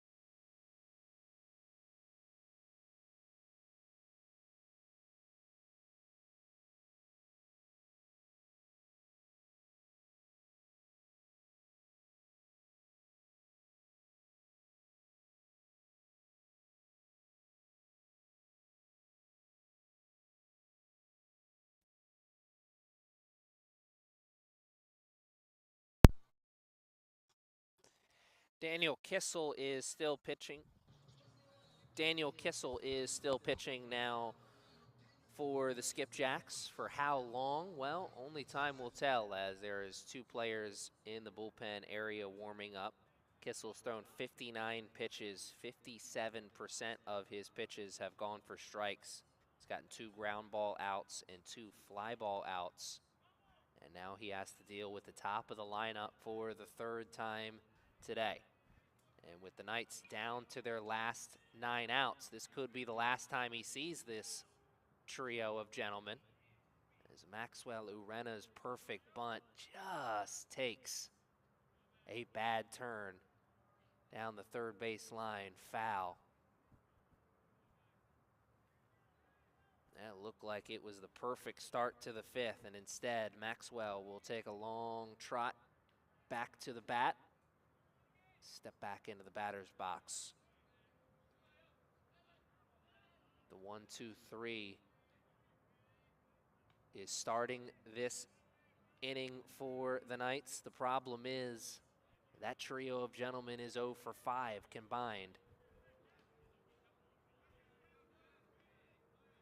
Can they reverse that trend here in the bottom of the 5th? Urena swinging to stay alive as he's down 0-2.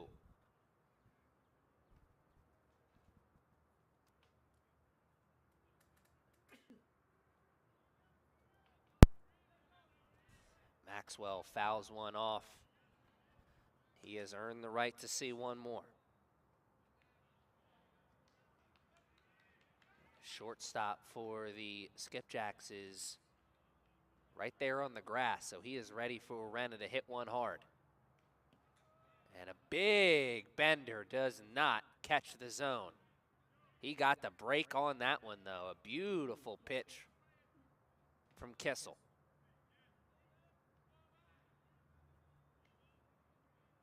Now the 1-2. And Urena sends one down the third baseline. That's the first hit of the game for the Knights.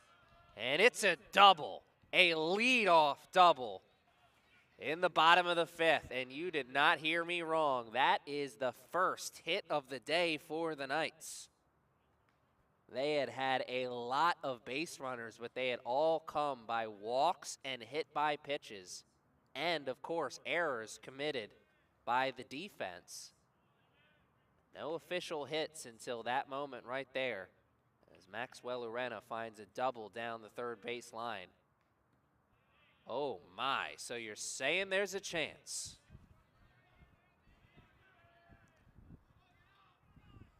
Knights left the bases loaded in the 4th.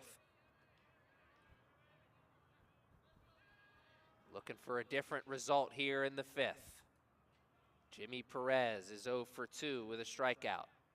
And he is hitting with his friend Maxwell Urena at second base. Perez looking to be aggressive. Swinging at anything close.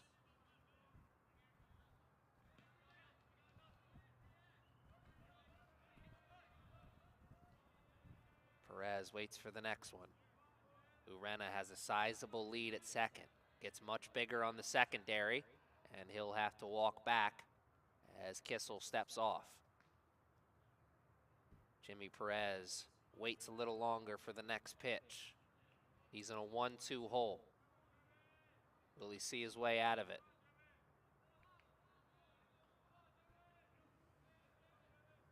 Perez sends it into center field. Urena's ready to tag. He will. The throw to third is good, but it takes the third baseman off the bag. Maxwell Urena is 90 feet away. Jimmy Perez with a productive out as he moves the runner over. And now can Eduardo Zayas bring him home? Another productive out does the job, but of course, it also is not really what the Knights want. They want to keep hope alive as long as they can in this inning. do as much work as they can in this inning. Zayas, the chopper, it scores 1. Throw to first is in time as it's 2 straight productive outs for the Knights. Get on, get over, get in. That is exactly what the Knights did. Maxwell Urena started this inning with a leadoff double. Jimmy Perez moved him over on the sacrifice fly.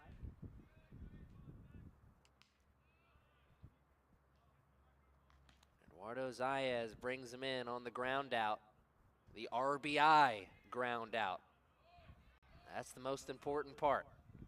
They have taken their first step on the comeback trail, the Knights, that is. It is now 5-4 on the big board. Their first run since back in the first inning. Justin Cook looking to create some 2-out magic. And that is a strong throw from the second baseman, but it is not caught by the first baseman.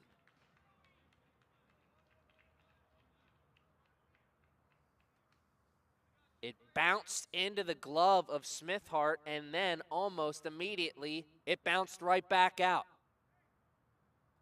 A good play from Rosanova to get there and make a strong throw across his body. But the big boys, they get paid the big bucks to make it look easy to scoop it out at first for a reason. It is not that easy.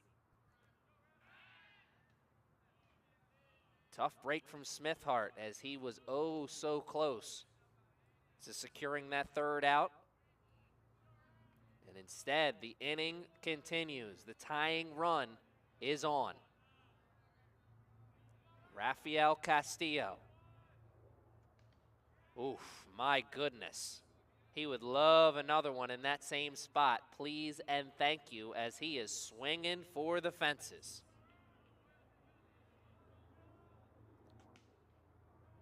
Castillo missed on that one.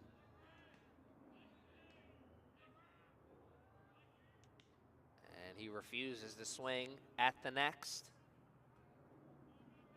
Count moves to 1-1.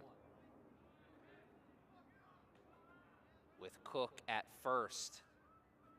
Acting as the tying run, Castillo at the plate, the potential go-ahead run. And Castillo very much aware of that as he is looking for something he can elevate up and over the fence. Misses one that bends across the outside portion of the strike zone. 1-2 now. And there he goes, breaking towards second, and Castillo will start us off in the bottom of the 6th as Cook is caught stealing. Castillo's at-bat will remain as the Knights are in need of at least one more run. We are through 5 innings, and it is 5-4 now on the big board. Knights hanging around.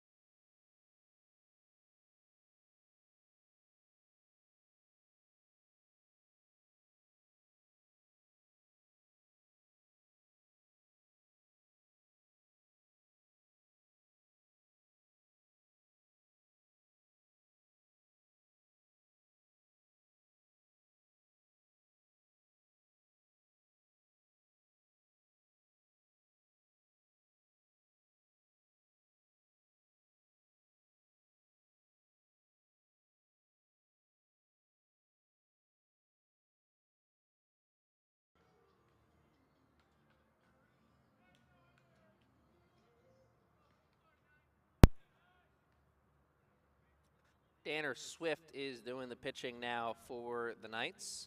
Danner is making his 6th appearance on the season. He's started 2 games, and he's gotten through 12 2/3 innings this season.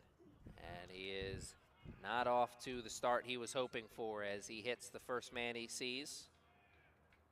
Makes soft contact off of the shoulder of William Clay.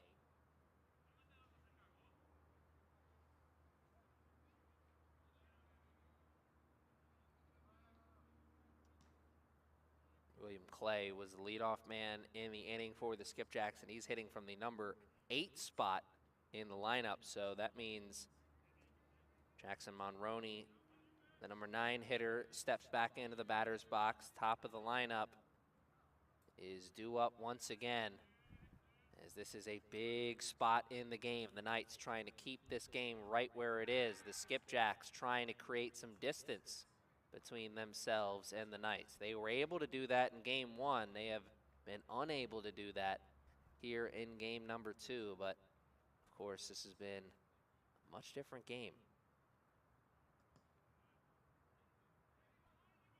Skipjacks, they had to play some catch up in game number 1, but they quickly got out in front and never looked back. Here in game number 2, they were much slower in their catch up game. Eventually did get out in front, and they're still out in front, but by the smallest of margins, just 1.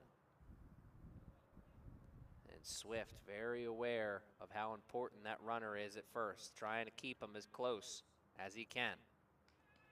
Throw down to second is in time! Brewer with an amazing throw, as that one was oh so close, but the Knights erase the runner. Brewer takes the pitch on the outside portion of the plate and throws to the perfect side of the bag. The runner maybe a little late on his break, and Perez gets a good tag down. And my goodness, how big is that caught stealing we saw just a moment ago? Because it keeps a run from scoring. 1 pitch later, it's a double for the Skipjacks. So they do eventually get that runner into scoring position, but my, oh my.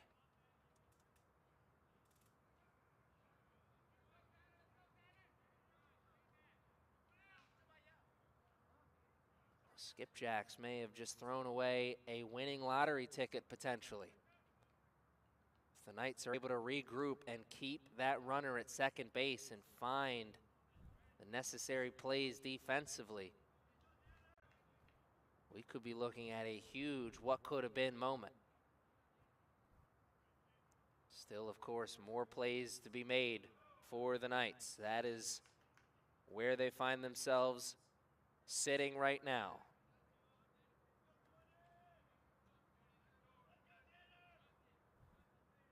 Gotta answer the bell. Kyle Smithhart, 1 for 2 with an RBI. And he sees a pretty pitch out of the hand of Swift. Don't think he got the call from the umpire, though.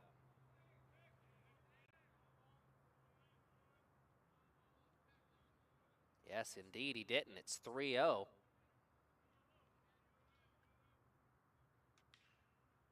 And the take sign not on there is Swift. Gets to miss the barrel. Comes off the bat, but clearly, by the way it sounded, he got the skinny part of the bat. Swift comes to the plate with a 3-1, and he walks him.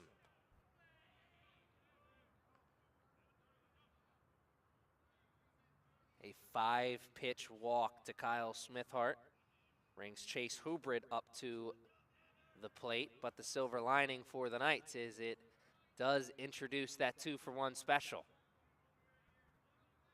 They have not had a double play today. Can they find one in the biggest spot right here? Swift misses on another,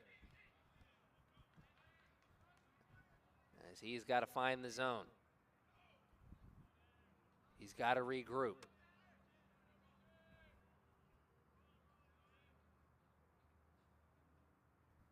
And he finds the zone there as he blows one right down Broadway.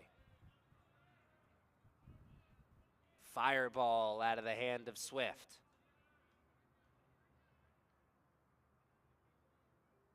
Finds another one but can't get the call from the umpire. That one breaking away from the hitter, a beauty of a pitch, but couldn't clip the outside zone.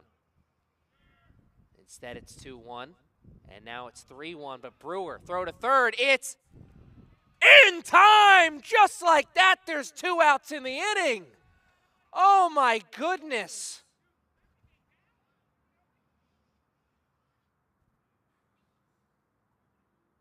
I was going to compliment Brewer just for trapping the ball, but then somehow he was able to trap it and make the throw over to third and nab the runner.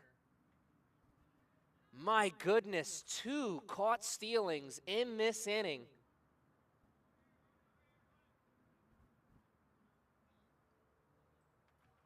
The Skipjacks still have a runner on, but he is all the way over there at first base.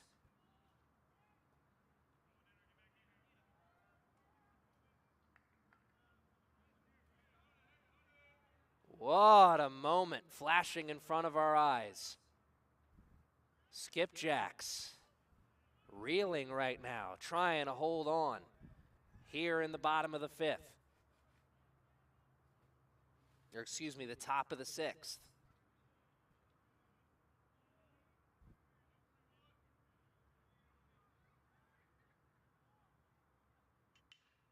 Loud off the bat, but going foul.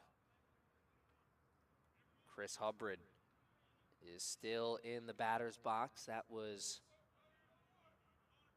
a 3-1 pitch to him, so it is now a payoff pitch. 3-2 pitch with 2 outs and a runner at first. Knights looking to put a 0 up there on the board. Back up the middle. Perez is there. Throw to first is in time. Oh my goodness. It took a while for them to secure that 0 and get that last out. And it was a lot of drama, but somehow the Knights did it. And they are still just down 1 run.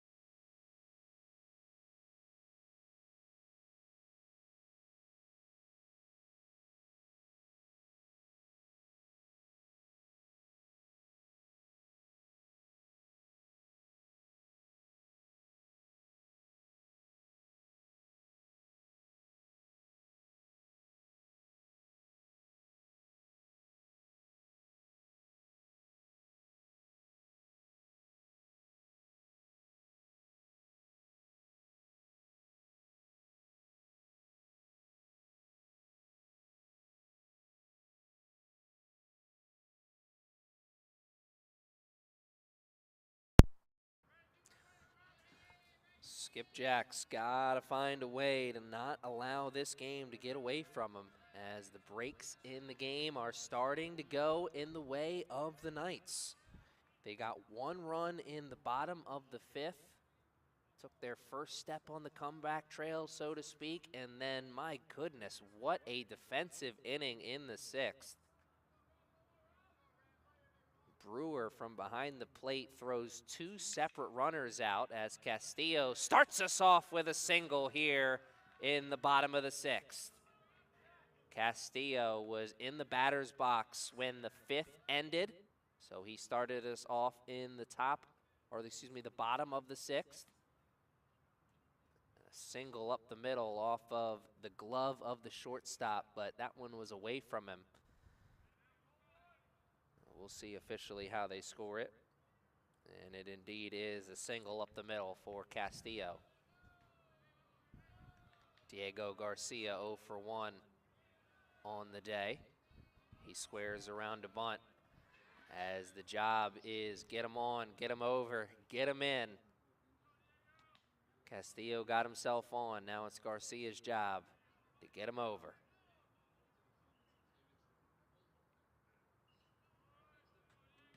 Brewer threw out 2 potential runners on the plate or on the bases. And a strong defensive play by Jimmy Perez at the shortstop for the 3rd and final out in the 6th. Rolling that momentum into the bottom of the 6th. Hoping to roll this game back into a tie as the Knights are 1 run down. And they bring in a pinch runner as Castillo moves over into scoring position.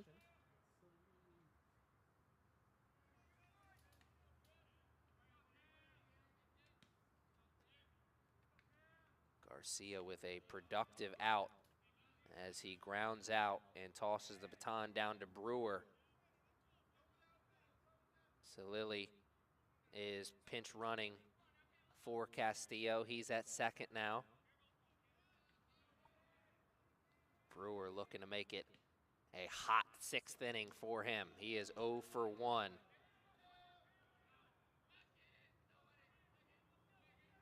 He was flexing the gun in the top half of the 6th. Looking to show off the muscles with the bat in the bottom. Brewer gets caught holding the sword there as he was fooled, it looks. It looks like, excuse me. Maybe expecting something and getting another thing. 2-1 count to Brewer now.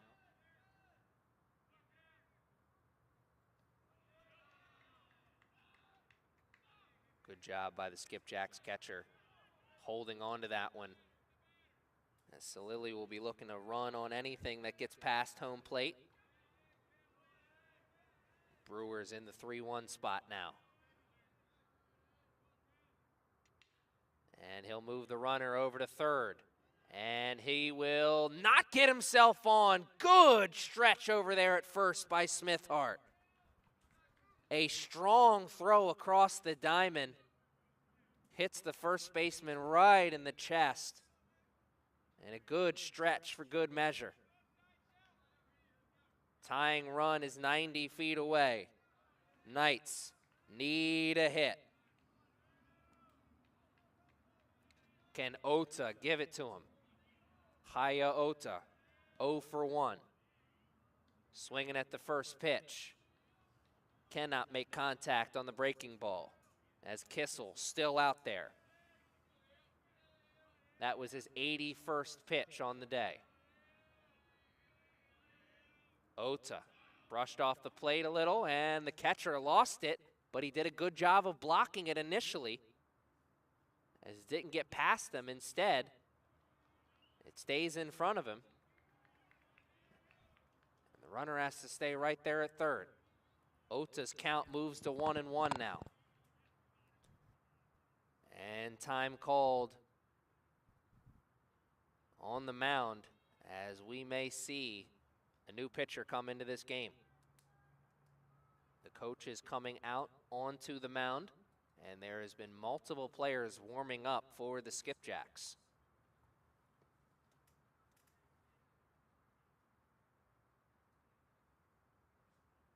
He's clearly not taking the ball from him right now, though. Daniel Kissel will stay in this game. This is his game right now, at least for now. Kissel's gotten through 5 2/3. Only one of the 4 runs on the board for the Knights is his responsibility. 3 errors in the first committed by the defense responsible for the 3 runs.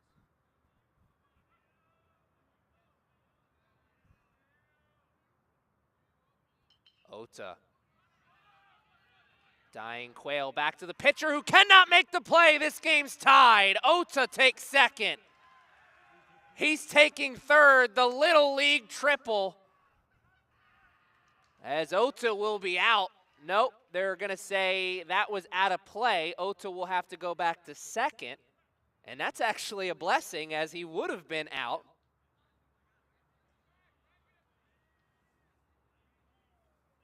And instead, Lorenzo Rodriguez Pozo, I believe, comes up to the plate. He pinched hit for Ethan Holland earlier.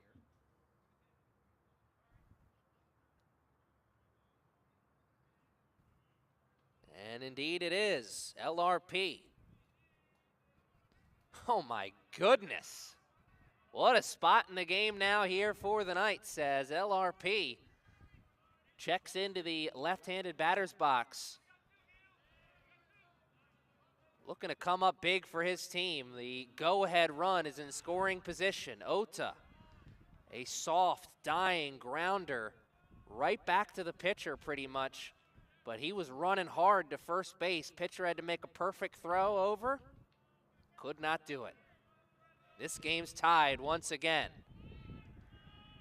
This time we're tied at 5 as the umpire calls everything off and awards first base to Lorenzo Rodriguez Pozo. So I don't know if it was a balk or it hit him, or it couldn't have hit him because he swung at it. Doesn't matter if it hit him. Interference.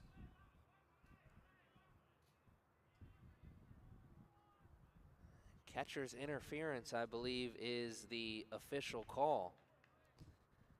Most importantly for the Knights, it brings the top of the lineup up to the batter's box with 2 outs and the go-ahead run at second base. And it now just dawned on me, we're in the bottom of the 6th. If they're able to score one here, it'll be a save situation going into the 7th. This could be a potential winning run. Standing at second base, Maxwell Urena had a double down the left field line. That was the first hit of the game for the Knights. Eventually came around to score, and that was what started this comeback effort that they're trying to finish right here. Maxwell Urena, as the catcher blocks it, and the runners stay right where they are. Daniel Kissel is still out there for the Skipjacks in a 5-5 game. 2 outs. Urena, that's gonna touch. 1 run scores. Lorenzo coming around, and they throw up the stop as he will stay at third. They were waving Lorenzo Rodriguez Pozo home at first, and then they threw up the stop sign right there at the last second.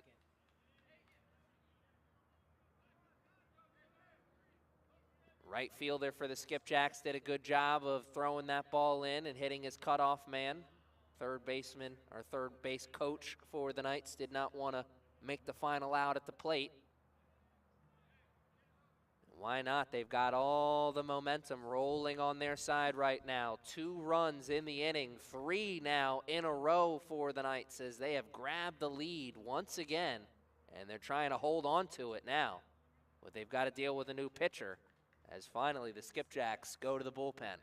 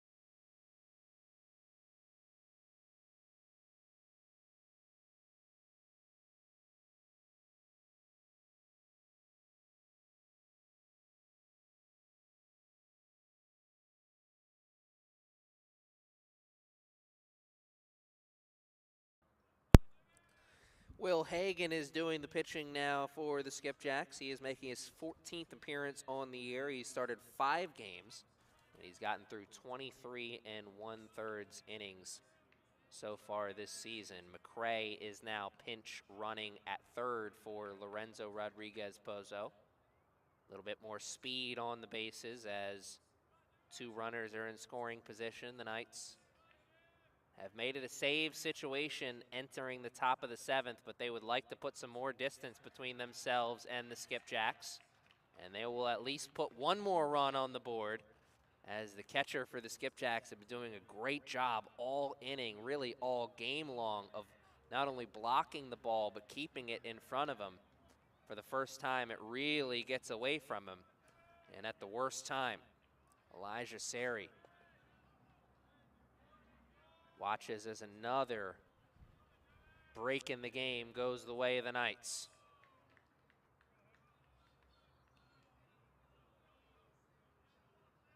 The Knights entered the final 3 innings down 2 runs, down to their last 9 outs. Well, now they may not even have to use their last 3 outs, as it's runners at the corners with 2 outs in the bottom of the 6th. A 7-5 game now as Eduardo Zayas 0 for 2 with an RBI. Another RBI is what he's searching for. He's 90 feet away from that RBI. Whew, my. Jimmy Perez, all gas, no brakes, as he goes into second. 1 swing of the bat for Zayas could score 2 runs now. Right fielder, what a catch! My goodness.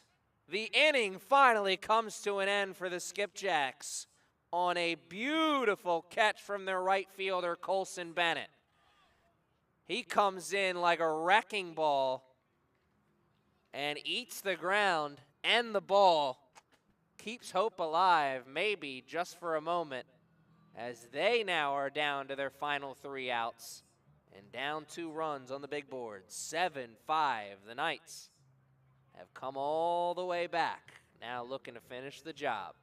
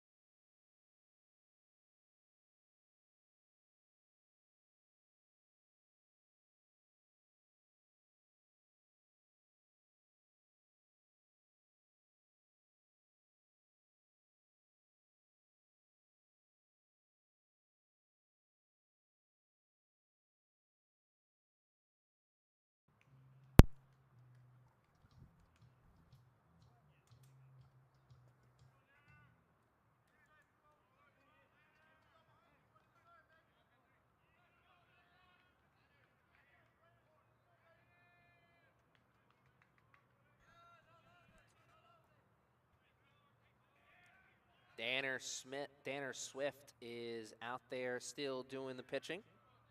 And he is in an interesting spot. He could be the pitcher getting the win and the save here, as he was out there after the Knights grabbed the lead. And now he's out there once again with the lead, trying to close the door on the game. Michael Amadio came in and did some work out of the pen as well.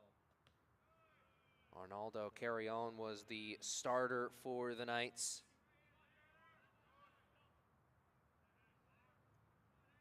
Three-headed monster pitching-wise for this Knights team, trying to get the job done.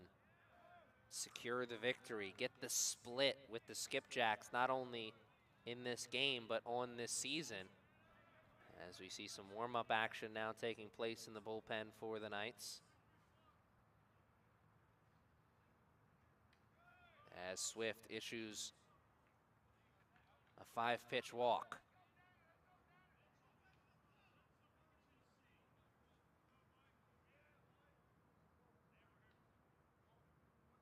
Colson Bennett, who made the tremendous play out in the field, was the one who got the walk.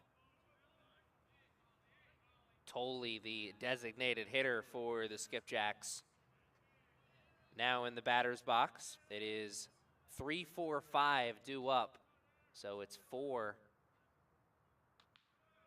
that Swift is dealing with now.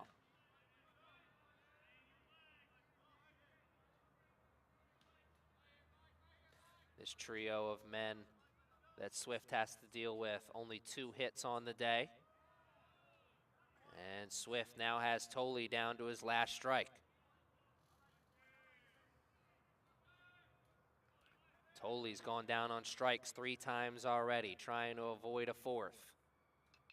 He gets a piece of it, sends it up the elevator shaft. Brewer wants it, and he has it right along the fence.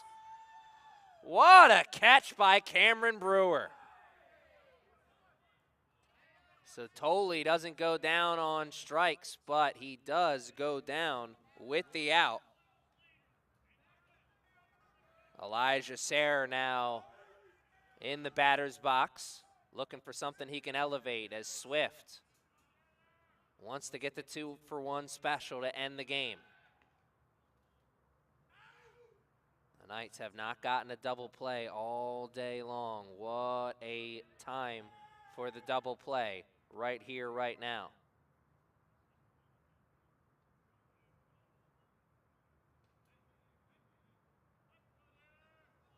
Elijah Sayre is 1 for 1.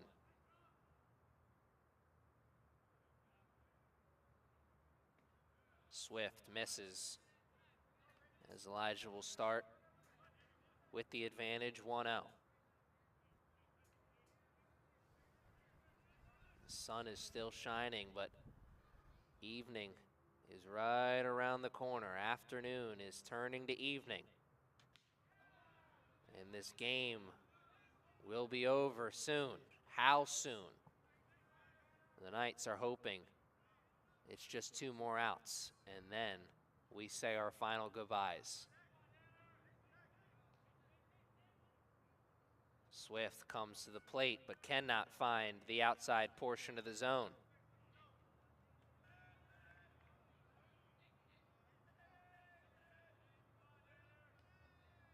Elijah Sayre with the 2-1 count. Swift looking to get it back to even. And he misses on the outside again, this time low and outside. It's 3-1 to the Skipjacks catcher. You can see clearly Swift trying to keep that ball low, trying to get the weak contact. And his catcher calls for time, wants to talk about it.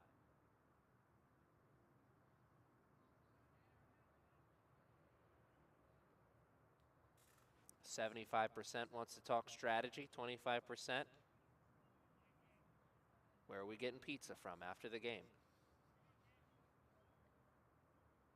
You joke, but you know, you imagine in a moment like this, Swift knows exactly what he's facing.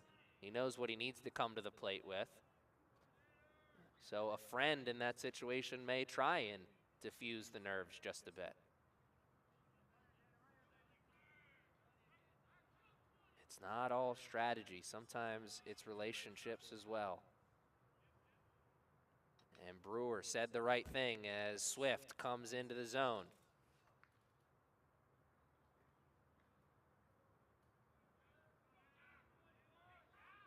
Elijah Sayre sitting on a full count. Payoff pitch. Everyone on the edge of their seats. Here's the payoff pitch from Swift. And take your base. The tying run is at first.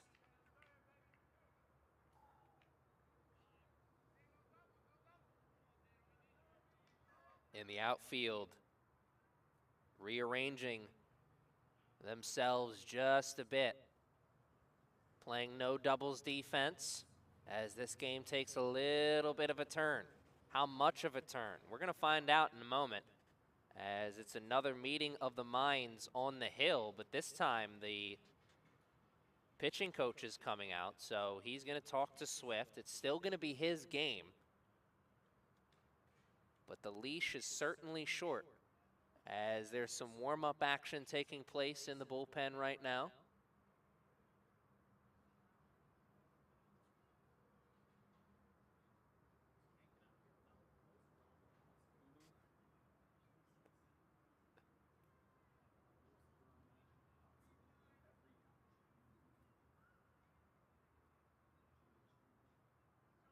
Runners at first and second. In the batter's box is Marcelo Rosanova. Marcelo is 1 for 3 with 2 strikeouts.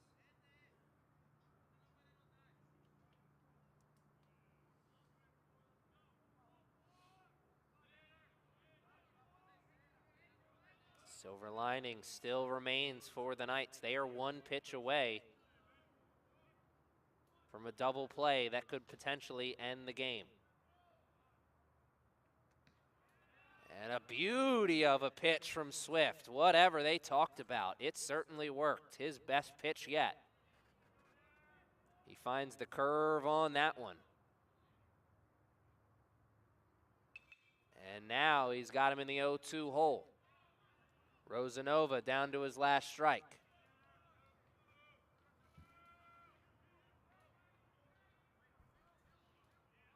Brewer pointing out something. Oh, it's that his left fielder had that ball.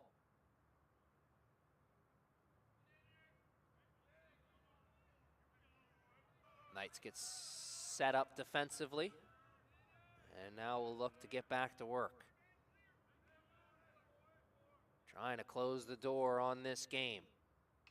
Back up the middle. Perez over to second for 1, and that's all. Oh, he's safe. They're saying it came out of his hand.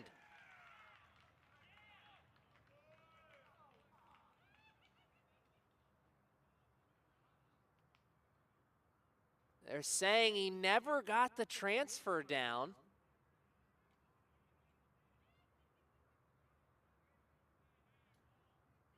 My goodness, a tough break there for the Knights, as for the first time in a while, we have a break in the game that goes the way of the Skipjacks. There are bases loaded now with 1 out. The Knights thought they had that 2-for-1 special, and they've got to settle for nothing.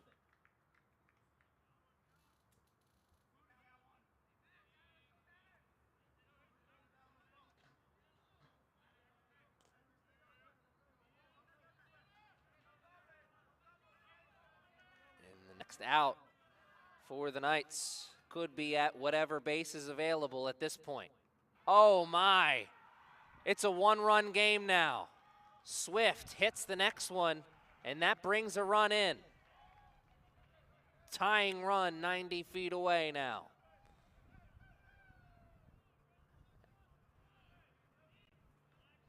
Blink and you missed it. This game continues to go back and forth.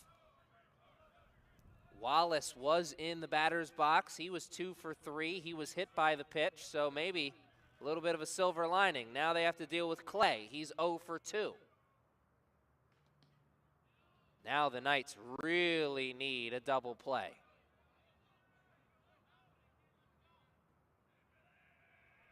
Backs firmly up against the wall. Brewer blocks one as it bounces into the plate.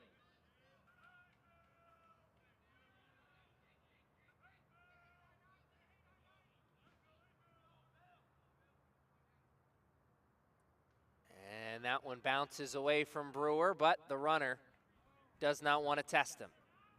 And why not? I wouldn't want to test him either. Brewer has been phenomenal behind the dish. 2-1 to William Clay now, who is 0 for 2. Still just 1 out in the inning. Bases loaded.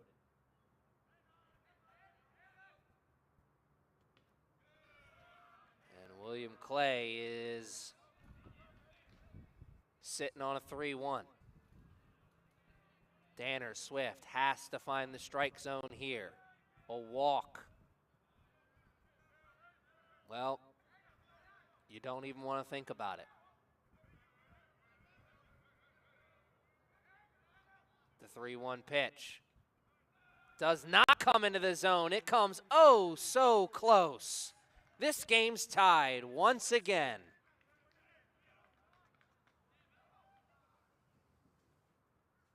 And that will bring a new pitcher into the game as the Knights will go to the bullpen.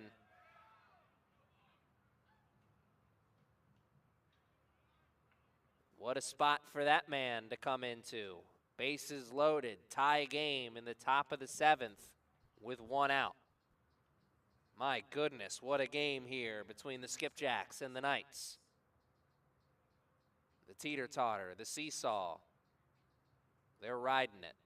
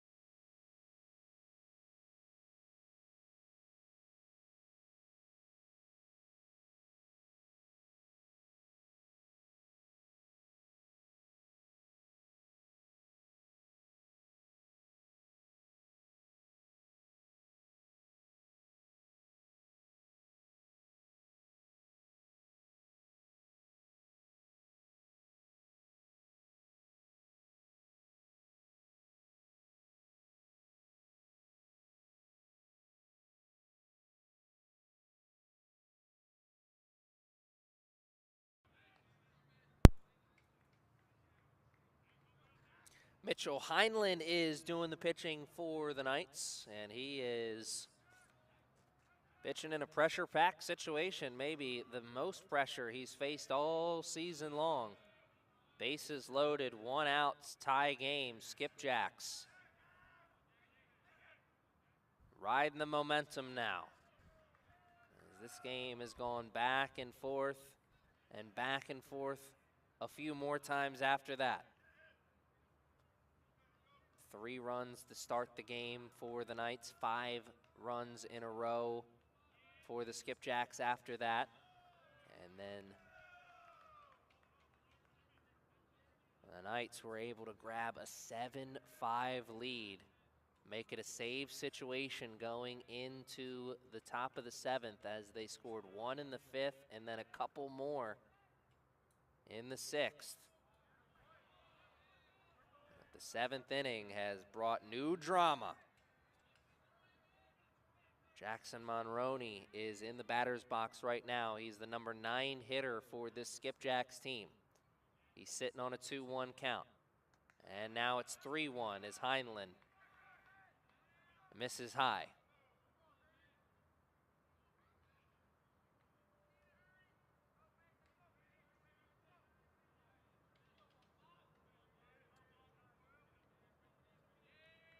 Mitchell Heinlein hearing the cheers from his teammates behind him. Trying to come up big for the boys. And oh my, he took a big first step as he got a swing and a miss from Jackson Monroney. Now it's a payoff pitch coming up from Heinlein. 3-2 count, bases loaded, 1 out. Heinlein wants the strikeout. Can he get it? He does! A big strikeout for Mitchell Heinlein. And now there's 2 outs. The next base is where the next out is at whatever base you can get it at, as the Knights are just trying to hold on to hope.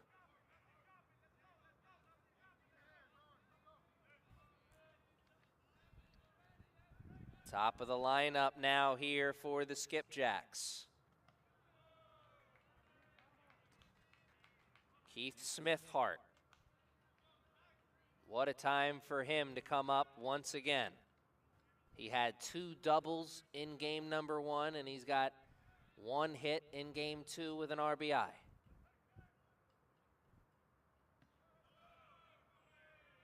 Hottest hitter today, and the Knights gotta find a way to get him out one more time. Smithhart starts with the advantage, 2-0. Sends it deep into left. McCray makes the catch after falling down. Oh my goodness!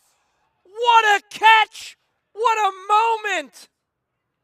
McCray tracking it in left field. He fell down, got himself to his knees, and was able to dive at it and somehow make the catch. Oh my goodness. Mama, I wish you would have saw that play, because McCray, like Superman, saved the day.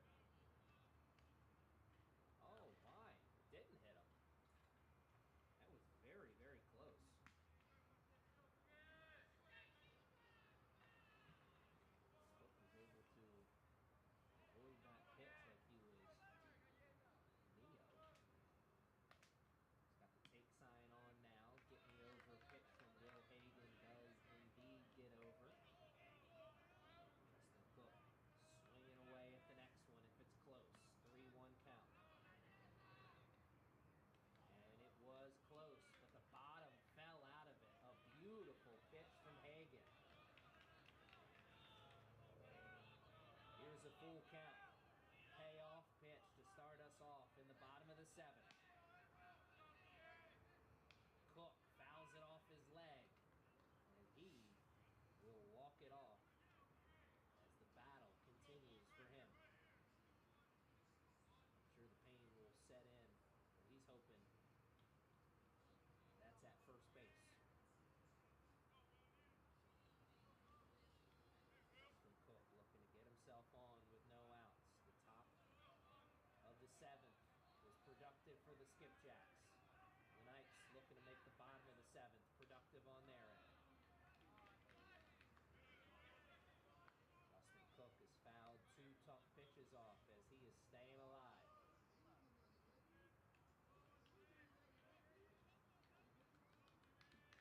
Another payoff pitch from Hagan. Cook sends it foul deep to left. Left fielder is chasing after it, but cannot make a play on the ball. And that was trailing deep and deep, but not deep enough. Certainly brought the fans up and out of their seats, though.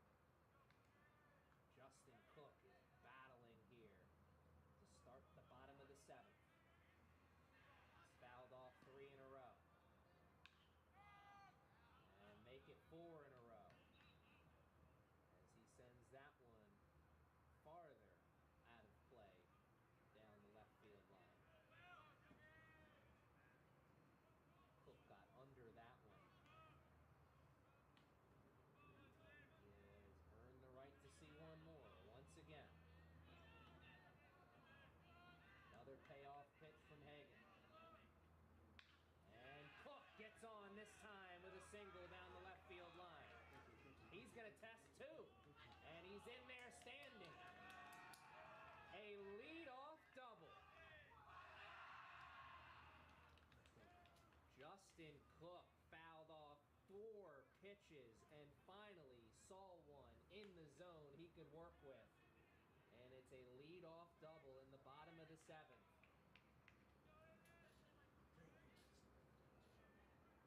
Get him on, get him over, get him in. Justin Cook took care of the first half of that. Can somebody take care of the second, third? Solelli.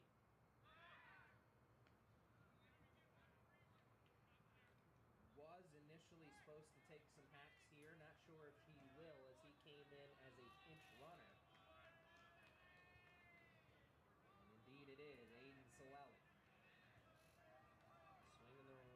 Swinging the stick, for the first time. Seeing the rock for the first time as well. What I was trying to say.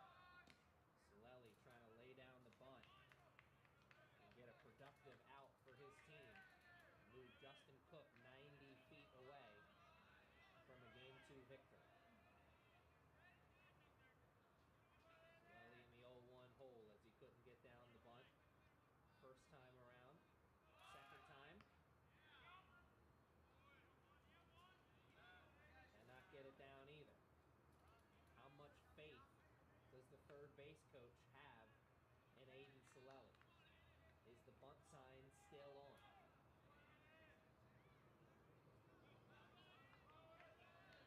Justin Cook stuck at second base right now.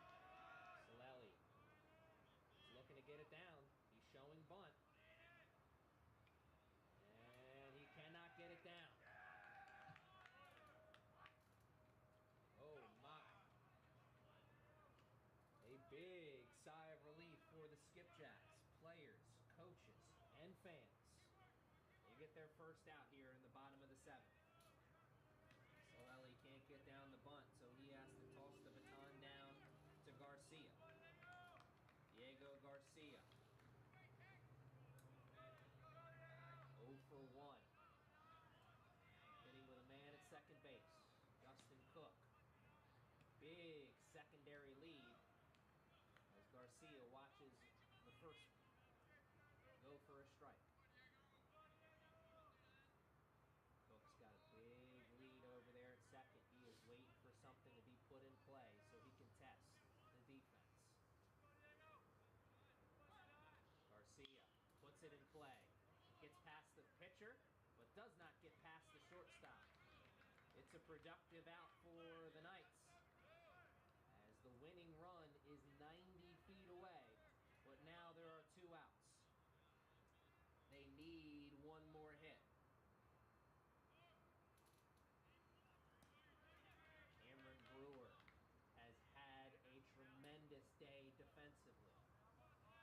could really be the hero if he could finish the game offensively here for his team now.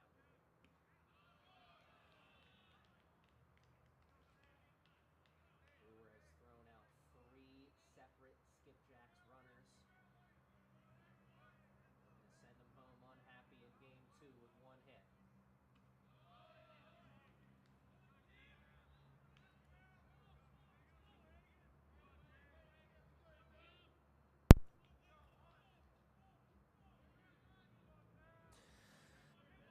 Brewers in the 0-2 hole. And, excuse me, he was in the 2-0 advantage. Now it's 2-1.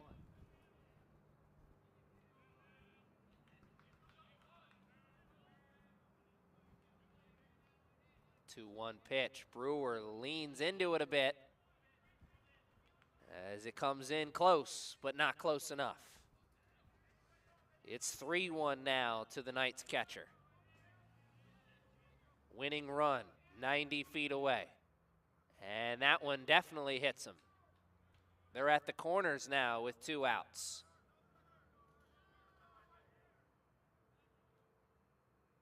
Ota got this game tied at 5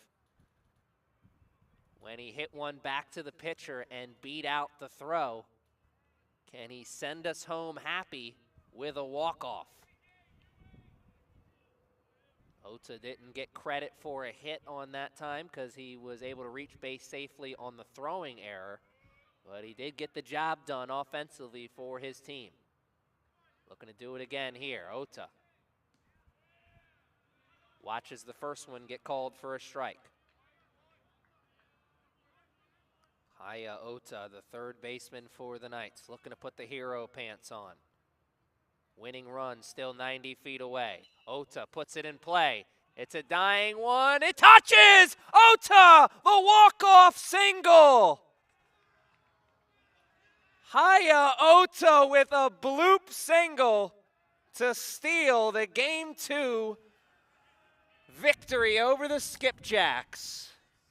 The Knights will split with the Skipjacks today and on this season, and most importantly, they'll get back to 500 on the year. Tomorrow, it's more baseball action live here at the Castle, another doubleheader, same time, same place. The Knights will look to get over 500 then. Well, Aaron Thomas for the final time today saying good afternoon, good evening, and good night. Thanks for joining us.